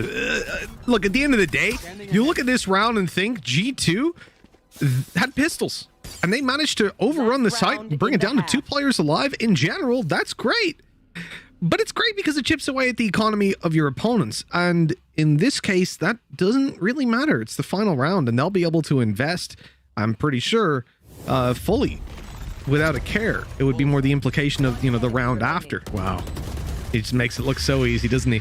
I also love the fact, just a quick sidebar, of the fact that we have Coldamenta and Xiao, both Sova players who regularly use the Odin.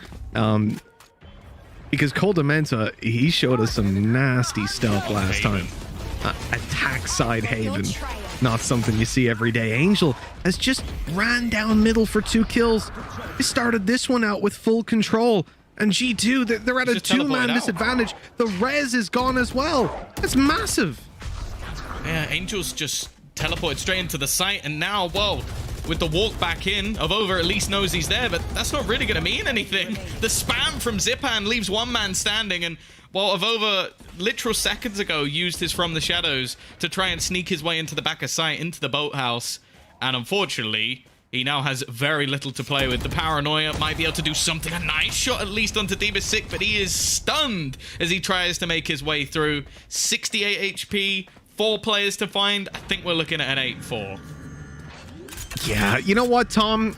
I'm not 100% sure, but I'm going to swing your way as well, especially because it looks like FPX are going to barrel onto this one together. You've got the Odin spam and the double peek up top. There was no way out of there for Avova. The defuse assured to come through, and FPX will hit 8 at the halftime. This is a strong position to play from. Yeah, I think the thing I'm loving about this half especially is it almost looks like...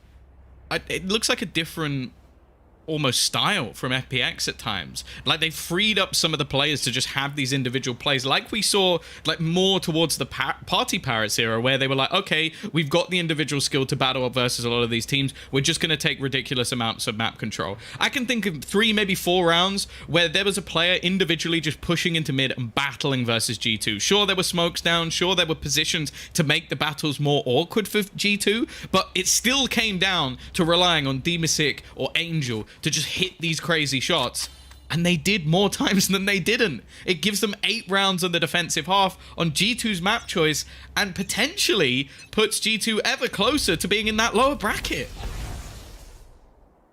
Which is a crazy thought. You know, when we came in, honestly, my narrative was leaning more towards G2. Yeah. Accepting the fact that they have looked incredible so far. They have some of the best players in the world. And the fact that, obviously, when you look at FPX recently, they've been a little bit shaky.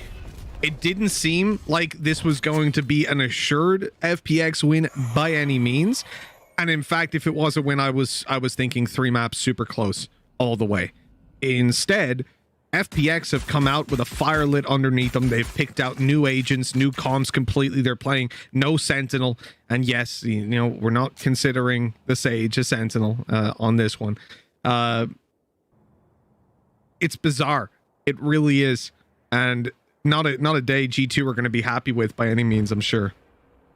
Well, now this is something that looks a little bit more familiar. The Zipan push into middle is normally so deadly, and he's got Sick alongside him. This time, Nuki, he's only on 38 HP. Even getting 1 there would have been an absolute miracle. And this split through mid, this is the classic. This is what we've seen from FPX so many times before. Kellogg's trying to hold the line. Avova at least getting 1, but on just 20 HP. What can he really hope to achieve? He needs Coordinator to go huge. He gets nothing. That hurt me on Mixwell, honestly. It just like he sat there, you know, he's just screaming, oh, what a timing. As soon as he puts down that Tiger, as soon as it goes around the corner, 3 players are swinging on him. Couldn't have been worse. Really couldn't. You hate it, Tom, right? When you pop one of the, like a drone, you know, I don't play Sky, but more often, you know, you pop that drone, you go around the corner and you're like, oh, they're just standing there. Oh God. And you get taken down. It sucks. Yeah, that happens a little bit too often to me, but we're gonna move on from that because it makes me quite unhappy. But here we go. It's either that, Tom, or you're like you're sat on the B site, you pop your drone, and the other guy's bought a node, and he just comes in with a wall bang straight off the bat. Those they always get me. For God's sake, Sick. As said, he has been given the freedom to play this Phoenix for this map. Angel's given him the nod, and, well, I think he's made a real case for it in this game. If anything, I'm not sure I want to see him go back to the Cypher. Nuki, though, has other ideas. Quick headshot to drop him. Bear in mind, we did see a pistol victory. Well, actually, most of the victories so far have been pistol victories for G2. So we've seen a fair few pistol victories for this side. Can they convert another? Because they need the whole collection. For God's sake, man. What are you doing, Chow? I think Zipan has 1 or 2 as well. Didn't he have the pistol? Or maybe he was given that by Xiao. Like, who knows? Maybe Xiao dropped it to him. Yeah. He's like, take a look at this. And he's like, oh, why? I don't want it anymore. I'll play Classic. It's fine. Avova, he's got a nice little fight for himself here, but as he tucks away, Shadow's quick to trade. They've got the sight, but they can't really plant just yet. You got to have those reinforcements come through. But Xiao, the timing for Xiao. Mixwell, this guy's just getting wrecked on timing every single round, it seems. She has no chance. Nuki and Kellogg's the last remaining players, but I don't want to count Kellogg's out of it for 1 second, and that's exactly why. Such a quick shot, man. What does this guy eat for breakfast? Nuki, he's going to at least break himself the door, get a little bit closer onto the site, start this 1v2 with at least the first kill. And although it's a very costly round, I believe that was actually a fair amount invested, or at least it seemed to be, by G2. Like, we saw some SMGs, I think Avova having himself a Spectre. I don't think that was an eco round coming out from G2, so they really are on the back foot now with likely another weaker purchase coming into this round. So I'm gonna be honest with you right now. You know, every other time that I've cast G2 FPX, and there were a lot of them, it was high intensity. It was always so rich in story, and I was so excited, man, when I saw this game on the schedule. I was pumped to see that rematch from way back when, to see G2, the team that had been undefeated for so long, with the exception of a very exceptional series, the first time they played FPX. And I'm gonna be honest, man, I've been let down. There's been a couple of good plays, but it's certainly like G2 ain't matching up to what we thought of them.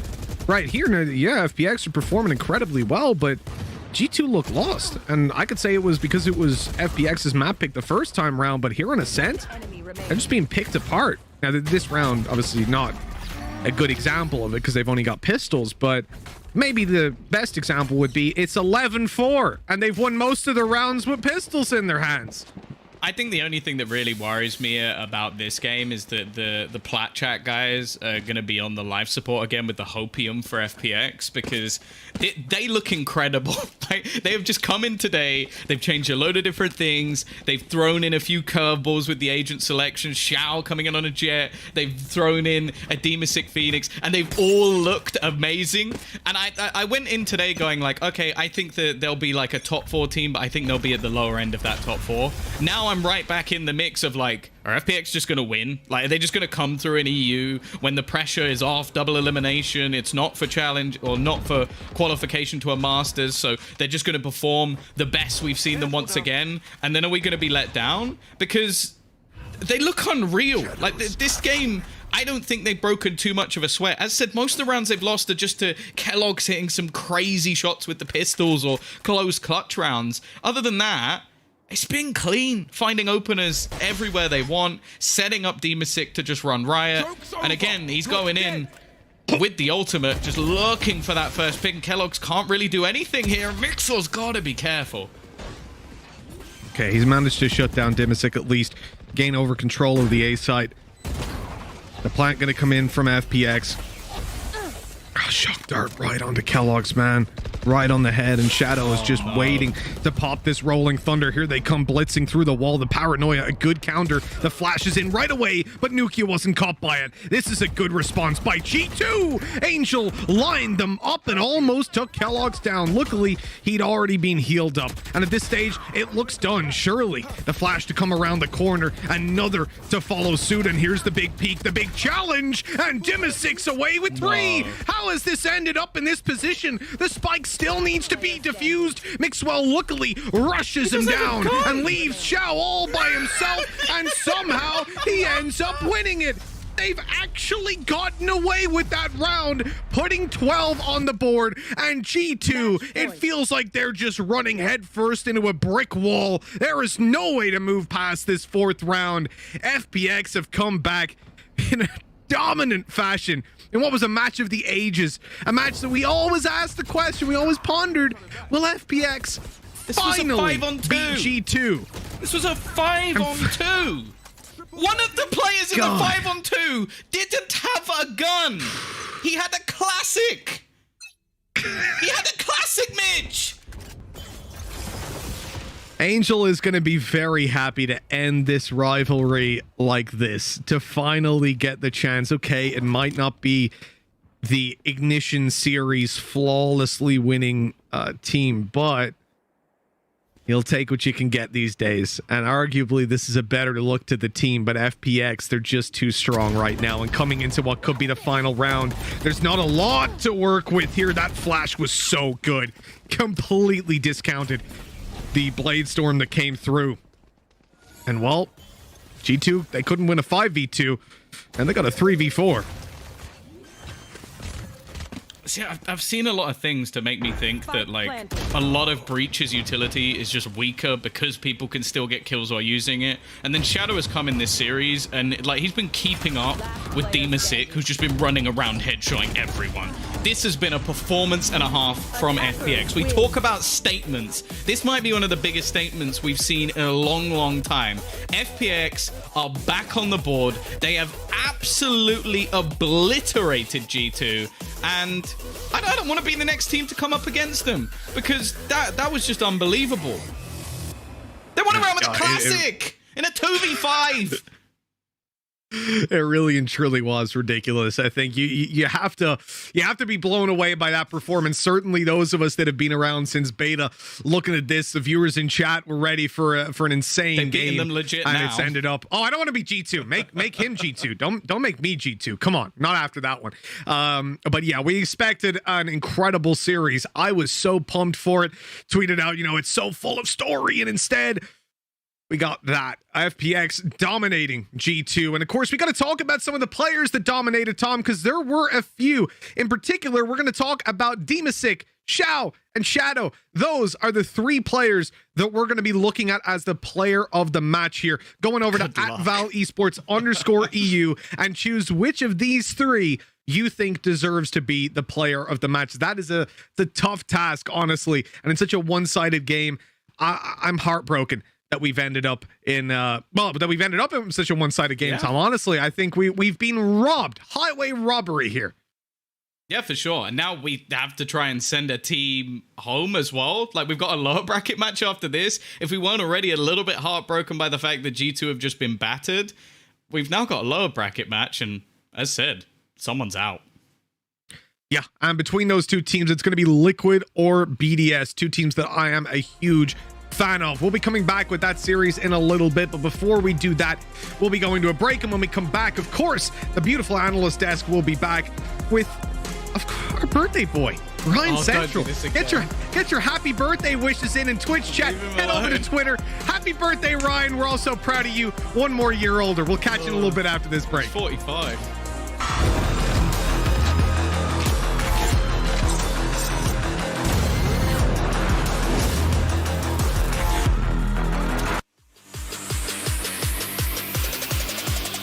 Let's get the money.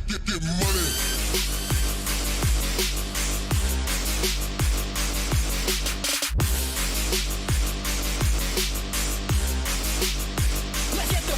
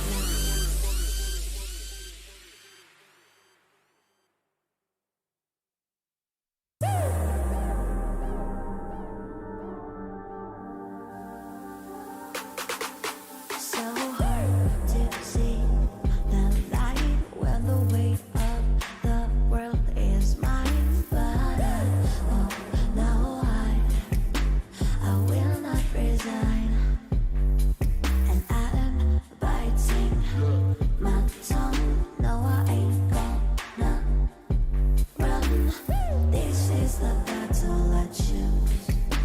And I'm gonna win, I ain't gonna lose. Sticks and stones won't break my bones. As long as I am breathing, yeah, I will stand tall. Take me down, shut me out. You ain't never, ever gonna see me bow.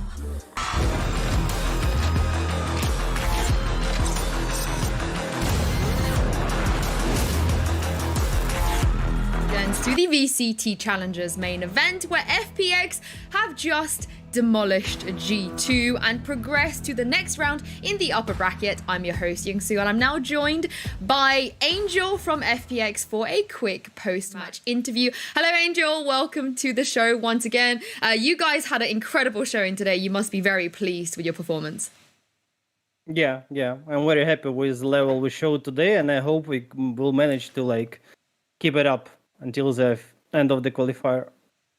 Well, we saw a lot of new stuff. There's quite a lot to break down here. So I'm going to start with some of the role changes. You know, Xiao on Jet on Icebox. We saw Zipan on Icebox and now Xiao. So what was the decision behind this swap between these two?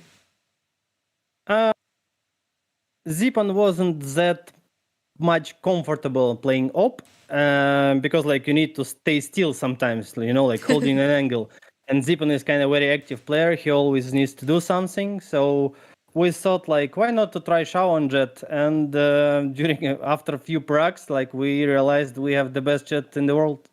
Yeah, I think we didn't use it. Yeah, I think you definitely do have a great Jet play on your hands. So when did that change sort of come in? Because we've seen you guys play this map already. And obviously, we saw Zipan last time. 2 days ago.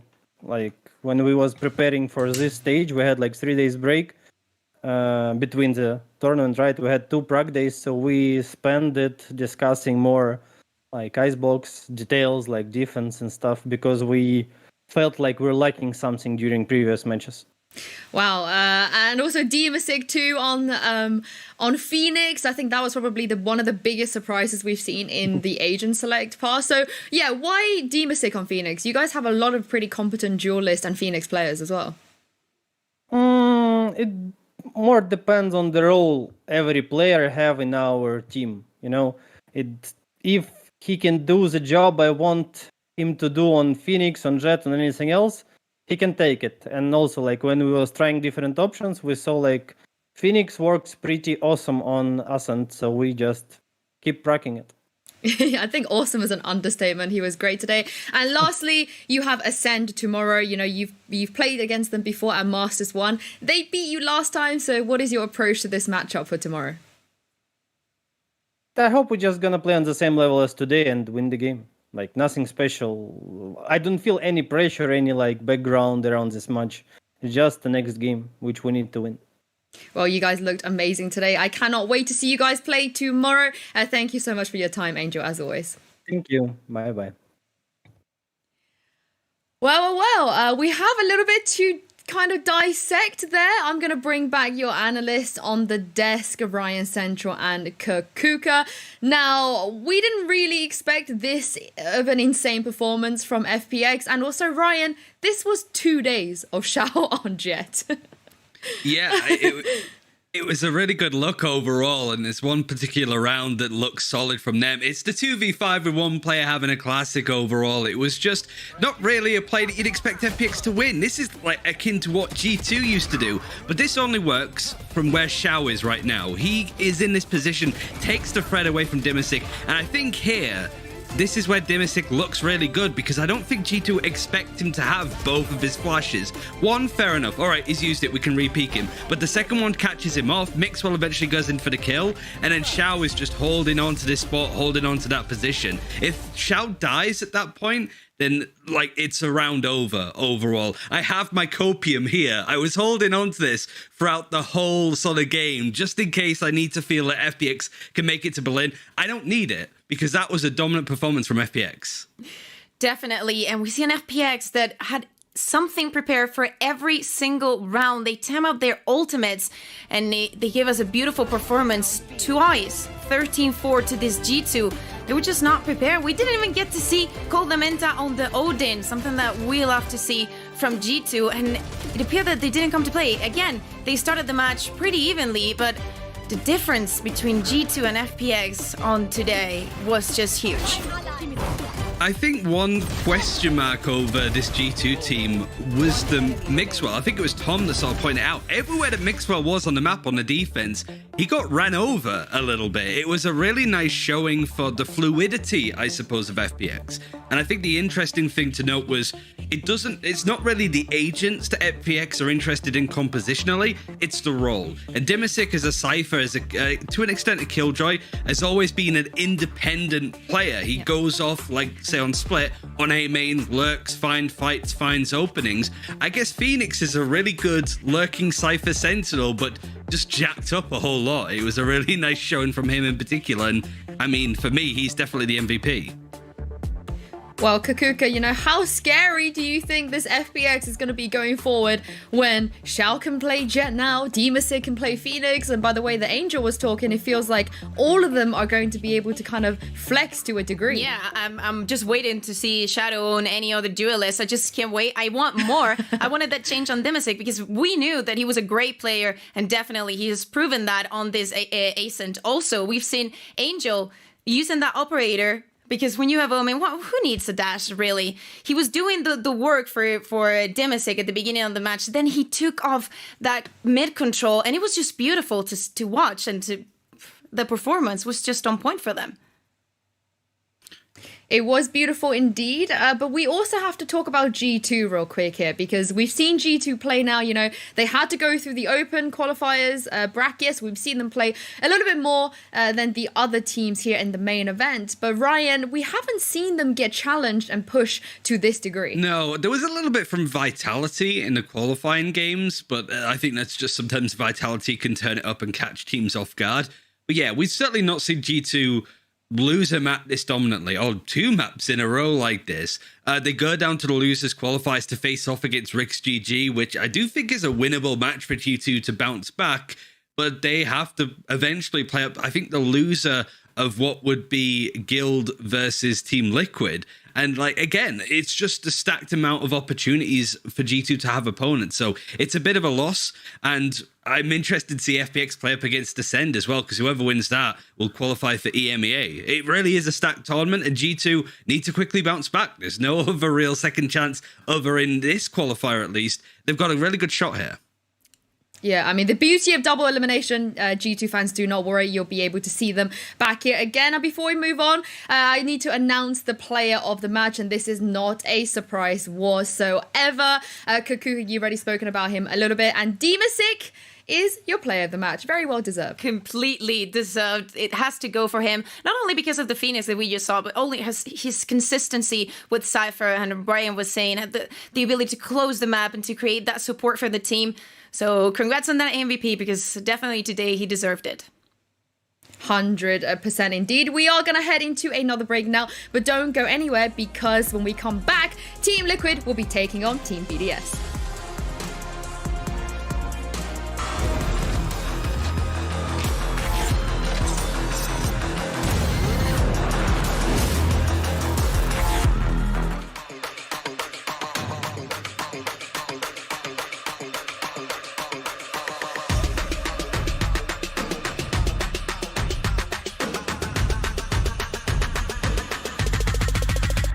Wanna get it crunk in the club, crunk in the club, with a crunk in the club, crunk in the club, crunk in the club, crunk in the club, with a get it crunk with a couple hundred thugs. Crunk in the club, crunk in the club, with a crunk in the club, crunk in the club, crunk in the club, crunk in the club, with a get it crunk with a couple hundred thugs. Everybody round, everybody round, everybody round, everybody round here. Everybody round, everybody round here. Know we getting hype. Everybody round, everybody round.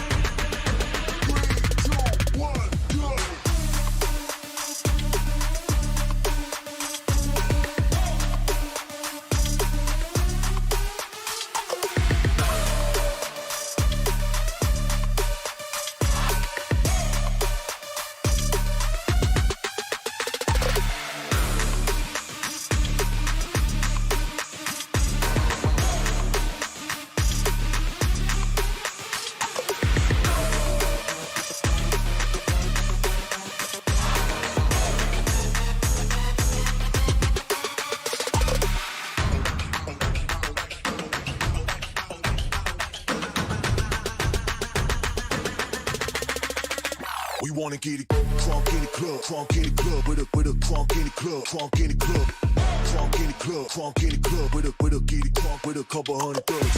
Crunk in the club, crunk in the club, with a crunk in the club, crunk in the club, crunk in the club, crunk in the club, with a get it crunk with a couple hundred thugs. Everybody round, everybody round, everybody round, everybody round here. Everybody round, everybody round here. Know we get hype. Everybody round, everybody round, everybody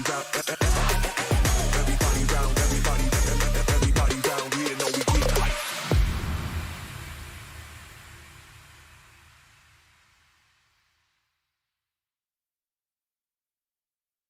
Get money.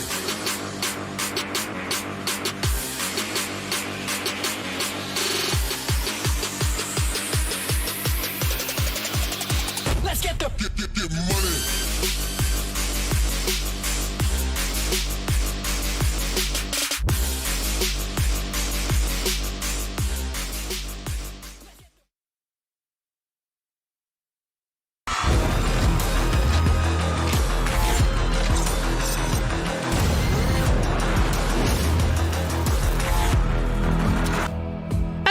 And welcome back to the VCT Challengers main event. FNATIC, Guild, Ascend, and FPX have made it through to the next round in the upper bracket, but it's time for some lower bracket action. I'm your host, Yingsu, and I'm joined on the desk once again by Ryan and Kakuka. Welcome back, you guys.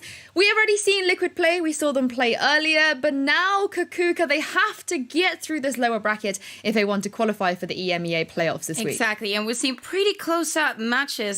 We've seen Ahsoka that was brilliant through the entire series, but just was not enough. We've also seen Scream back on that jet, and Jumpy playing Soba and Omen still pretty tight, just not enough for them to get this series on their favor. And now they're gonna have to play against the BDS, this French squad.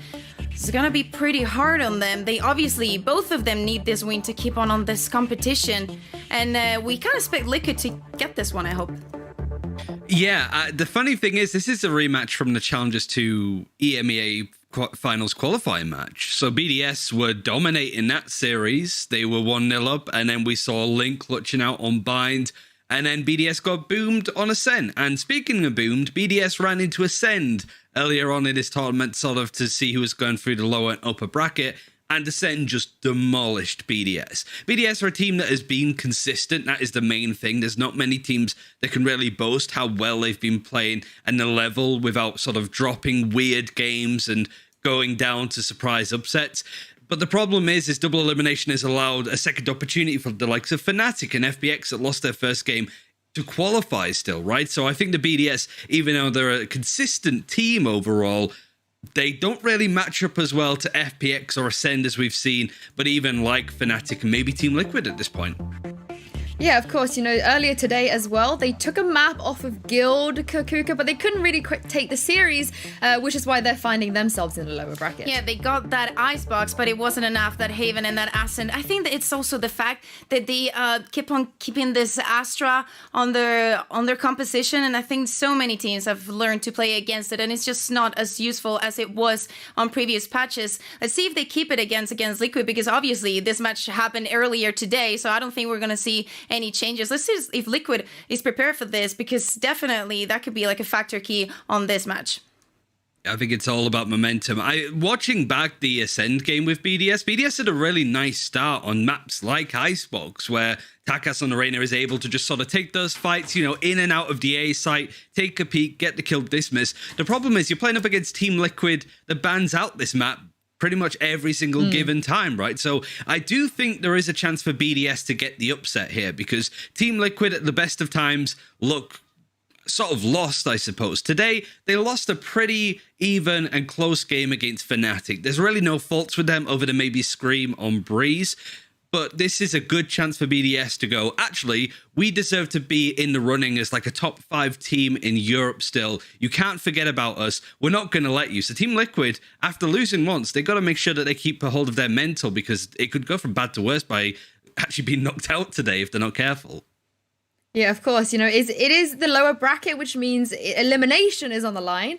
These teams won't have another chance if they lose here. So, Ryan, talk me through how important it is for them to not lose today, because EMEA playoffs is where the Berlin qualification will actually take place. And Reykjavik was where we did get to see Team Liquid. It's weird because I was really upset with Team Liquid with that win that they had over BDS to get to the EMEA finals, because I was like, BDS were the better team. It was just individual antics from Link that kept Liquid in it, and then BDS frustrated me with how poorly they did on Ascent in that game.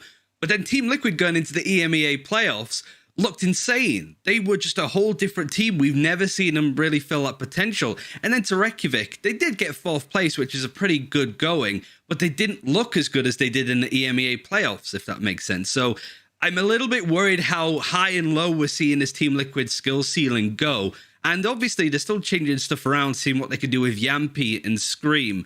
But I think right now they just need to keep things nailed down, because BDS are going to go in with the same compositions that we see from them usually. It's a team that we know how they play. The problem is they play it so well, it's hard to counter. Yeah, and we also have to think about what you were saying, right? You know, if you don't know how to counter them by now, maybe you should have get your homework done. And with Team Liquid, I mean, I remember the announcement, I think we all do, that was like so hyped for everyone. And the first results were just devastating for us. We saw compositions with no smokes, full of duelists. We saw a Scream on that jet that was brilliant, but still the team didn't work after a few changes and Jampy jumping in. We also saw him on the jet and Scream moving to all the roles. Also, that Sage that we had seen on some maps was just, you know, kind of a Sage duelist, but still was good enough for them. Let's see if they can keep up and keep surprising us.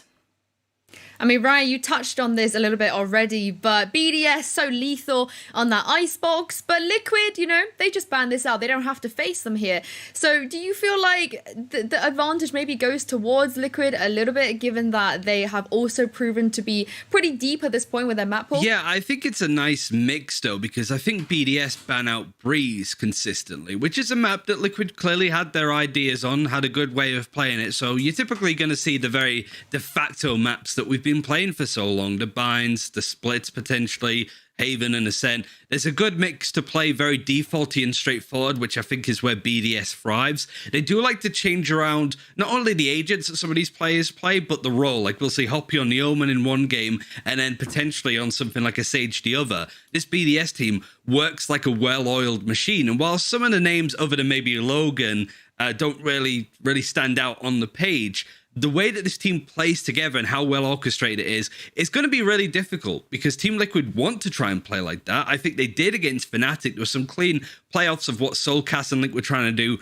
from Scream and Yampi, for example, but it really is just who has the tighter play and who buckles under the pressure, because you go out of these qualifiers and the chance of going to Berlin dramatically really decreases. Yeah, also Logan, I think in previous casts I've seen him, his clutch rate is just impressive to see out of BDS specifically. Well, we'll see when we know the maps, but definitely a player that we need to keep an eye on, and it's definitely gonna be hard for Team Liquid to be against this roster. Obviously, they both know what's on the line. They both know how important this game is, specifically Team Liquid, I would say. Well, it's interesting that you brought up the map vetoes, because the map vetoes are in, the picks and bans are here. So we can now reveal to you guys which 3 maps we'll be seeing in this series. Now, again, Icebox and Breeze won the 2 maps we expected, and they have been banned out by both teams. We are going to start with Split, followed by Haven, and if it does go to map 3, it will be Ascend. Kakuka, what do you make of this group of maps? I think that is slightly inclined towards Liquid, I would say. I'm going to say that that Split was picked by them. BDS do not have the best results on this map lately, and specifically keeping that Astra. I think Liquid definitely knows what to do against it, and if Scream is back on the jet, they really got a problem down there. So, I mean, I'm not going to say anything because I say it was going to be easy for G2, and they ended up, FPX ended up taking the win 2-0. So I don't want to jinx it. Yeah, Liquid playing on this map is an interesting one. We haven't seen it that much, if at all, maybe in some of the early open qualifier games, but for the main ones that saw Team Liquid get this far, not so much. So more curious to see what Yampi is going to be playing, what kind of compositions we'll see. We saw FPX already today kind of reset the rule book on how to potentially play Ascent. Now would be a good time to run it, I suppose, because I like Yampy on the Omen. He was pretty good on the Sofa on Breeze, but on some of these other maps that we haven't seen as much, I'm curious as to what Team Liquid's plan's going to be. BDS, it tends to always be very vanilla in how they play, but they're the best at how they play it, if that makes sense. Yeah, that makes perfect sense, Ryan. I think you hit a nail on the head there. But the Astra is something that they're still running with, and probably one of the only teams that are doing this right now.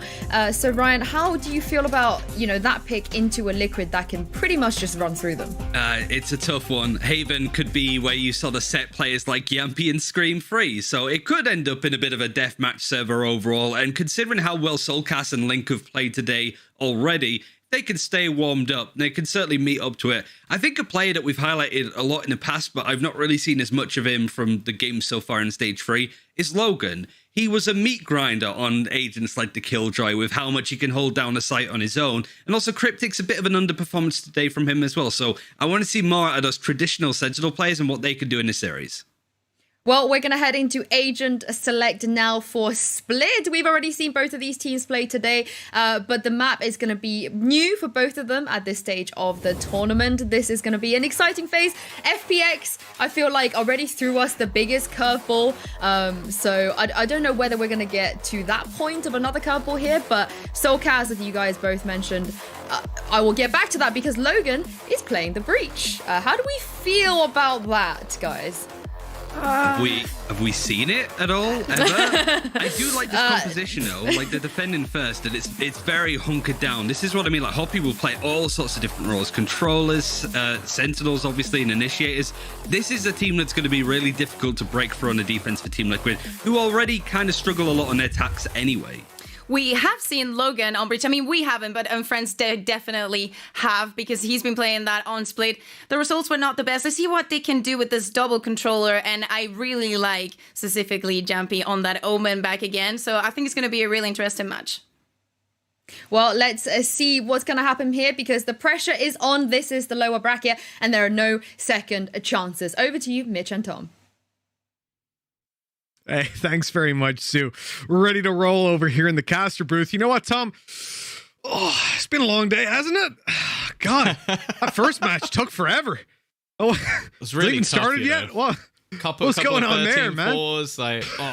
It's been a long day. Like all those tech issues really we had to go through as well. Like now I know how Pansy and Hypoc feel. Like it's always such a long day when we're on the cast. So if I've just jinked that production, I am incredibly sorry. Yeah, thanks a lot, Tom. Yeah, we're gonna have like a 6 hour fill now, thanks to you. You really had to rub it in there. Yeah, Pansy and Hypoc, I don't know what they bring to the table. They've got some sort of portable EMP that they bring to events with them because it is constant issues. But me and you, Tom, we're smooth sailing. We don't cause any problems. We're into the pistol round here.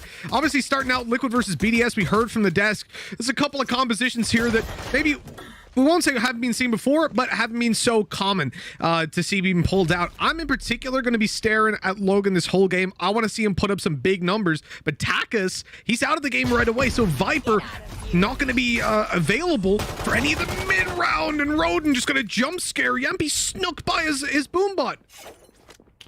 A sneaky push through, but it's made a big difference in the round. The defense is actually going to group up into the B site and leave that solo hold on the other side of the map. It'll be Hoppy alone. Now, the changes to Liquid comp, well, it's a big difference, but we haven't seen them play it since all the way back, I think, versus, what was it, Crew? So it's been a long time. Logan with the largest crosshair I've ever seen in my life, but obviously it covers more ground. He shoots bigger bullets, so it makes sense why he's doing it. It's like in Mario, you know, the bullet bills with the giant ones? Yeah, it's like the bigger the cannon, and the crosshair is just the cannon. This is what people don't know. Yampy, he's going to do 50 damage. Look at this. Akuma, 1 damage a hit. Somehow he's managed to kill someone with that tiny crosshair, while Logan comes in sight set on this guy. Look at that. Easily double, putting Scream into a 1 versus 2. It's winnable, but 12 seconds. He's got to be fast. He dashes right out the bat, but he's not going to be able to win this off kills. And now he's stunned. It's GG'd. No way out of here. And even if he gets the kill, which he won't, Hoppy was way too far away. He was up in heaven. Nicely done by BDS to secure the pistol and put themselves 1-0.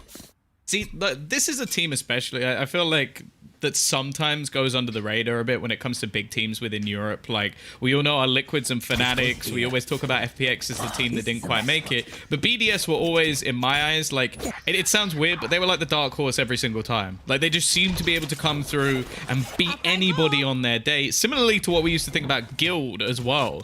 And just the clutch potential of this roster was off the charts. Now, Logan is someone we pretty much knew as, like, the killjoy within our region.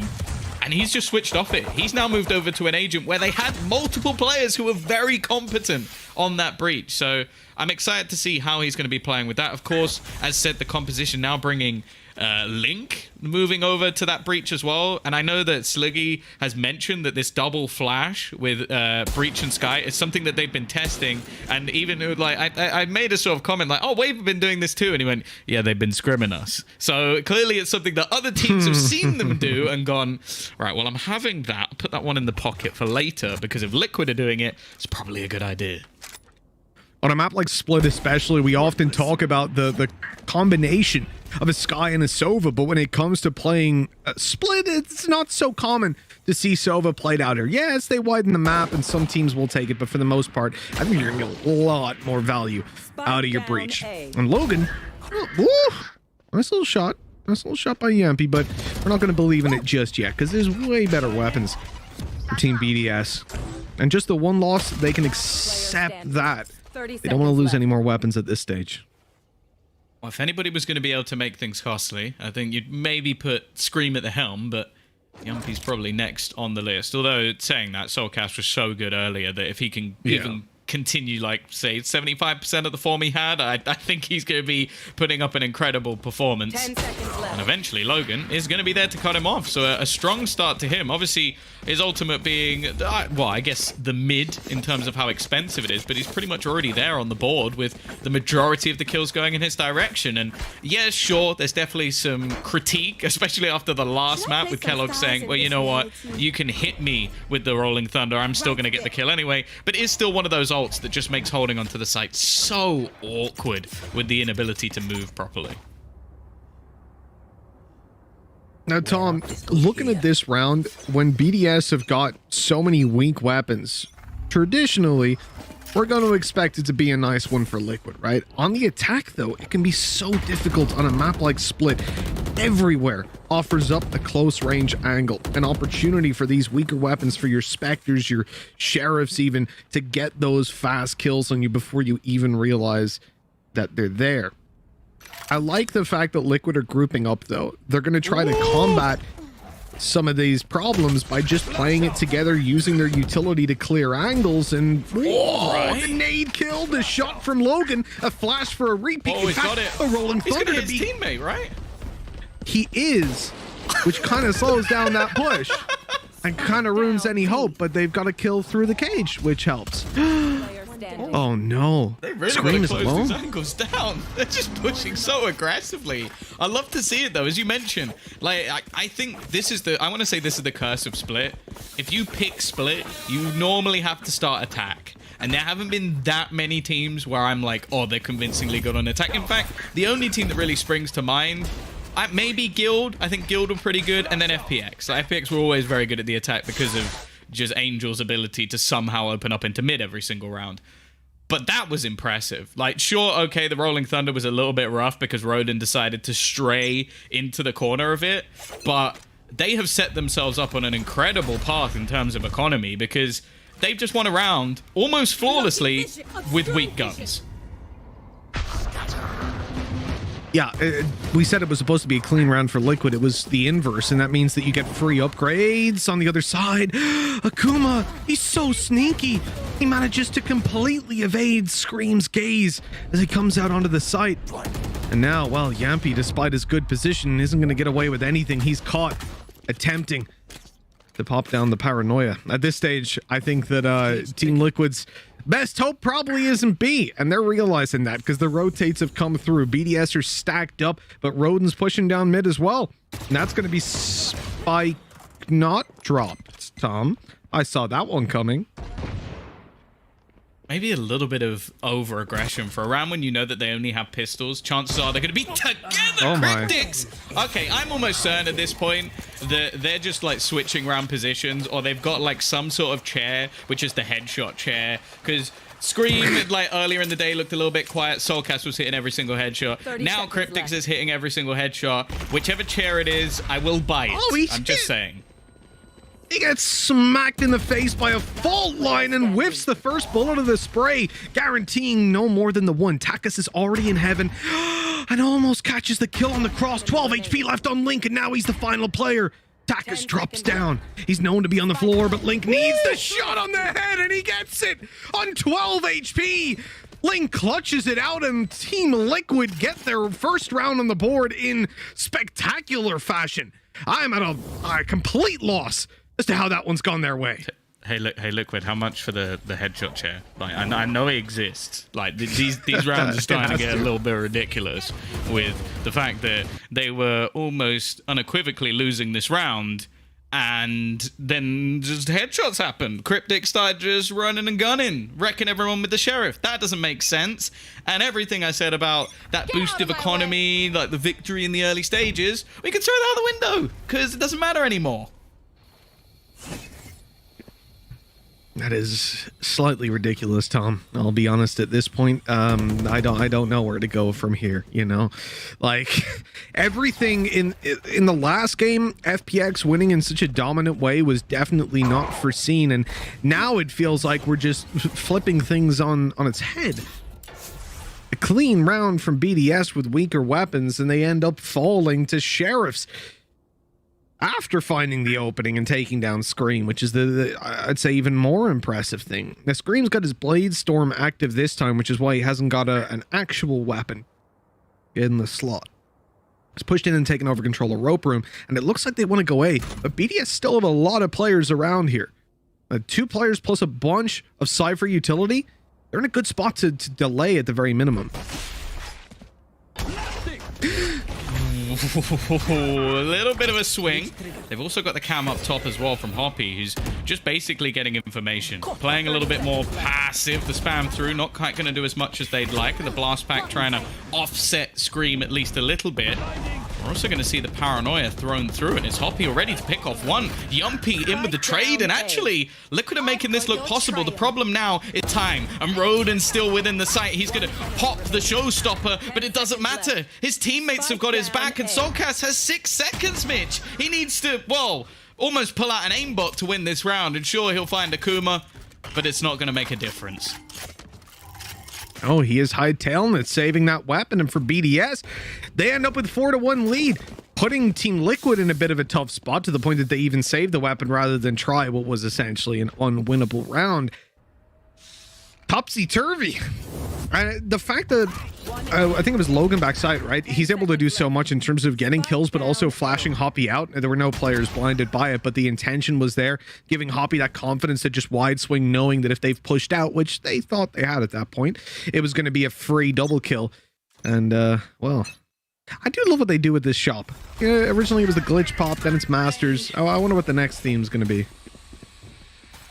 Who knows? And that's the fun of it. No spoilers, please. I know there's a million Twitter accounts who are going to be like, actually, I found this out 6 weeks ago, and I don't care. I'm going to wait to see it for myself. Already, though, Takas has just taken over mid. They're trying desperately to find something through the Viper's pit. This is a round as well where I think there's slightly less investment than was originally expected. I saw 3 rifles on the board for Liquid. It seems like they've sold one of them, maybe trying to save a little bit of extra cash, and they're going to go rotating into A. Now, this is where a lot of utility, as you already mentioned, sits. They also have stars that have been placed and can also be retrieved ready for the retake if necessary, which, well, unless Hoppy goes huge here, I assume is going to be necessary. Logan is primed and ready. And we've already seen Hoppy's reactions on swinging, but now they've got some pistols to back these up. They're playing the numbers, they're grouped up together, and there's not going to be a flash or a fault line. In fact, Hoppy's going to take dry contact, and it's Solkas to take him down right off the bat. That headshot percentage just seems to keep on increasing. With that shot, a weapon is retrieved, sight is gained, and Roden tries to lob a nade in to deal some damage, tickle up the planter, and instead, he loses his life. Now the advantage sits comfortably in Team Liquid's favor and even gets extended by Link. He's forced out of position, but that just turns into his own little advantage in finding the kill. Ah, wow, BDS. I don't know what it is, but when there's pistols in the hands of Liquid, BDS just can't get rounds on the board. They can't get kills, actually, never mind rounds. Yeah, I think a part of it is just that in a lot of these cases, they're taking incredibly high-risk plays that in a lot of the time is not really necessary. Like, we see Roden there just like, I understand he wants to try and do some damage while they're on the site, but he just swings out before any of his teammates are there and before anybody can do anything to trade.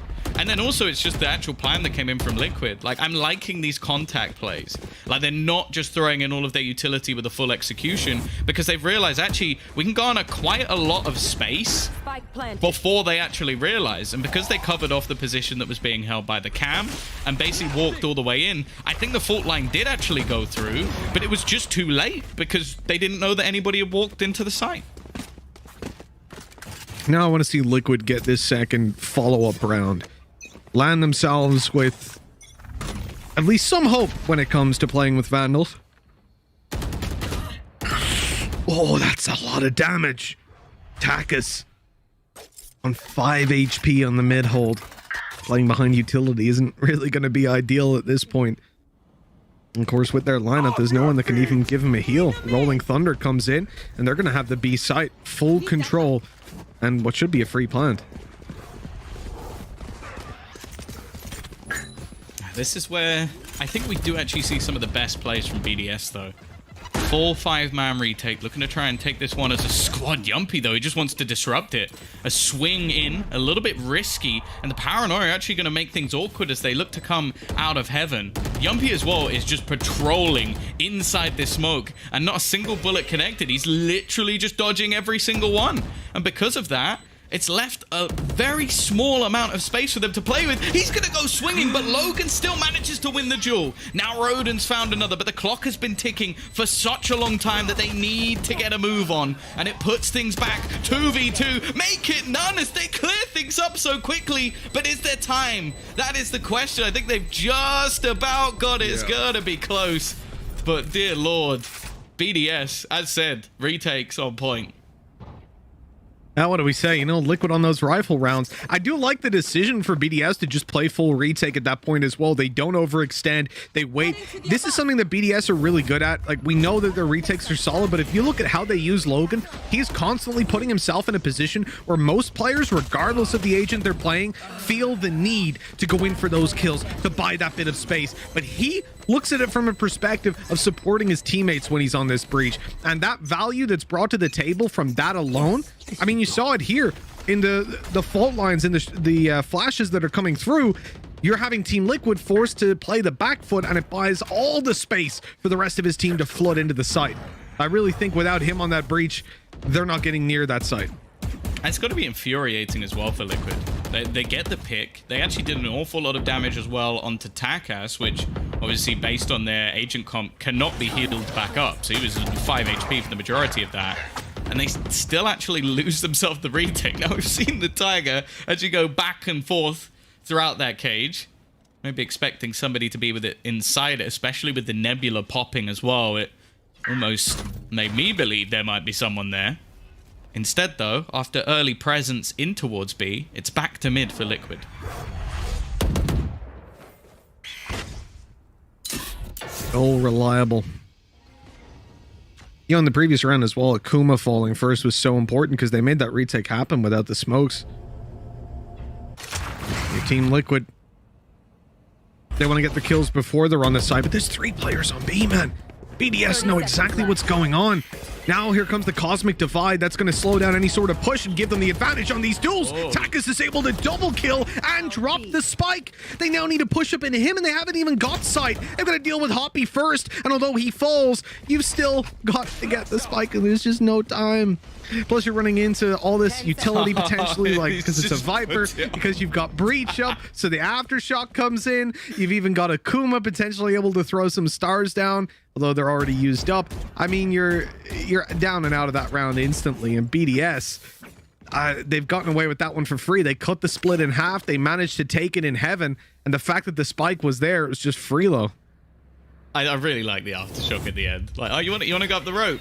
Come get spiked, lads. Is that the plan? No? Good luck with that.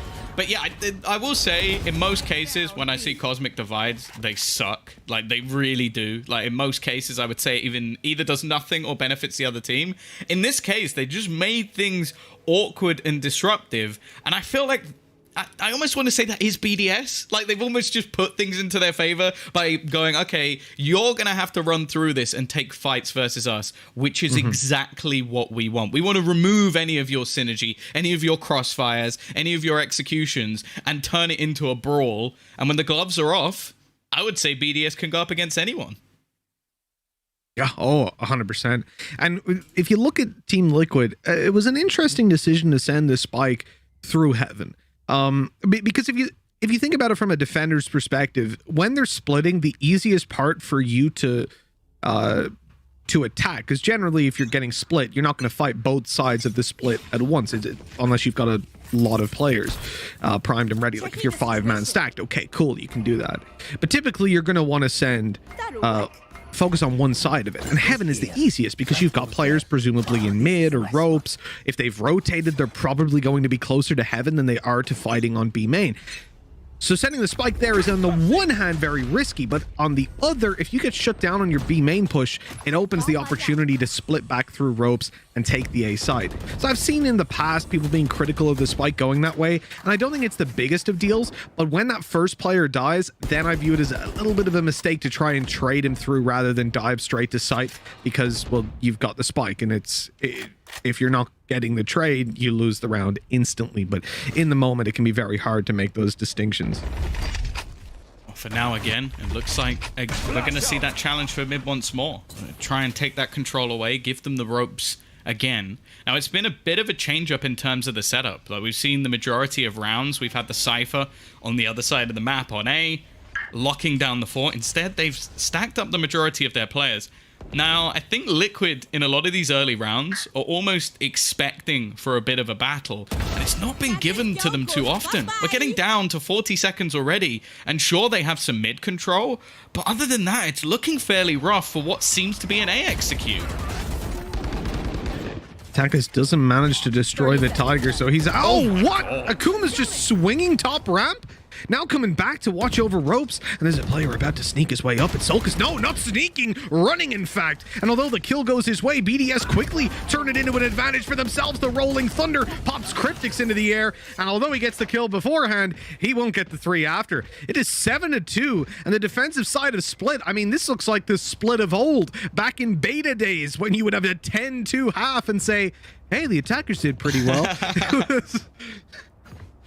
I'm gobsmacked. Just the audacity of some of the plays that Akuma is making. Bear in mind that he is on the Astra, which is your utility player in most cases, and he's just swinging. He's swinging our ramp. He's like, you know what? They're not shutting me down. I might as well just start disrespecting them. He's doing this versus players like Scream, who is currently 2-8, and I think he's had enough of it. He's just gonna go, you know what? You want to keep swinging? I'm running at you. Yeah, but here's the second player up to support the Boombot crew. Scream, no! Okay, he doesn't lose all his health to it, just a little bit. Got far enough away. That could have been very awkward indeed, especially with the Sheriff. Once you hear that Boombot, you're like, oh, I'm in trouble. But hey, at this point, BDS know that there's been some aggression. I'm surprised to see Akuma come back out and, in fact, peek wide. The flash was there, but peeked a little bit too early. He's still challenging it, man. Akuma's feeling aggressive. What is it? We spoke to Boaster, and he was talking about Akuma saying, or not Akuma, sorry. He was talking about Astra, saying that, you know, oh, when you play Astra, you're sort of removed from the action, right? Well, this guy is the action. Look at him. Look at him. He's walking down the ramp. Oh, Got no stars left, so he just doesn't give a damn. Do you know what I think it is? I think he watched that one game where Angel played Astra on Split, and he was like, "Oh, that's how you do it. You just keep swinging and taking Angels and just winning all of them. All right, I've got it. I've got it down to a T. I'm gonna copy that guy and just run in." And while they're pressuring onto the site, Logan is low, but he's still managing to take players with him. And then Akuma just swings out through their smoke. This man doesn't care. He doesn't give a damn, you could say. The other side of this is you see how ready BDS are for that play. After Akuma backs off into heaven, he's watching for anybody pushing up on ramp, and then you've got his teammate Rodin watching for that flank from Sulcas. They know they've conceded mid control and that Liquid like to come up through there. In fact, in particular, Sulcas has tried that now 2 rounds in a row. So BDS, they're not letting them get away with that. One of the biggest things that I'll say in favor of BDS is that when you look at their defense on every map, it's very difficult to find holes, gaps that are left open that they are not acutely aware of. They're a very, very good team at understanding where all of their teammates are and what they're watching. And right now, that massive gap is on the A site because they've decided they want to play a retake. Well, the Seekers at least will give away that there is going to be players up towards heaven, and they will keep onto that control. Although there has been a little bit of aggression coming out. I think it's Yumpy who's now pushed right up, so if they try and wrap onto the ramp, it's going to be a little bit difficult. But again, as said, this is where BDS look to thrive. The crossfire is decent, but Taka swings back between the two of them and somehow gets both. And now Link is going to be stunned in the corner. They know exactly where he is. The swing is too easy. That was a 5-on-5 retake, and they lose 1 man. I had imagined in my head, I didn't say it because I wasn't sure the likelihood, but that a cosmic divide would come out followed by a showstopper to try and really get them back into that one. In fact, they retook it without ultimates. They just, obviously they did use the neural theft in the end, but I don't really even consider that an ultimate. It's like, it's Tom. What's going on today, man? It's 9-2, and I would like to point out, tiny detail, this is Liquid's map pick. It's not a good look, Tom, is it? And also, sidebar, Team Liquid had a really close series versus FNATIC. They looked incredibly good. Sulcas had possibly the best game of his life after a steady trajectory upwards over the last couple of months. Rodin, he's after them, but he's not good for the kill with the showstopper. Doesn't matter, though, because he's got a Vandal. That was awkward. God damn, man. And this is a full buy round for Liquid. They need it. Obviously, it's the last round. They want to get on 3. 3, Tom. That was mediocre on the old split. Never mind the current one. Oh, come on. Okay. They brought it back at least into Look at their closer HP. scenario, but yeah, they're incredibly low on HP. They're going to need some sort of You're clutch a snake play. oil salesman, Tom.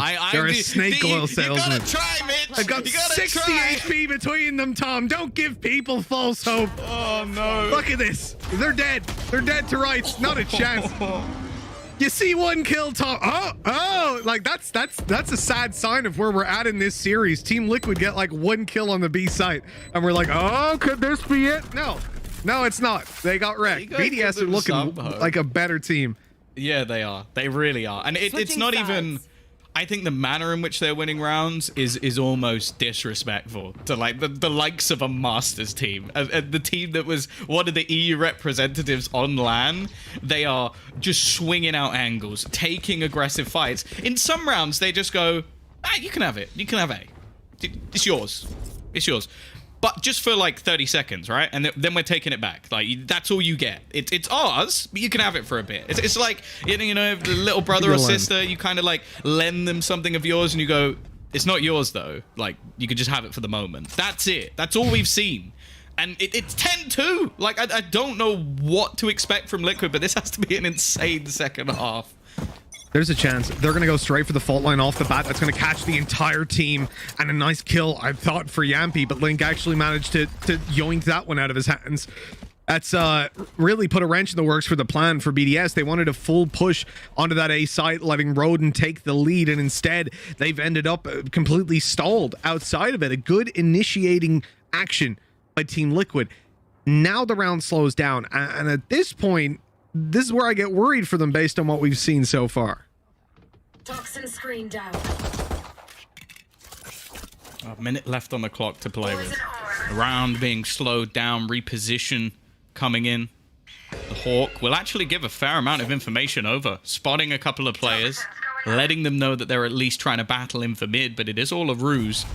Now, the deep smoke being thrown does give a bit of a one-way, but not really an angle to take it. Instead, they're going to be towards the back of site. Link will be able to delay them at least a moment, and in fact, Akuma just goes in alone. The rest of the team were falling back in that scenario. He wanted to fight once again. Now, they've already traded things back into a closer scenario, but Link, as the site hold, always fantastic, and he will gift a pistol round to Liquid. 3 on the board. It's going to be tough, though. So, Tom, every round that Liquid have won has been with pistols, right? I don't want to talk about it. Have G2 just changed accounts? Is that what's going on? Wow. Have you just attacked 2 of the biggest brands in Valorant? Is that what I'm witnessing here? That is a bold move, Listen, Mitch, man. That is a bold move. Tom, I'm not a part of here's this. the thing. Anybody wondering? I'm not a part of this. I didn't say Here's that. the thing, man. You know, I put out my compliments earlier on for Liquid. They know I got a lot of love for them, but here's the thing. You know, I don't think I can hurt their feelings any more than they're already hurt. Scream, though. He's looking for a little ace, isn't he? Oh, only the 4K. But at this point, you know, 10-4. It's a Blade Storm. It's a Blade Storm. There's a Blade Storm. Yeah, there you go. Yeah. He has earned himself a That's a Blade positive. Storm. And you know what? To be honest, like, I think a lot of teams still do put up much higher numbers when it comes to this defensive side. I think it's very easy on Split to get bogged down on the attack. I will say the BDS are one of the most explosive teams on their attacking sides. They will happily throw in every single player to a straight up B hit, and it's very difficult not to at least lose a couple of rounds to them just off sheer surprise. But this man has to step up. He had a really quiet first half, especially for someone of Scream stature. But that does not mean he's out of the game. Hey, listen, you know, back when I was working with Alliance, I have some distinct memories of BDS when it comes to Split. None of them are good. I know what it's like to be in this position. You know, for Team Liquid, it's really tough to fight against the attack side of BDS. For exactly the reasons that you've mentioned, Tom. Like, these guys can be explosive, but right now it seems like they're fighting that aggression with some of their own. They're taking advanced map control, but the second that you lose that mid player, now you're in big trouble. If BDS go in and break that tripwire, you're guaranteed a 2-man A hold, and at that point B is weak as hell. Now they haven't done that, but there's still only those 2 players on B. Solkus is good to catch one from below. In fact, follows onto a second, and that Blade Storm still active will find the victim in the form of Takas, closing the round out, putting Team Liquid ahead now. At this point, I get a little bit more faith and say it's doable. Winning the pistol, anyone can win pistols. You might as well flip a coin, give yourself 2 rounds. I really don't care. Tell that to but FNATIC moving Masters. into okay, well, yeah, maybe they were down on luck. Let's say that. But when it comes to winning out that 3rd round, to actually getting your economy into a stable position and not being upset, now I'm starting to look at you with a little bit more favor, because they should have a free round here. However, we said that earlier on about BDS, and Liquid won it with Sheriffs, which is exactly what BDS have bought up. I was about to say, I'm getting a little bit of deja vu, and I think you've probably had a fair few flashbacks to Logan using a pistol versus your ex-team. Please don't. So, the 1v4 on B, I'll never forget the it. nightmares Let's move on. that Mitch Man has had. Liquid are not going to be wanting to having the same thing here. Now, it's mid-control. That's the aim of the game. There's multiple players, but RP's already got rid of one. That is a gun. Now, Found you. it's not the most valuable. It is the weakest, in fact, of the bunch. But now they're going to split onto the site. Link, he always seems to be good for a multi-frag, but they need him here. And Roden has just gone blast packing through into the corner, but he falls. Again, it's always Link with these double kills. So good as the site anchor, and he is turning this round on its head. But Hoppy has managed to find one back. He's even going to use his wonderful ultimate to at least give away their positions and allow for this flag to come through. Takas with 2. He needs just one more to convert it and to help Liquid relive the nightmares of prior teams. But he's not going to be able to do it. It is Cryptics to save them, and more so Link. That was I was actually getting some flashbacks there, Tom. That one sent me all the way back. Wow. It's why BDS are so scary, man. When you see them win games, a lot of the time it's clutches that they get it done on. Like they have had, I think this team, at least going back to Masters 1 quals and into Masters 1, I think that these guys have like the highest win rate in clutch situations, in 1vx clutch situations, even more specifically. They are unbelievable as individuals. There was a point where we're like, oh, Logan is the guy, Roden is the guy, maybe it's Takas. It's everyone. It is. This whole team is actually terrifying to play against. And I think that's something that is there for a lot of top Valorant teams. Team Liquid are showing the same thing with Solkas's performance, with Cryptics earlier on. But now more than ever, they're needed. It is 10-6. It's a full buy for both teams. This could be the turning point for Team Liquid. This could be the way back in. But BDS aren't going to give it to them for free. They've already seized mid control, and they're waiting on the wings, B and A, for some sort of a push for Liquid to overextend slightly. But in fact, it's BDS that give away the advantage. Not for long. Nakuma very quick to trade into Heaven, giving them at least a little bit of extra space, but we know that they're more than happy to try and switch things up. Scream taking a risk. Gonna go back into Heaven, make sure that they're not gonna lose control of their spawn area. That would be an absolute nightmare. Instead, almost funneling them in to what looks like a strong setup, and in fact, it's gonna be that rolling thunder. No one tap this time as Roden is gone.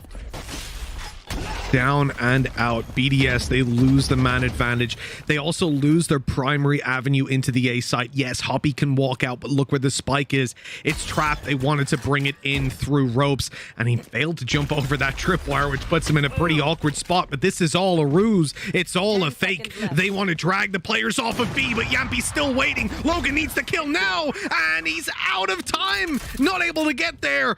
Just a second in it, but that will be the round going to Team Liquid. And although the spike gets planted in the end, it's little consolation for what is now a 10-7 scoreline. Yeah, the weird thing about it, though, is that they do actually get to keep the majority of their weapons, even though the round is actually lost.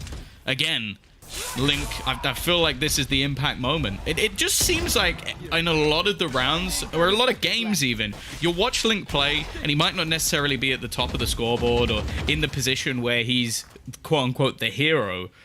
But the level of impact that he has just on site holds, like getting 2 for 1 in so many different occasions, I might even put him as the most valuable player in Team Liquid, which, saying that out loud, sounds absolutely mental. It really does. Look at this. A team that was, it was 10-2, right? It was incredibly dominant for BDS. Now, call a pause. That's not something you'll see every day. We talk about the split of old, the one where on the attack 2 rounds would have been doable. It would have smelled like a gentle summer's breeze. But all right, in this case, it's not quite so clear cut. It's not quite so easy to dismiss the attacking side, especially when it's BDS. But so far, Team Liquid have done a pretty good job of keeping these guys in check. They've had the right reactions at the right times. And looking at the ultis, you know, there's not a lot for BDS. They've got the Viper's Pit, but I'm staring down at Logan, just one away from Rolling Thunder. Again, that could be a big difference maker coming into this round. Well, an early fault line at least slows them a little bit. Again, Link is just such a pinnacle member, and this time he's gone. This time he's removed quickly from the site, and that alone can be a burden for this Liquid roster. As said, he's the old reliable. He's the man that can do the damage, and now they need a risk taker. Someone who can bring them back from what is looking like a rough scenario. Did he spot the scope? If he spotted the scope of the gun there, this might all be over for Yumpy.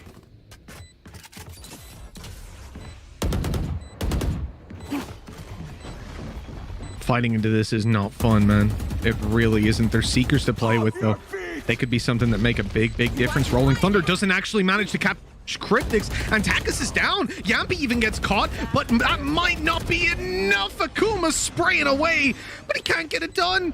That was a swift end to what looked to be a convincing round for BDS. They get the site control, Viper's pit locked down, they have a flanker of Akuma to watch for Yampy coming through. Pretty much all of the building blocks were there for a solid round, and in the end, Liquid snatch it out of their hands, now just 2 behind on what was an abysmal first half. They've made this look doable.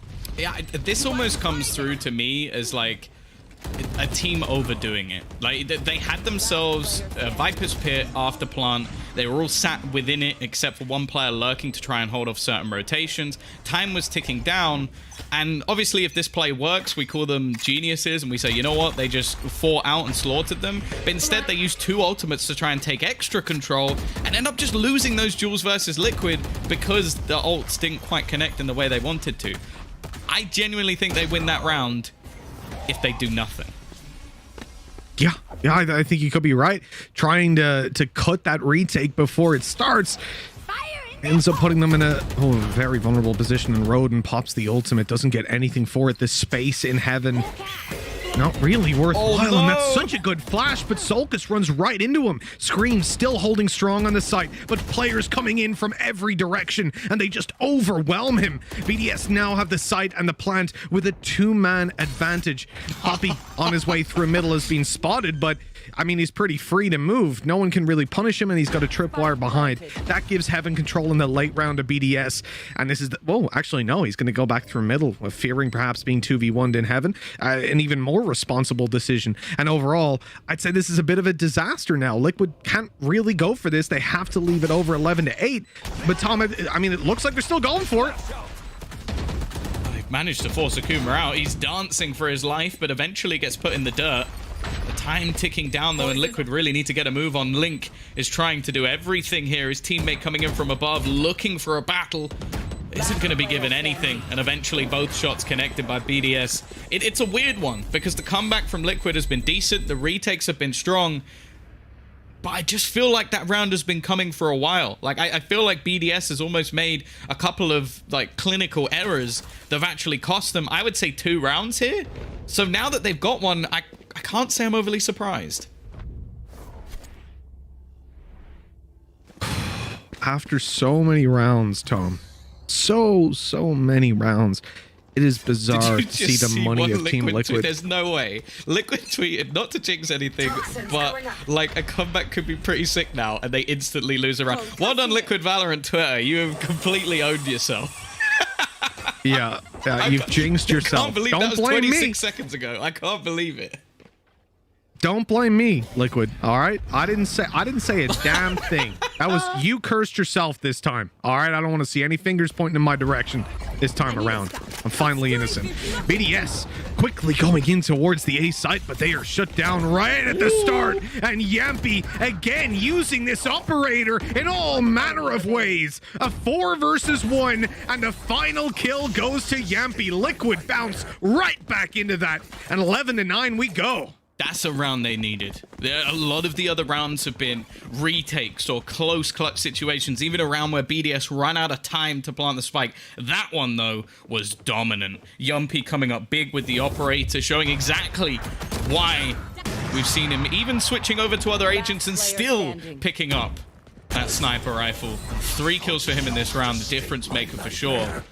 The question is there now a response from BDS? Because although, as said, some of these rounds have been a little bit shaky, their economy's looking a bit rough. They've even got an investment here which involves mostly Guardians. It's not a good purchase at all, and their plan seems to just be pure speed.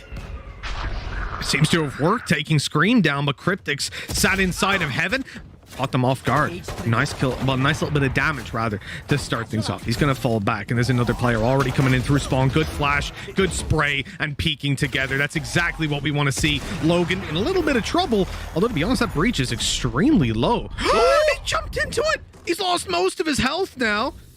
Oh, that was questionable, but okay, he's out of here. Rolling Thunder gonna be committed. Well, that is an expensive round already made out of this one. And Logan left alive in a 1v3. It doesn't really look doable here, does it? No. But if any man was going to pull it off, this is the one you'd look towards. The nightmare for many teams in the past.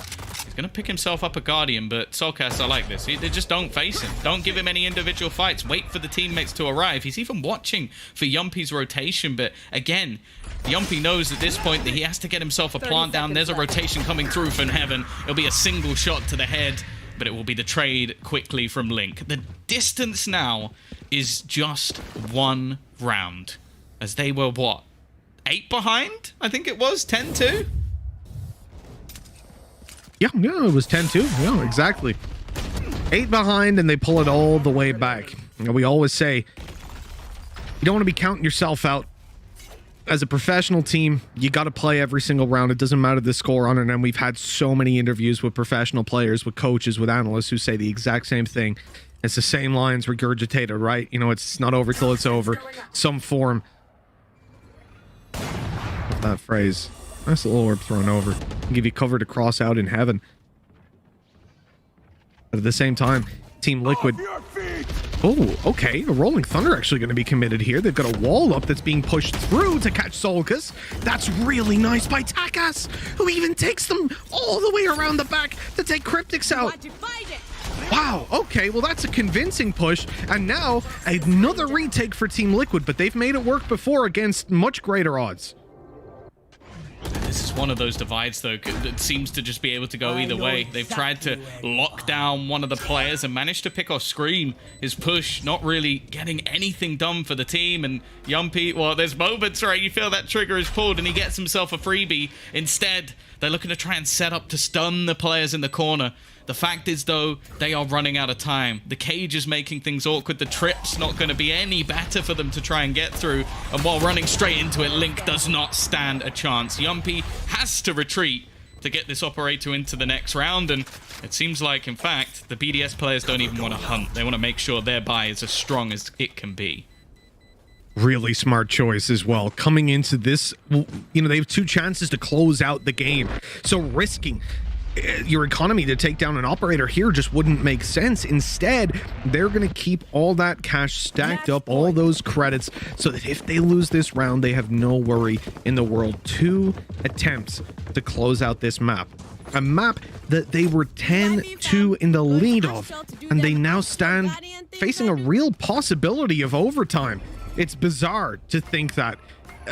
But hey, if you can get 10 rounds, so can your opponents. And Liquid, well, they have to make that happen here. Yeah, they've had a really solid defense, and that round mostly came off of an ultimate that doesn't exist anymore for the side of BDS. Still got a pretty strong purchase on the other side. Ultimate's not seeming like it's going to play a massive part, and I like the fact that Takas is basically just trying to deny this control every single round. The Tiger goes through, but they don't know how many players are there, and the swing, well, it's quickly retreated. They may want to try and get Soulcast's ultimate online, but you know what? I think they might leave this one. Yeah, I think the risk reward on that probably makes sense. We talk about explosive attack sides, Tom, and well, BDS, they're taking their time, but it's about to reach its climax. They're looking to push this B site quite quickly. The blast pack out onto site, all right on top of him. Rodin is going to be taken down off screen as Scream just comes through the cage and eliminates Hoppy. The spike stuck down below, and the spray battle leaves Scream open for Logan to deal with him. Cryptics right through the cage, loses his life. This is doable. This is winnable. What? He just ran through that to take the kill with the op. Yumpy is an absolute madman, but that might be the kill that they needed. That might buy them right back into this. Logan tries to fake it, but gets double swung, and 12-11 we go. I cannot believe the decision-making of Yumpy there. That was disgusting. I remember seeing an interview recently where like he basically, I think, was that with you? where he said that he doesn't care about the stats if it's the plays that make it work for the team. Well, what is that meant to be? Like a man with absolutely That's on 30 no HP, fear. Tom. If someone literally tickles him, if they hit him with a classic on his way back or way out, he is dead, and he knows that, and he doesn't give a damn. You can't predict what this guy is gonna do. I don't think he knows what he's gonna do. Well, this is it. Liquid genuinely in with a chance to take us to overtime, and Soulcast has kicked things off with another headshot. He's going through, but there's a player behind him already who might not have spotted Soulcast. He's just taken over this round. Takas finally puts him in the grave, but now he needs an ace to be able to take this one home. The Viper's Pit almost just thrown in. Like, what can he realistically do from here?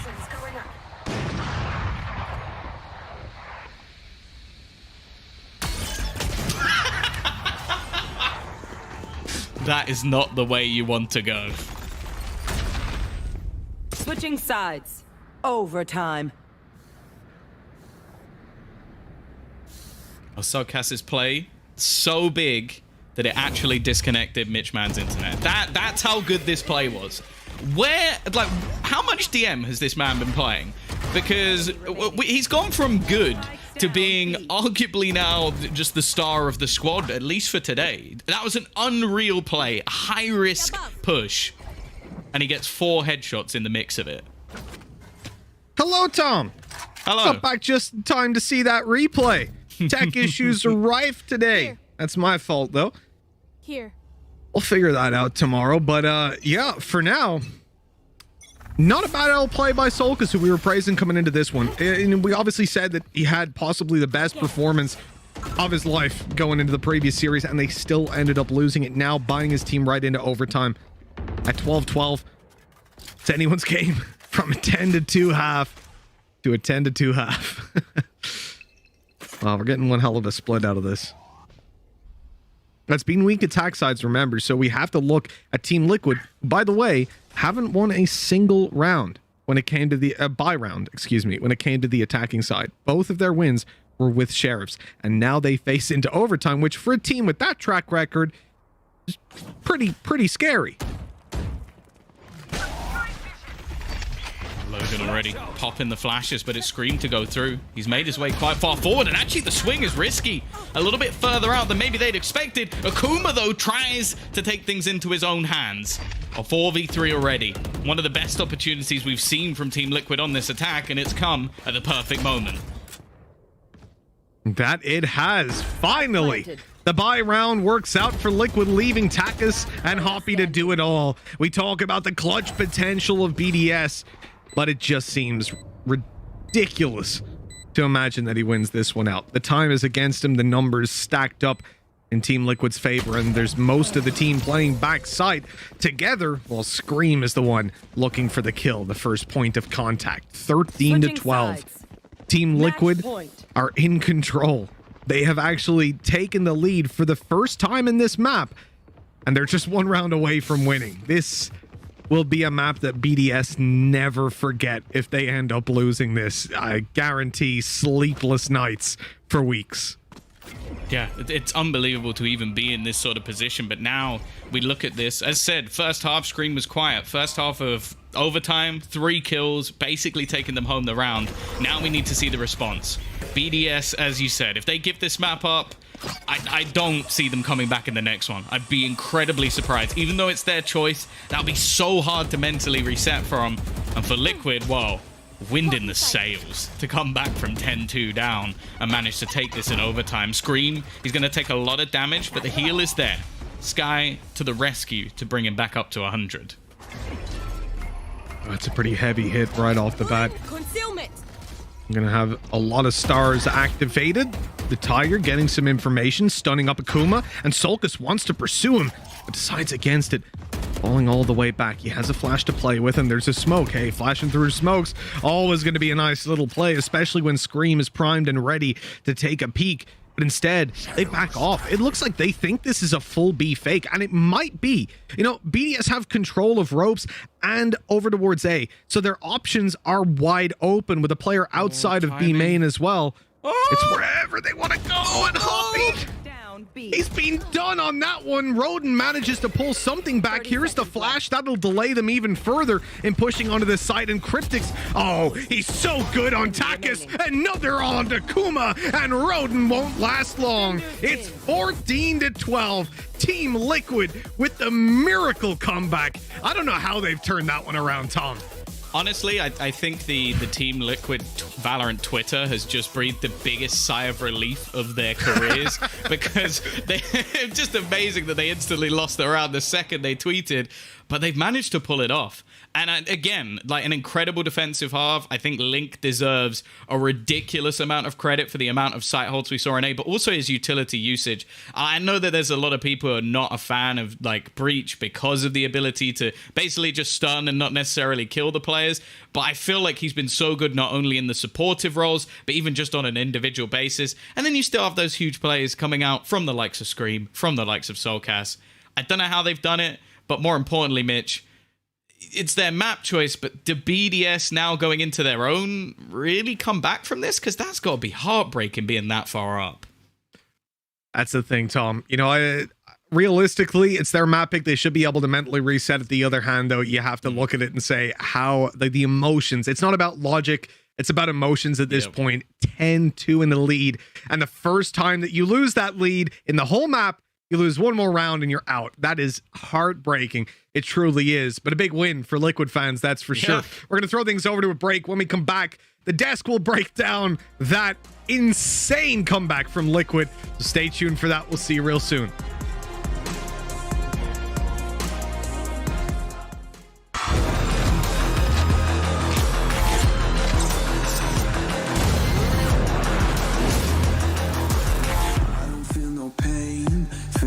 The glass to help me get you out my brain.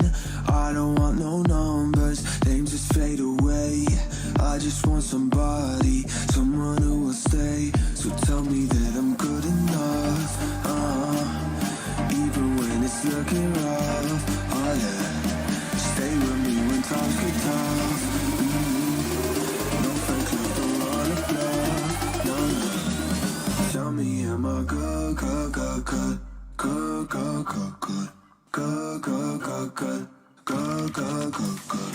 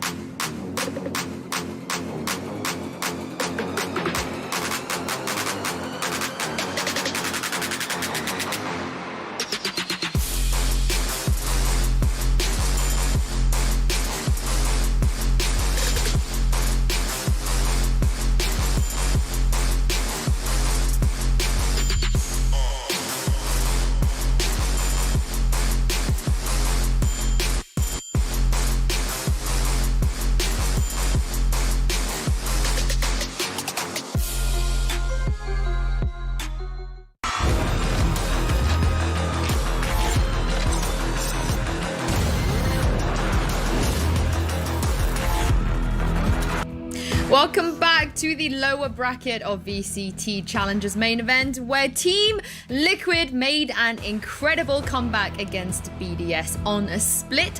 I'm your host, Yingsu, and I'm joined on the desk once again by Ryan and Kakuka. Welcome back, you guys. What an incredible start there for BDS, but then Team Liquid, they claw their way back. Their defense, Ryan, was just a little bit better. It was great. I think both the teams sort of nailed exactly what they wanted to do with their compositions. There was a lot of sitting on the site, waiting for their prey to fall into their lap, and BDS did it perfectly. I thought it was a really good play with the Astra from Akuma, just to make sure that it was really hard for Team Liquid to execute onto these sites, and then BDS just went, no, you.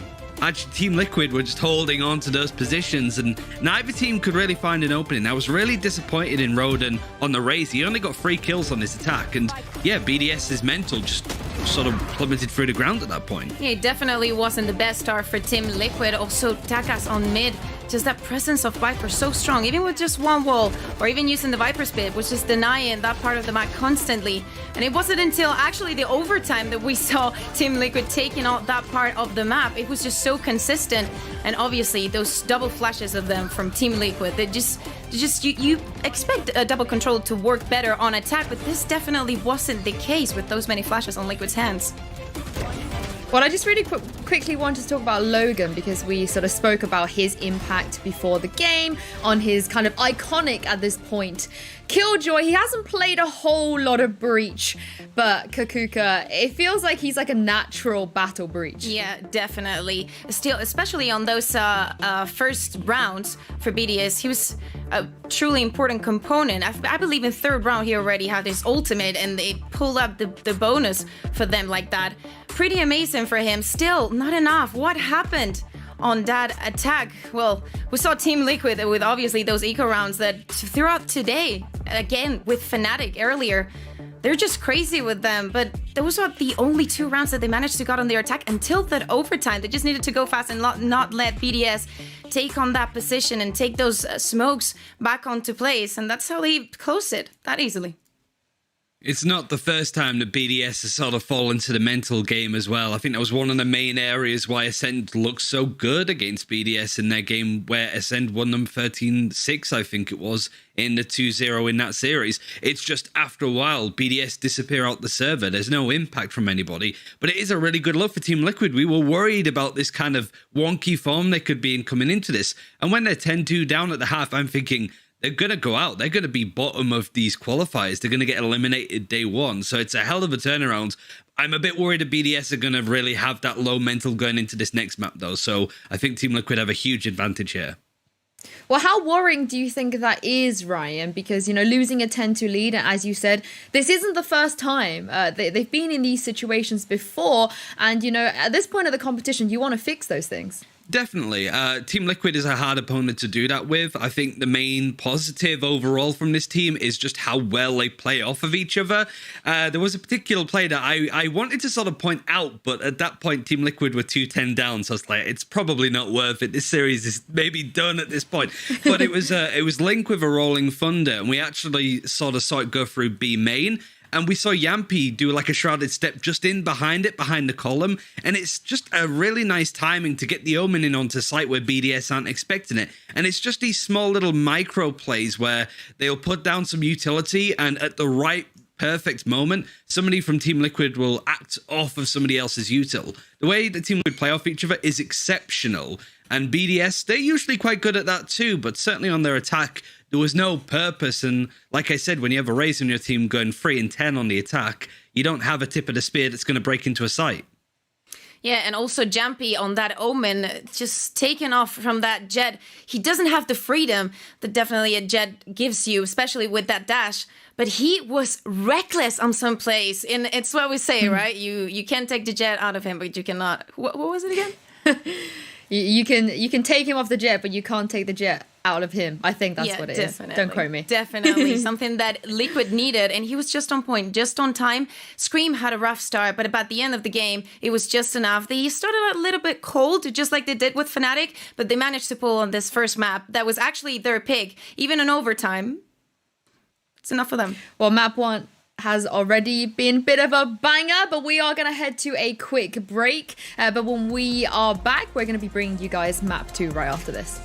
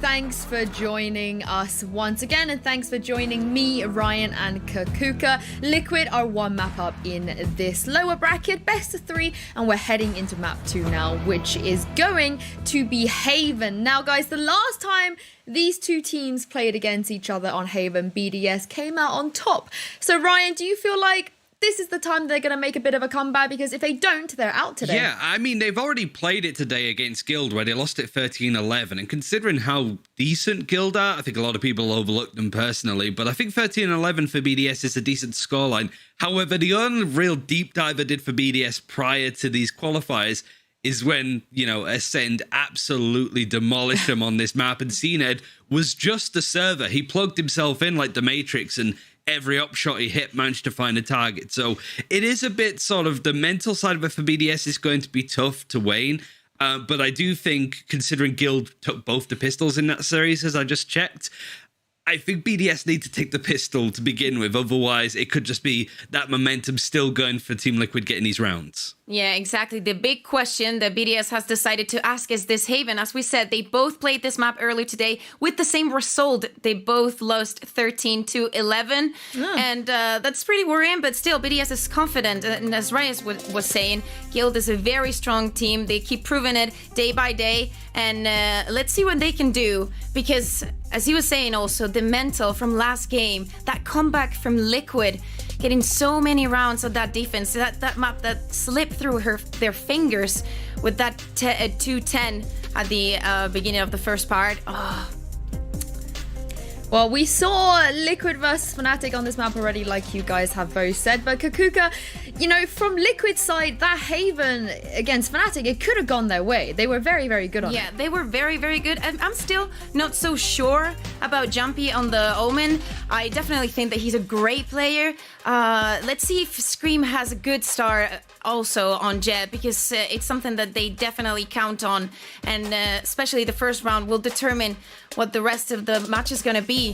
Was what we were saying about the mental, and I think this is going to be the closest one, even though we just came from an overtime. Yeah, it's an interesting one for BDS as well, because they have these hard agent pivots. For example, Hoppy sometimes plays controller, played Cypher in last game.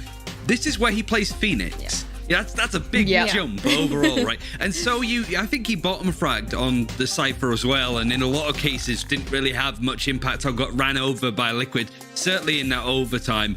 I wonder how he's going to fare going from an agent like Cypher, not really finding the success. And then there's a lot of pressure on him to show up on a duelist up against Scream. He really needs to show up, but it's a hell of a difficult match to do that on. And, you know, speaking of the role changes, Logan, at least as of today, what they did earlier, they might change up their comms, who knows? But we're expecting to see Logan back on the Killjoy here as well, Ryan, which is always kind of a scary thing when he has to do that. Yeah, but I think a lot of the success that Logan gets out of it is what BDS did so well on their defense, is they're very good at almost sheep herding Team Liquid into places where Logan is lurking, for example. I think there's a lot of space given by BDS. They're like, you know, the way to A is clear. There's nothing bad happening here. And then there's Logan just sat behind with his gun ready to go. It's a lot of good utility. I think they're going to play the Astra again. So I think the defensive side of BDS could be really good here. It's the attack side for both that just looks, frankly, dreadful. So we'll see. It might be just a game of the two defenses, but Haven is a very open map and very hard to defend on. Yeah, definitely very wide. Let's see if they keep that Astra as we saw earlier today, because maybe Liquid will keep on with those double flashes that worked so good for them on this split. It definitely can be a counterpart. Let's see what they can expect from BDS, because if they keep the comp, they keep the Astra, they're going to be pretty easy to read. Let's also see, Hoppy on that Phoenix. We've seen Dimasig going from Cypher to Phoenix. Love that. I hope to love it as well on Hoppy. Yeah, I mean, I feel like anything can happen today. We're in such an early phase of this main event too. Of course, one of these teams, if they lose today, they will be going out. It's going to be really, really sad to say goodbye to one of these guys. But we are going to head into Agent Select now for Haven. See what the guys pick up. Of course, if BDS are able to come back here, we'll be pushing for that third map as well, which will be Ascent. But before I get ahead of myself, on Haven now, Agent Select should be coming any second soon. But again, we've already seen both of these teams play today. We're not expecting any kind of groundbreaking changes. Yeah.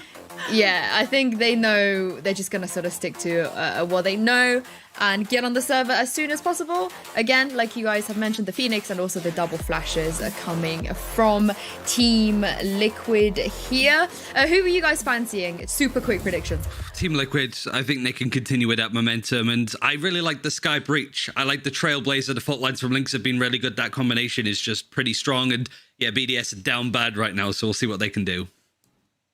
Yeah, and I love to see how all these teams are just giving up on Soba on Haven. I think I'm going to go with a BDS on this one. I want a third map. Oh, we have a split decision. I love it. Well, BDS must win here if they want to stay in this Challenger's main event. The pressure is on Tom and Mitch.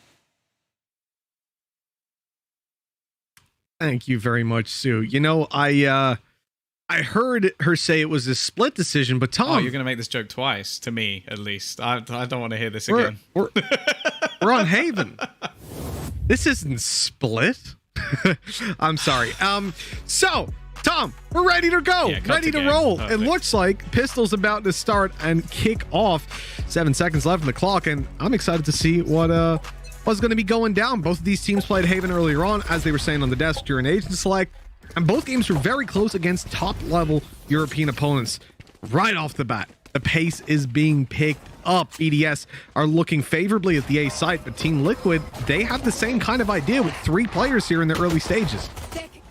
Yeah, they are ready and waiting, and with the amount of flashes they have, they're going to do well to hold back the aggressive push that was being attempted by BDS. In fact, the full squad's basically got them locked in. You can already see the flank being held by Yumpy as well, and the remaining players are all within the site. Akuma will find one, and actually they're trading things out quite effectively. Roden has caught another. This was a full stack from Liquid, Mitch, and they've lost the jewels. Now they've got Yampy coming in on what is, all things considered, a relatively early flank. He's already entering short as the spike is planted, but the problem is everyone's dead, so they're watching the back. They're ready for it. And 1-0 BDS go, a convincing round there, running right into a trap essentially, but escaping from it immediately. Yeah, I'm surprised. I'll be honest. With walking into a pistol round where almost every single player is on that site, and Liquid still lose with 3 players standing, by the way, for BDS. It wasn't even that close. So, yeah, a bit of a shock horror to start things off for Team Liquid. And obviously for BDS, we know that they could run right in the first half at least with what we saw in that previous map. Now, I see Logan back on his old faithful. It gets me excited for this map, even though I think that in the coming months when KO, or as Harry likes to call him, Kalo, is brought in, I think maybe we might see that disappear for good. But realistically, for now, still a viable agent, and still one I expect to see him put up crazy numbers. So sneaky from Team Liquid here. They've actually managed to leave Cryptics in the corner down on long, but BDS aren't going to walk into it, unfortunately. Instead, they're coming out on the A site, where they've managed to wall it off and seize complete control. The spike on its way. Sage even goes back to meet them in short and make sure that they don't get caught by surprise. And this will be a plant for Killjoy, in fact, stacking up the ult orbs on Logan. Yeah, good old KJ. That lockdown we know can do so much, especially when you consider on the other side, if they're not running us over, it becomes a little bit more difficult to destroy it. I know that Team Liquid had enough of other teams using all of Jonas's lineups to destroy those ultimates, so they've actually switched Yumpy off to not use Killjoy anymore, and now, well, they're not going to have the ability to destroy it themselves. Hoppy has a really good chance to farm up some ult points. Having it on your Phoenix early, as we said earlier, so important at times. If you can manage to get that extra player for your bonus round. And, well, there we go. He's 1 away from it. They can get it coming into the start of the next round. If they don't hunt down Scream... Whoa, nice shot.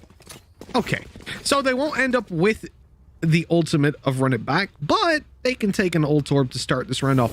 On Haven, it can be a little bit difficult to find those ult orbs on the defensive side, but on the attack, especially C-Long, you're only really risking the spams. And in a round where you have Spectres and weaker weapons, this is definitely somewhere that you can find the value from being able to send Hoppy in first with the ulti and then have him back alive. I'm actually curious as well if that was a decision by Scream to actually save for once, just to make sure he had the additional pistol.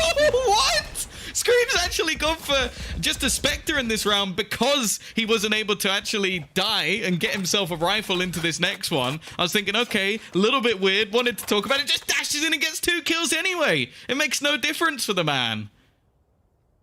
Yeah, so like I said, that C-Long orb, very easy to get on the attacking side. Are you Team Liquid's Not Twitter? this Because time. that was an incredible jinx. Oh, God. They've given me the power. Well, the plant is going to come in at the very least, and it's on Hoppy, so Run It Back is available. They're going to pop that and look to get a little bit aggressive. Hoppy. Oh, no. He's caught completely. And now, that ultimate used for nothing. Phantom in hand, flash around the corner, gets them nothing. They're buying time. Screams on the flank. Plenty of time to run down, and Hoppy really wants to force this fight, but he is getting nothing. In fact, they even wait for the Wolf to go through on the back of the flash, getting even more information. And it all comes down to Logan with a Spectre in hand. He ain't got a chance. Finally, Scream's flank pays off as he grabs himself an ult orb.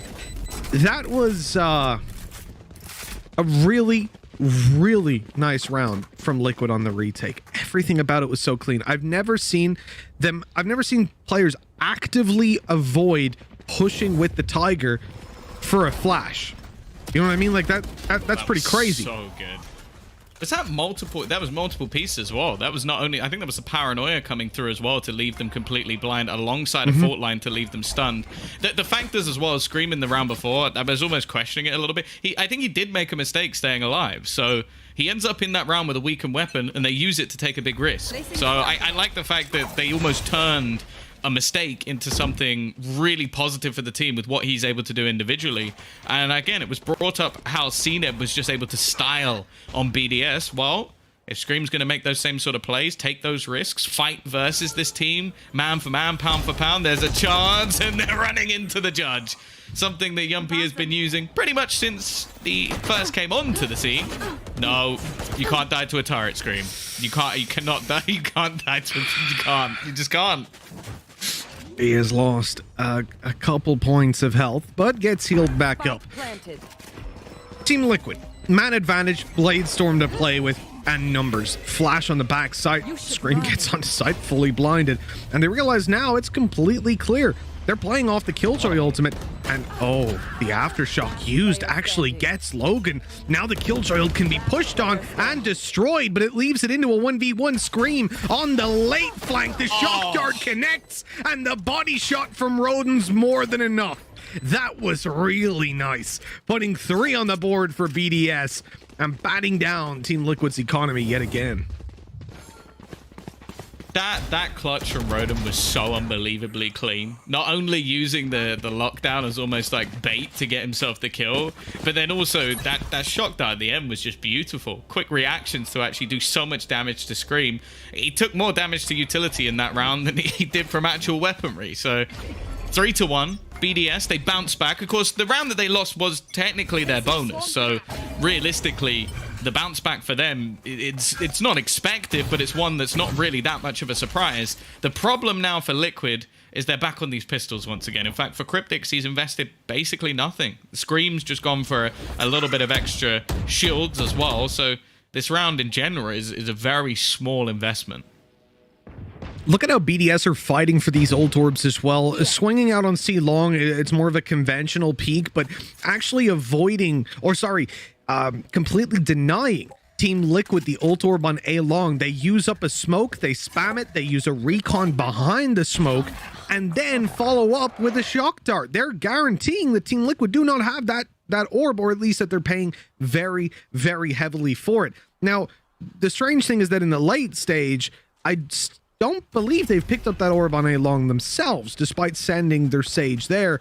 And instead, they've completely shifted direction towards the C site, where they're easily going to overrun them and take a plant on the back. I swear, it almost looks like Akuma is playing an entry fragging Astra. It's really weird. He seems to be taking the first fight in most rounds, and you notice there he hadn't actually placed his stars down yet, so he still had his utility. That was just part of the plan for him to place it down after he gets the opener. Rodin, of course, is cleaning up a lot of these pistols. We know how expensive that Hunter's Fury can be now, the most expensive ultimate we have in the game at the moment, and he's already got it online. Takas will be there to keep this round as flawless as can be. 4-1 for BDS again. The opening rounds, the early stages are looking incredible. The fact that Hunter's Fury costs 8 and Hoppy can literally have his ultimate online every 3 rounds in the form of Phoenix's Run It Back is pretty insane if you think about it. Yeah, Seekers as well as only 6. Like, those two ultimates Seekers, for me are like incredibly strong, and they're both really cheap. So, you know, Riot has Let's their put favorites, it another way. You can, with Phoenix, have a player who is alive twice in a round, basically every. It's pretty good. Oh, Scream. Looking to battle into mid. We know that this move to Jet is one that I think he's been looking for individually, giving him that little bit of extra freedom, the chance to escape after those early duels. And for now, it's going incredibly well. Yumpy as well onto his operator. The weapon pretty much got us all excited the second we saw him switch to Valorant. And well, now it's Logan. He's a man we know for clutches, but this surely has to be a bridge too far. 1 versus 5, players on site ready and waiting. And sure, he has the spike, but that's about the only silver lining in this round. Well, Tom, I've returned. Another technical hiccup. These things happen. But I come back to see Logan by himself, and it's not a pretty sight. Good answer back by Team Liquid. I was going to say before I departed that it is just funny that Phoenix is 6 orbs and Omen is 7. Like, you know how powerful that Omen ultimate is. It's very dangerous these days. Of course, it's about as useful as a recon arrow. It's just to say it's useful, but it doesn't recharge. It's about how for you 40 use seconds. It. There you go. 10 seconds Yeah, left. motion of the ocean and all that. Yeah, Logan's going to be carrying this weapon forward, saving it into the next round, unless he's got a spin bot for the next 2 seconds, and it doesn't look like that's the case. 4-2 we go. Team Liquid, they clock up another round in the early stages. And Tom, you know what's impressive about this? Within the first 6 rounds, we've seen Liquid win a buy round. Is that really the road you're going down? They are on Based the defense, on last map, you know? that's very impressive. Yeah, on the defense, That's they true, were yeah. already Wait till very their impressive. attack. If anything, you could say Yeah, it's their attack. for them to get as many rounds is now impossible. So it's already a worse defensive half than the last map. Well, a worse defensive half on Haven than on Split, I think, is something that it comes as standard. It's expected of you. I'm just using your own weird math against you. Look at the push up here by Scream. Confidence play right off the bat. They're going to have a deep flash, I think, from Solkas to reveal if anybody's there when they eventually want to push. Although, actually, they will have heard the Killjoy turret at this point, which I realize is placed outside. So further aggression is not really possible. And already, they're getting onto the site and going for the plant, trying to bait out some of this utility. The Rolling Thunder was likely to be popped, but it didn't come in. And so instead, they'll just plant it now and then sit back. It's a very peculiar round.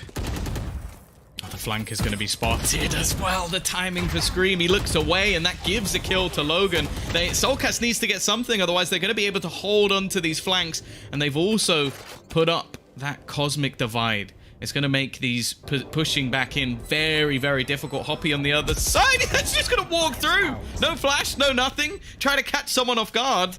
And instead, well, he goes down. Luckily, it seems like the rest of the team are actually just falling back. Now, they put a smoke down to maybe try and bait in a few players to pull them in to try and get them to go down to the spike. And also, less likely to hunt if you think that this is still being challenged for. And again, we've had some weird rounds. There's players saving for the majority of it, but that fast execution from BDS is enough to grant their 5th. Clean as can be, really. I mean, the bounce back from the previous rounds, exactly what you want to see. I'm also taking a look, and they have a bunch of ultimates online over on the defensive side. They committed Seekers last round, right? And outside of that, still the Rolling Thunder to work with. The problem is, again, as we've said many times, when it comes to Cryptics and Yampy, their ultis are, I wouldn't say useless so much as very situational. You can't decide to change this round by using one of their ultis because the opportunity doesn't always present itself in the way that you want. Whereas when you look at BDS, every single one of their ults is pretty damn impactful. Even Akuma's in the right situations like the previous round can make things very difficult for your opponents. That's so good from Link. He denies that extra space that was being granted to Hoppy. Not only throws in the fault line to slow him down, but now he has to fall back. But Akuma, as said, he's almost playing how Boaster does. That lurk straight into the site. He's only going to get himself one, though. Again, it's Link, and they tried to clear him off the back of the site with a Hunter's Fury, but nothing's going to be found. He's managed to slip his way through into the corner, and he's trying to set up that ultimate to delay them that little bit longer, just surviving past the Nano Swarm. I'm not going to give anything up just yet. Watching and waiting. But I think the main play here actually comes in from Hoppy, trying to swing back onto the corner. Soulcast denies him any further, and there comes the Rolling Thunder, leaving them stuck in the mud. Yeah, they're dead. They're dead. Double kill from the Aftershock. He Rolling Thunders them so they can't even leave. They can't wide swing, but they can't go anywhere because the Aftershock's taking them down. It's all up to Roden in a 1v3. He's won the clutch from the exact same position in the past, but very different circumstances that time around. 10 seconds on the clock, 2 enemies to take down, and the first will be the end of him. That is another round for Team Liquid, and the game of ping pong begins as we go back and forth. As I was sort of saying earlier, that I think when watching Shadow, he's probably my favorite player to see on the breach. I'll be honest, over the last couple of maps, I think Link has given him a run for his money. This is another player where I just put them in the bracket of can do anything. Like, you think about some of the agents that he's pulled in over the last few months, like working in Brimstone, a lot of people thinking that was ludicrous, alongside the likes of FNATIC, who are doing the same. And now just making this breach look excellent. Every single piece of utility valuable in the way that he's hold on to. He got 2 kills with a damn Aftershock, for God's sake. Like, that shouldn't be happening ever. Yeah, it was such a nice combination. Just his utility as well. He didn't need anybody else. His Rolling Thunder, his Aftershock, and his spray to keep them tucked in position. Oh, that one's not connected, so we won't see. The Sulk is feeling too much pressure. In fact, he's feeling the opposite. He goes out wide looking for kills and instead finds only death. Yes, BDS have a man disadvantage, but look at the health of Scream and Link and Yappy fall right away. The res comes in and Scream's all alone. That operator stands a beacon by itself, and well, it doesn't feel like 3 more kills are all too likely. So Scream is hightailing it and conceding a 6th round to BDS. The attack side looking very good. What? that was interesting.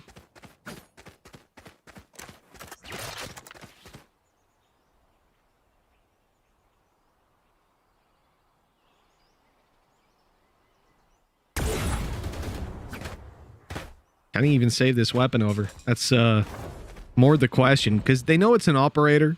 They want to hunt him down, I'm sure. And already coming in through. Oh no, caught with his knife out, man. It's the worst way to go, really, isn't it? Well, it is going to be 6-3. Now, the thing is, I was thinking that there was not that much of a chance that they would actually hunt down Scream after he gets that pick. So the fact that they actually managed to remove that gun from his hands, it means that Yumpy likely not going to have too much going into the next round. And realistically now, that we kind of look at this as, yeah, sure, the back and forth is something for them, but it's putting Liquid far more on the back foot than BDS. Like, they've still got a little bit of economy to spare, and they're seemingly just doing so much with these faster pushes. Scream, well, he might not have the operator to chuck over, but he has got the Blade Storm. Probably the most impactful of the ultimates we're going to see in this round, and he's going for a little bit more, trying to give them some sort of early advantage, because right now, they are in a weaker position. He's only got the 1 knife left, and it's going to go straight into the box. That's a disappointment. And the ultimate... Oh, wait, does he have one more? I swear I just saw him pull out the knife. Or was that his actual knife? That must be it. It's confused me. Can't throw that one. This ult's definitely offline at this point. That freaked me out, I'll be honest. I didn't know what was going on. That was it. See, whatever way he pulled it out, I was like, wait, he has another? Yeah, I think BDS have this one on lockdown. Really, Did they just save? It doesn't look like I thought they were, but now they're starting to move forward, posturing with a flash. There's 2 players close right, and it's just a firing squad, man. Along with the Astra Star, when you're retaking the A site through, first of all, that late, which means that you have to be explosive. You got to go fast. You're running through Astra utility. You have a Sage wall there, which is extra cover and elevation for your opponents to be on. I mean, you're not getting away with it all too often. Let's put it that way. Yeah. That hold looked incredibly easy. You have to now consider as well that that was a fairly heavy investment coming in.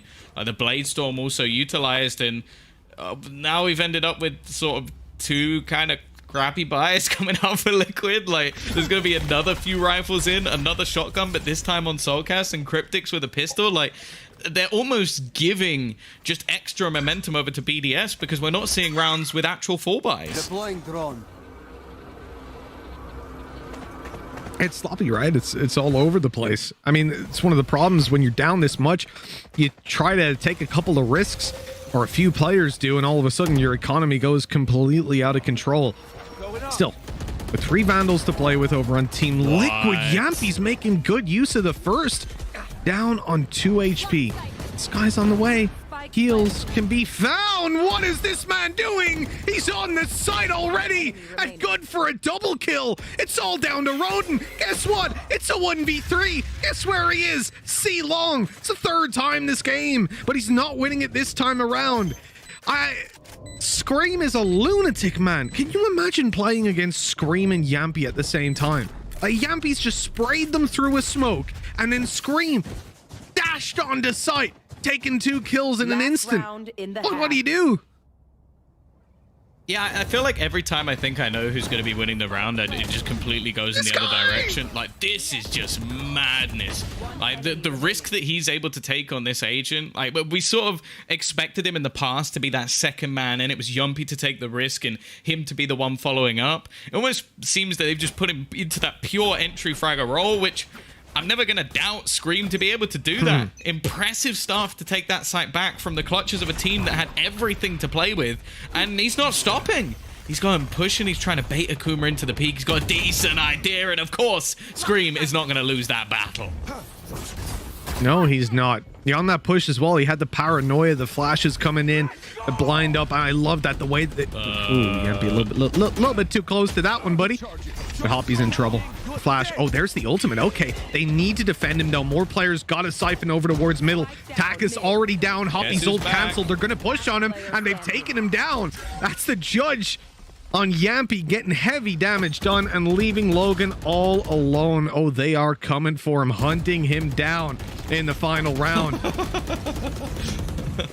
don't think I've ever seen as many players facing at once. Yeah, well, he definitely can't isolate any duels, that's for sure. They're all facing him at once. Solid round again. I'm liking the aggression from Scream on this map. And more importantly, I'm liking the fact that it isn't just Scream. Like, we've even seen it in some of the previous maps, for example, when we were looking at Split, where we had Akuma, like, taking very risky peeks. This is very different. Like, this is a full setup that they have to dominate C-Long, get themselves the orbs as well, and more importantly, they've been getting openers in a multitude of different rounds. Now, it's definitely not the prettiest of halves for Team Liquid, but if I've learned anything today, they can always bring it back. Yeah, you know what? At 7-5, I don't think I'll count them out, considering the 10-2 return. The prediction over on Twitter was that they were going to make a 12-0 comeback this time around. Ooh, it's a nut. You love when you hit those, man. Just strafe peek out on mid right at the start of the round, and he's dead. And that was very quiet popping because it's silenced. If it was a classic, it'd be more like, you know what I mean? More of a click. Do a frenzy for me, Tom. Absolutely not. There is Valorant on right now. I'm not a soundboard. You've got one of those already. I know. I've heard enough things from it. But here we go. Looking like the execution about to be coming in. Liquid have got themselves that opener. Roden trying to lurk within the smoke. He's dropped the spike, but he needs to do so much more. He'll take a second for his troubles, but it's left to Akuma. 1 versus 3. At least one player low, but he's being guarded by the headshot machine himself. A bodyguard many would want to have, but he's actually managed to sneak his way past. He doesn't know Scream's this close, though. Absolutely no clue as to how the timing worked out in such a manner. The Liquid have got their 6th, and it's game on. What a timing on that push out. The fact that he manages to get all the way up on site and nearly walk away with a bunch more. Look at this. One for Roden. Ends up grabbing himself another, but it's his teammate just sneaking out. Akuma able to just rat his way onto site. You had Rodin and Rodent, but didn't work in the end. 7-6, Team Liquid with that pistol round under their belt there, looking good to tie this one up and make it a nice 7-7. I'm curious actually on their strat in this round, because for BDS, they're playing majority classics, so usually you'll see teams group up and try to take the fights together. I think especially on a molten map like this. But Akuma just, what was that, man? And he wins it as well. Are you able to just say that Tom will not be given a free Lamborghini? Because honestly, at this point, I just feel like whatever you say, the opposite happens. And I would love to get some free stuff. So, if you wouldn't mind. Tom's gonna win the lottery. There you go. I got you. Oh. I mean, I've already predicted Rick's for them. You know, I gave them the caster's curse. They still managed to knock Alliance out. So what can I do? Yeah, but they might have already lost. So it might have just come a little bit later on in the day. It's going to be the push through from Cryptics, at least evening things up a little bit. They've got a few low players, and with Soulcast being the first to drop, it's a problem for the heals. Hoppy has already found another. I think that was another individual duel as well with Classics, Mitch, just to point that one out. One down. Oh, yeah. Yeah, of course. Why wouldn't it be? There's another one for Logan. At least he had a teammate with him this time around. Going out, he's managed to pick up a Spectre with 9 bullets and 2 opponents. Those are not favorable odds. 7-7 we go. The upside here is that a lot of damage has been done. You're going to get sick of us saying that, but when you come into a round like that, you've got Classics and a Sheriff, and you manage to get 3 kills. That is a big win. One enemy remaining. Yeah, we'll see if they can turn it into something in these next rounds, because if I've learned anything, that even with some of the weaker weapons, Liquid can definitely make it work. Also, Link being the one on the Spectre as well, we know that a lot of the time he's going to be using that utility to try and put players like Scream into position. And with him still on a Vandal, they do have to be a little bit careful. Maybe not. Rodin, he's actually just going to go pushing all the way through. A bit of a spam coming, but it's Scream. The instant headshot to shut him down. Something that was a real problem for them on Split was just how much ground was being taken away from them by BDS and their aggressive plays. This time, it's a shutout. Attackers had that wall primed and ready. It's going to buy him a higher position up on top of the box. Okay. Obviously, with a broken open, the idea here is that Team Liquid will hope that they're now a little bit more conscious of a short push. But Takas is going to peek out. He's going to see nobody's here.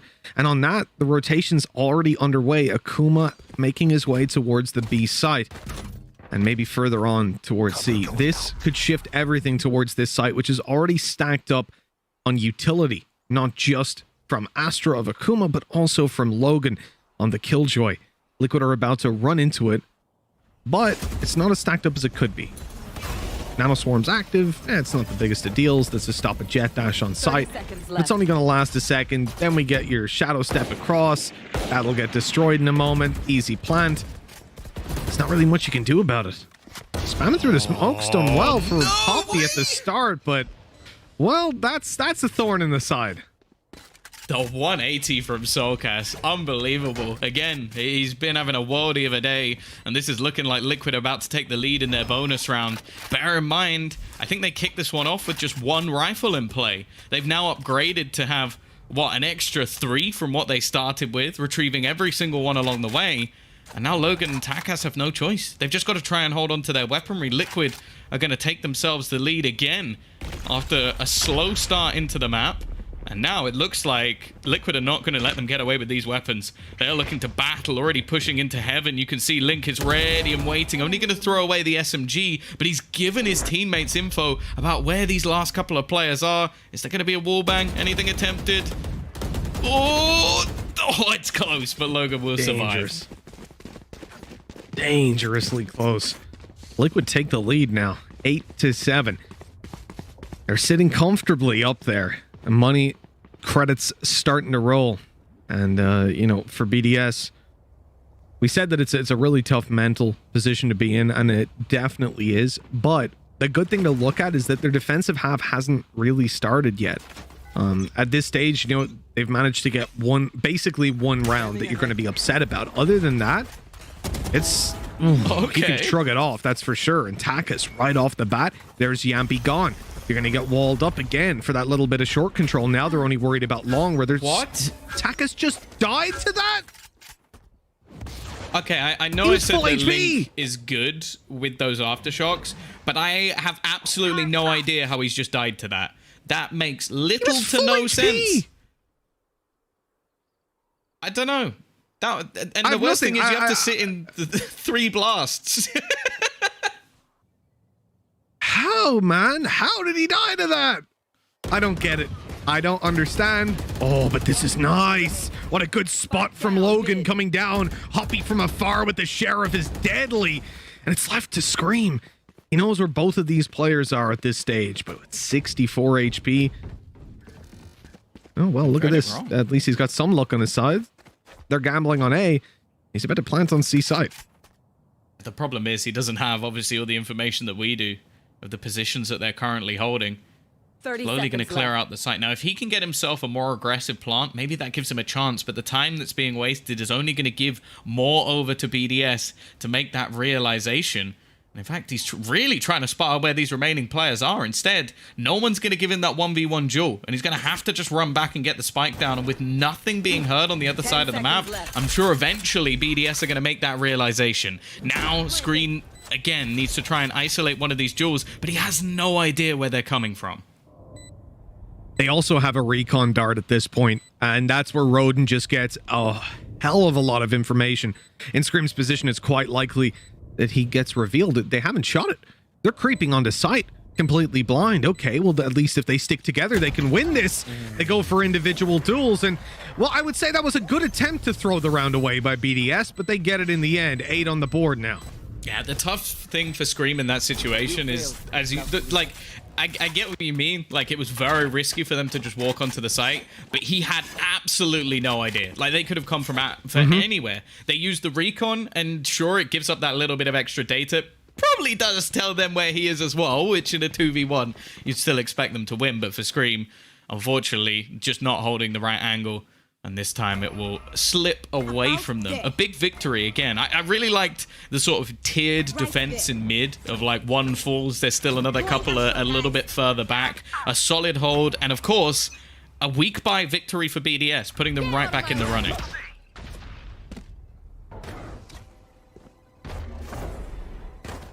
Surely Breach's hand can turn into like a fork and stuff as well, right? Why is that? Like, you wouldn't just program it. Hungry Mitch?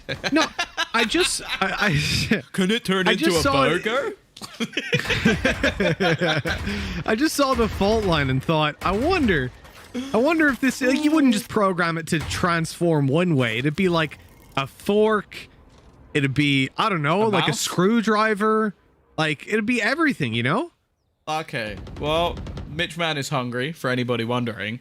In the meantime, Liquid might actually have themselves a free A site. It's a big gamble on the other side of the map. Maybe a potential retake being attempted. Now, as we mentioned on Split, BDS, they're solid in their retakes, but this A site can be relatively difficult. Now, we're going to see, actually, the ultimate thrown in, the Rolling Thunder, which, sure, it will clear out the site, but there's absolutely no one here to clear out in the first place. Scream just jumped straight into the arms of Roden, who's trying to do as much damage as he can with the shock darts, but if anything, Mitch, he's already done enough. He's given them an advantage as they go into the retake. Hey, not only could he have got that kill if the knives were on point, there's a chance he catches them with shock dart out. Hunter's Fury catches a kill, or a damage rather, a connection straight away. Hoppy not able to get anything done in the ultimate, but Akuma dives on down and is good for 2 as always. You can rely on Akuma to get it done. Yampy's got a 1v3 on his hands, and it's not going to be easy. That wall remains up so they can get it to halfway. They're pushing through though. The opportunities are there, but not connected on. The defuse signals BDS retaking the lead 9-8. The close series, the ping pong of rounds and leads continues on into the late stages, and this is going to be defined by a very small margin in the end. Remember, the loser of this match is out of VCT for this leg, which is pretty huge. They'll have to wait a couple weeks before being able to have another chance in this stage. And that is certainly not where anyone wants to be. Plus, they probably have to play in with KO, which is a completely different meta at that point. It's a terrifying prospect, that's for sure. We've seen so many new teams that have looked incredibly solid. And of course, the old boys with the new tricks. It's a narrow escape for Yumpy. Oh, dear Lord. He's just about going to hold on to that one. Akuma lurking in the smokes. I would say the hero of the last round. We had ultimates thrown in. And it was him just jumping through from heaven. Actually getting kills onto the site. He's going to be lurking within this smoke. That jet cloudburst is going to fade fairly quickly, but actually Cryptix has picked him off anyway. Liquid have found 2 openers into this B site, and it's looking very good, other than Cryptix kind of cooking in the corner. Oh, that wasn't nice for Hoppy, running in to try and be the difference maker, but in the end, he doesn't get it done either. Takis finds himself a kill. He's going to move to backside, has the res, but... well, actually, there is a res that he could go for over towards the A side, but Yampy's even flanking that out. Solka's behind them on that side. And dude, there was no way they got away with that. That was so well played by Team Liquid. They have a flanker on A, a flanker in Garage, and 2 guys holding the fort on the B side. Well, you can't do anything about that. You'd have to look in every direction all the time. I actually think that from a lot of the rounds I've been seeing recently, including in the game versus FNATIC on Haven, Liquid's B-site execution, even if it's with pistols, has looked incredibly strong. And so it's a site that we talk about regularly about how incredible the retakes have been or how easy in a lot of cases they've been. But I've stopped seeing that so much. I think a lot of teams have started to utilize those flanks so well that people are really starting to struggle to actually hold onto these B-sites in retake rounds. And by the looks of it, we're seeing some utility just being placed early by BDS to try and stop this exact fact, because that was too easy for Liquid. So of course they're going to try it again. Naturally. Yeah, the thing about this side is you can play it the way you do any other side in pretty much any game or any map, here at least. Holding it down directly isn't always easy or possible. Rodin doing a good job of it to start, but look who snuck all the way through. Scream now in their spawn practically, and Takis has his knife out, getting caught completely unaware. Scream keeps it going for another. And that is it. They've got the A side. They can walk right on. It's free real estate. Leaving. Scream is still lurking around here. They're about to come out. Still unaware. He's practically on the same spot. Another dash online, but he re-peaks the angle for 4. That's disgusting. A display of confidence that we love to see from Scream. And a lead to Liquid because of it. 10-9 now. See, it's funny watching this Liquid composition versus the one that they were running before. Like, we almost called it the, like, delaying comp. It was no duelist. They were sat back. They were using all this utility to basically make teams run out of time. You had Link, for example, just basically using smokes to constantly just slow people down again and again. I want to call this the Scream comp. Like, man is just running around, opening up, and just destroying anyone that comes into his path. That's 2 rounds in a row now. He's just walked into B and basically won his teammates around. Yeah, absolutely. And, you know, I said Rodin was doing a good job on the site, and he was, but that small gap seized by Scream instantly. The confidence of him just to walk straight on in. Doesn't give a damn. But that's why you get years and years of competitive FPS training for this. He knows exactly how to read these situations, how to see the gaps, and again, we're seeing it. He's inside of Garage, holding down below. The rest of the team presumably set to pressure another part of the map and open up the space for Scream to make a huge play. They're actually going to drone it out. Look at how paranoid they are at this stage. And indeed, he will be spotted. Looking to fall back. He'll get there. Yeah, the clock running a little bit low, though. 40 seconds for them to make their move. A lot of utility been placed down fairly early by BDS. This time, though, it's Yumpy. That 1-2 punch. The aftershock. Oh, actually, he's going in! Oh, Logan's never going to expect that. A man running through his own teammate's utility. Takas is only going to be able to get 1, and the remaining 2 players probably left in shock and awe at the audacity of Scream to make those sort of plays, leaving Rodin already making a move back in. The first goes his way, and Hoppy has a 1v2 to win. It's doable. Both players down on long. He needs to bait them into a fight, and he's got that wall to work with. But that camera, they're going to fire it in randomly. If it connects, this round is over for Hoppy. He's got it halfway already, coming off it now. Worried of the sprays, knowing he can get a fight, and that he does. The molly, perfectly positioned. It's on to Cryptic. He goes out wide, and Hoppy gets him. That's the round for BDS. They're not going anywhere just yet. How have they won that? How's he managed to do that? That ended up as, I think it was even a 1v3 because he had to get the trade kills as well. That's ridiculous. And I wouldn't be surprised if this is a Liquid pause. Surely after that. That's got to be infuriating. I thought for a second he was just going to stick it all the way, but just managing to bait them into the peak, soulcast the freebie, and then still having the hot hands at the end. I'm not even sure if it quite reached to Cryptics. Like, the back looked like he might have been clear, but he can't just sit behind it because then the defuse might have come through. Liquid looks so good to take that round. And now they're back at 10-10. It's still anyone's game.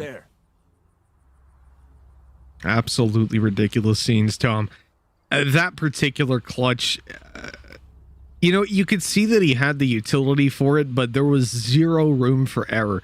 Every single decision had to be perfect. And oh boy, it was. At 10-10, despite a significant lead in that round for sure, Liquid are in a spot where they're tied on up. Their money is pretty good. I heard that countdown sound. You know, it's for the end of, it does it for the end of a timeout. It was like they weren't buying with 9,000.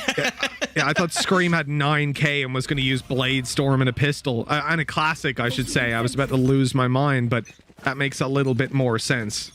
I'm still surprised he hasn't just gone for something a little bit extra, but I guess just trying to be the bank for the team, relying on the Blade Storm, and you know what? For the next round, we've seen what this man can do with it, and he's still going to give Yumpy over an AWP as well, which we know can do so much work. Takas waiting patiently. A risk maybe not worth taking, and Hoppy setting up. Now, you have to bear in mind that the economy is still on the brink for the other side as well. Like, BDS are not rolling in the cash. They've even had to drop down to a Guardian for this round, and in fact, some players are left without any shields at all. So this is crunch time. The winner of this, well, more so, if the winner is Liquid, BDS are in real trouble. Scout destroyed. Liquid, Scream, on his way, up close. Player already giving away his position, but the right click misses. Now he's in trouble. He's stuck on the site with a Sheriff, and oh my god, the Guardian. Takas is able to take himself a double. Scream at least answers back, grabs a Vandal, and it's a 2v3. But that ultimate, a lockdown causing problems. Rodin on the flank. The weapon comes out for Scream. They've heard each other, and the fight goes Rodin's way. The teleport to the A site leaves Yampi with an opportunity, the potential to win this one out, but it is nonetheless a 1 versus 3. The spike planted, not quite for him. He's going to TP up, hoping someone was close enough to hear it. In fact, loses a bit of HP on the way down, but with an operator, I mean, not only do I not think that's going to have the biggest impact, I don't think he can win this. He has to. Oh, that's so smart. He takes the first. Hoppy can't even get that halfway diffused. He's pushing, but the ultimate's going to dissipate before he gets even close. Yampi now ready to fight on the site. That wall about to fall, and here it goes, holding up close. But a good peek by Logan, waiting for Hoppy to get up there. That was definitely providing the potential for a big, big mistake. But in the end, they get it with 5 seconds to spare. BDS in the lead, 11-10, but it seems like teams are having a hard time holding on to that lead here on Haven. Oh yeah, this has been one of the most back and forth maps I think I've ever seen in Valorant. Like, predicting the victor at this point is at the flip of a coin, and realistically there's still going to be enough money for Liquid to at least get a decent purchase. I don't think it's going to be perfect, unless there's something dropped on the floor that I've missed. Maybe Yumpy going to be left with, I was going to say a Marshall, but you know what? He's gone for a Judge. So maybe we can expect something a little bit more risky from the man on the Omen.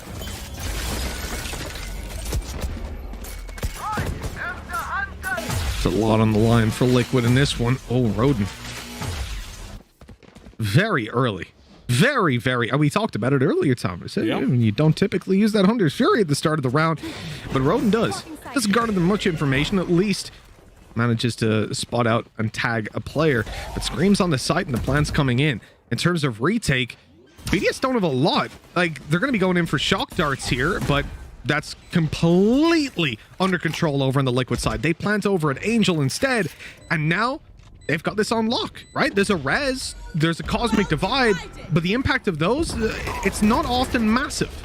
Oh, I Rolling Thunder, like on the other hand. Counter ultimate. It gives Oh, Yumpie no. a chance, but Takas! Well, he's got the one-tap weapon and has to hit the headshot, but that's exactly what he does. It's still time wasted. The fault line is flawless, but they still seem to be just hitting the heads every single step of the way. Scream, he tries his best, but it isn't going to be enough. Logan will take them to 12 rounds on the board. And you know what? They are scraping their way through. I honestly thought that play from Yumpie was going to be the decider. Match point.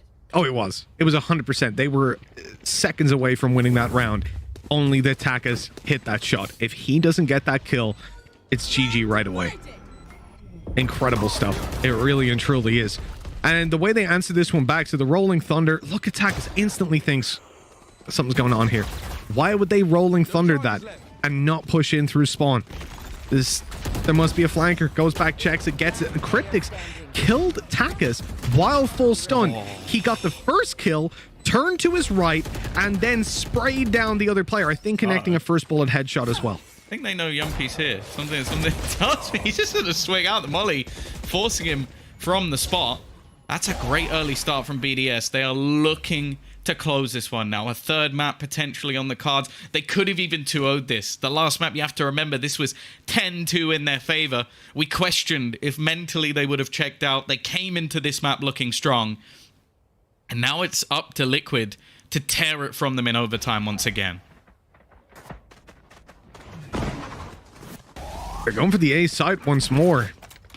Roden coming in on that operator knows there's a player on long. That's the freest kill of his life. Even going in for the recon, the shock dart.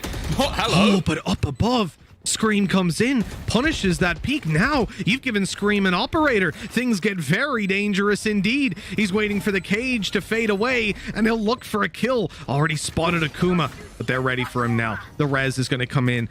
And can't quite play with the op anymore. It's been stolen away, so Roden forced to downgrade, but probably just happy to be alive. The rest of his team would be, but Scream keeps on connecting. Solkus on the trade, Cryptics with more, and it looks like they've done it. Takas has to have a huge round, and it just won't happen. Not this time around. 12-11. One more for Liquid to take us to another overtime. Earlier in the day, I caught myself questioning Scream being back on that jet. Now I'm questioning whether you should be using the operator more, because this was some pretty crispy shots. Double kills, they rotate back into the site. Again, being the decider in that round. The updraft that he pulls in to give them one back from heaven. Even with the res invested into that round, BDS don't manage to close it out. Not what I expected, to say the least. And now look at the money. Both teams having their issues, but it's definitely worse for BDS.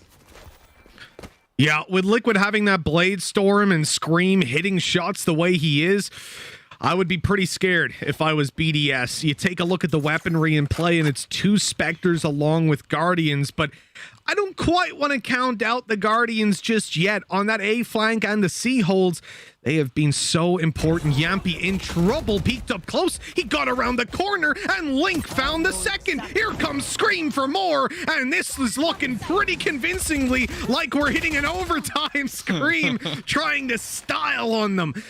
But puts it into a 2-man advantage. Liquid are definitely ahead in this one, but it is losable, Tom. They have to be cautious to hold on to it. Yeah, we've seen spots like this before, and these spots seem to be where BDS thrive, but this time it's left to one man. Takas, the 1v4 turn 3. All 3 players waiting, nothing to section them off either. He can try and heal himself midway through the battle, and while there is no chance, at least hits himself a solitary kill. But it will be 12-12, and I am so scared for BDS that this is going to get ripped out of their hands again.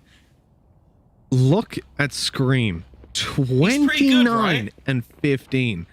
he's an all right player. I think I've never heard of this guy before, but he seems decent.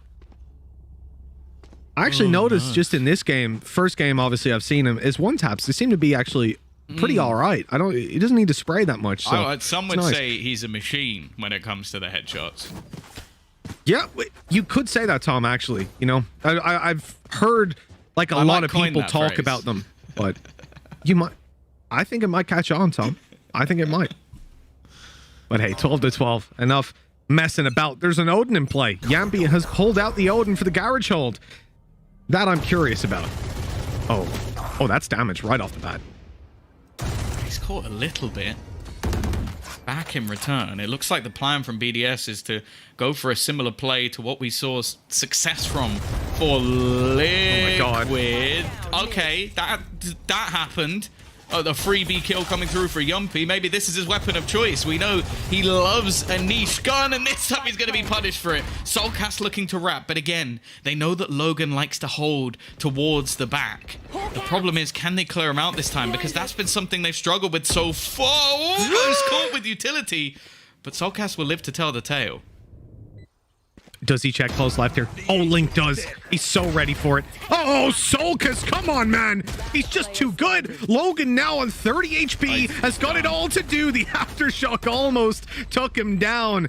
And this mid swing, they're spraying before he even comes around the corner. 13-12. BDS again faced with the opportunity to close out a map, brought to overtime and pushed to the limit. If they lose this round, this will be one of the most heartbreaking series for them. They've had the opportunity to win both of these maps, and they will go out of this leg of VCT. I cannot imagine a worse fate. This would be the worst way to be eliminated ever. Because realistically, they were on map point on both maps, and they were convincingly in the lead at times. So if they lose now, I don't know. Someone's going to need a hug.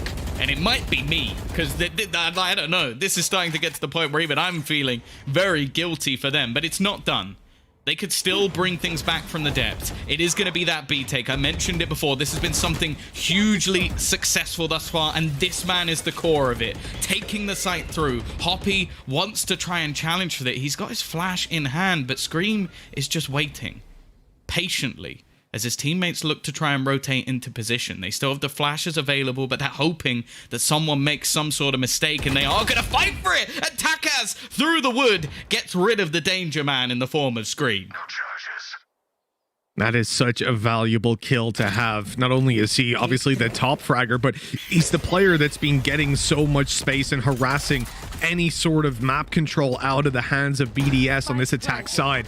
That man advantage, it might not last long. Soulcast quickly traded, though, to leave BDS in the lead. 3 players primed to just push out from the C side of things. Cryptix has to be huge here, and only the one for him. Link left on 10 HP. He's going to be flashed, but makes it around the corner. Yampy's flank hasn't been detected, and as they check it, he's going to be sideswiped as well. It's all down to Link on this one, and with 10 HP, he has to be so careful. Roden baits it out, and the shot from Link confirms it. BDS are out of Challengers 1 with an absolutely unbelievable play from Team Liquid to make the comeback on map 1 and finish here 14-12. What an incredible series we've just witnessed.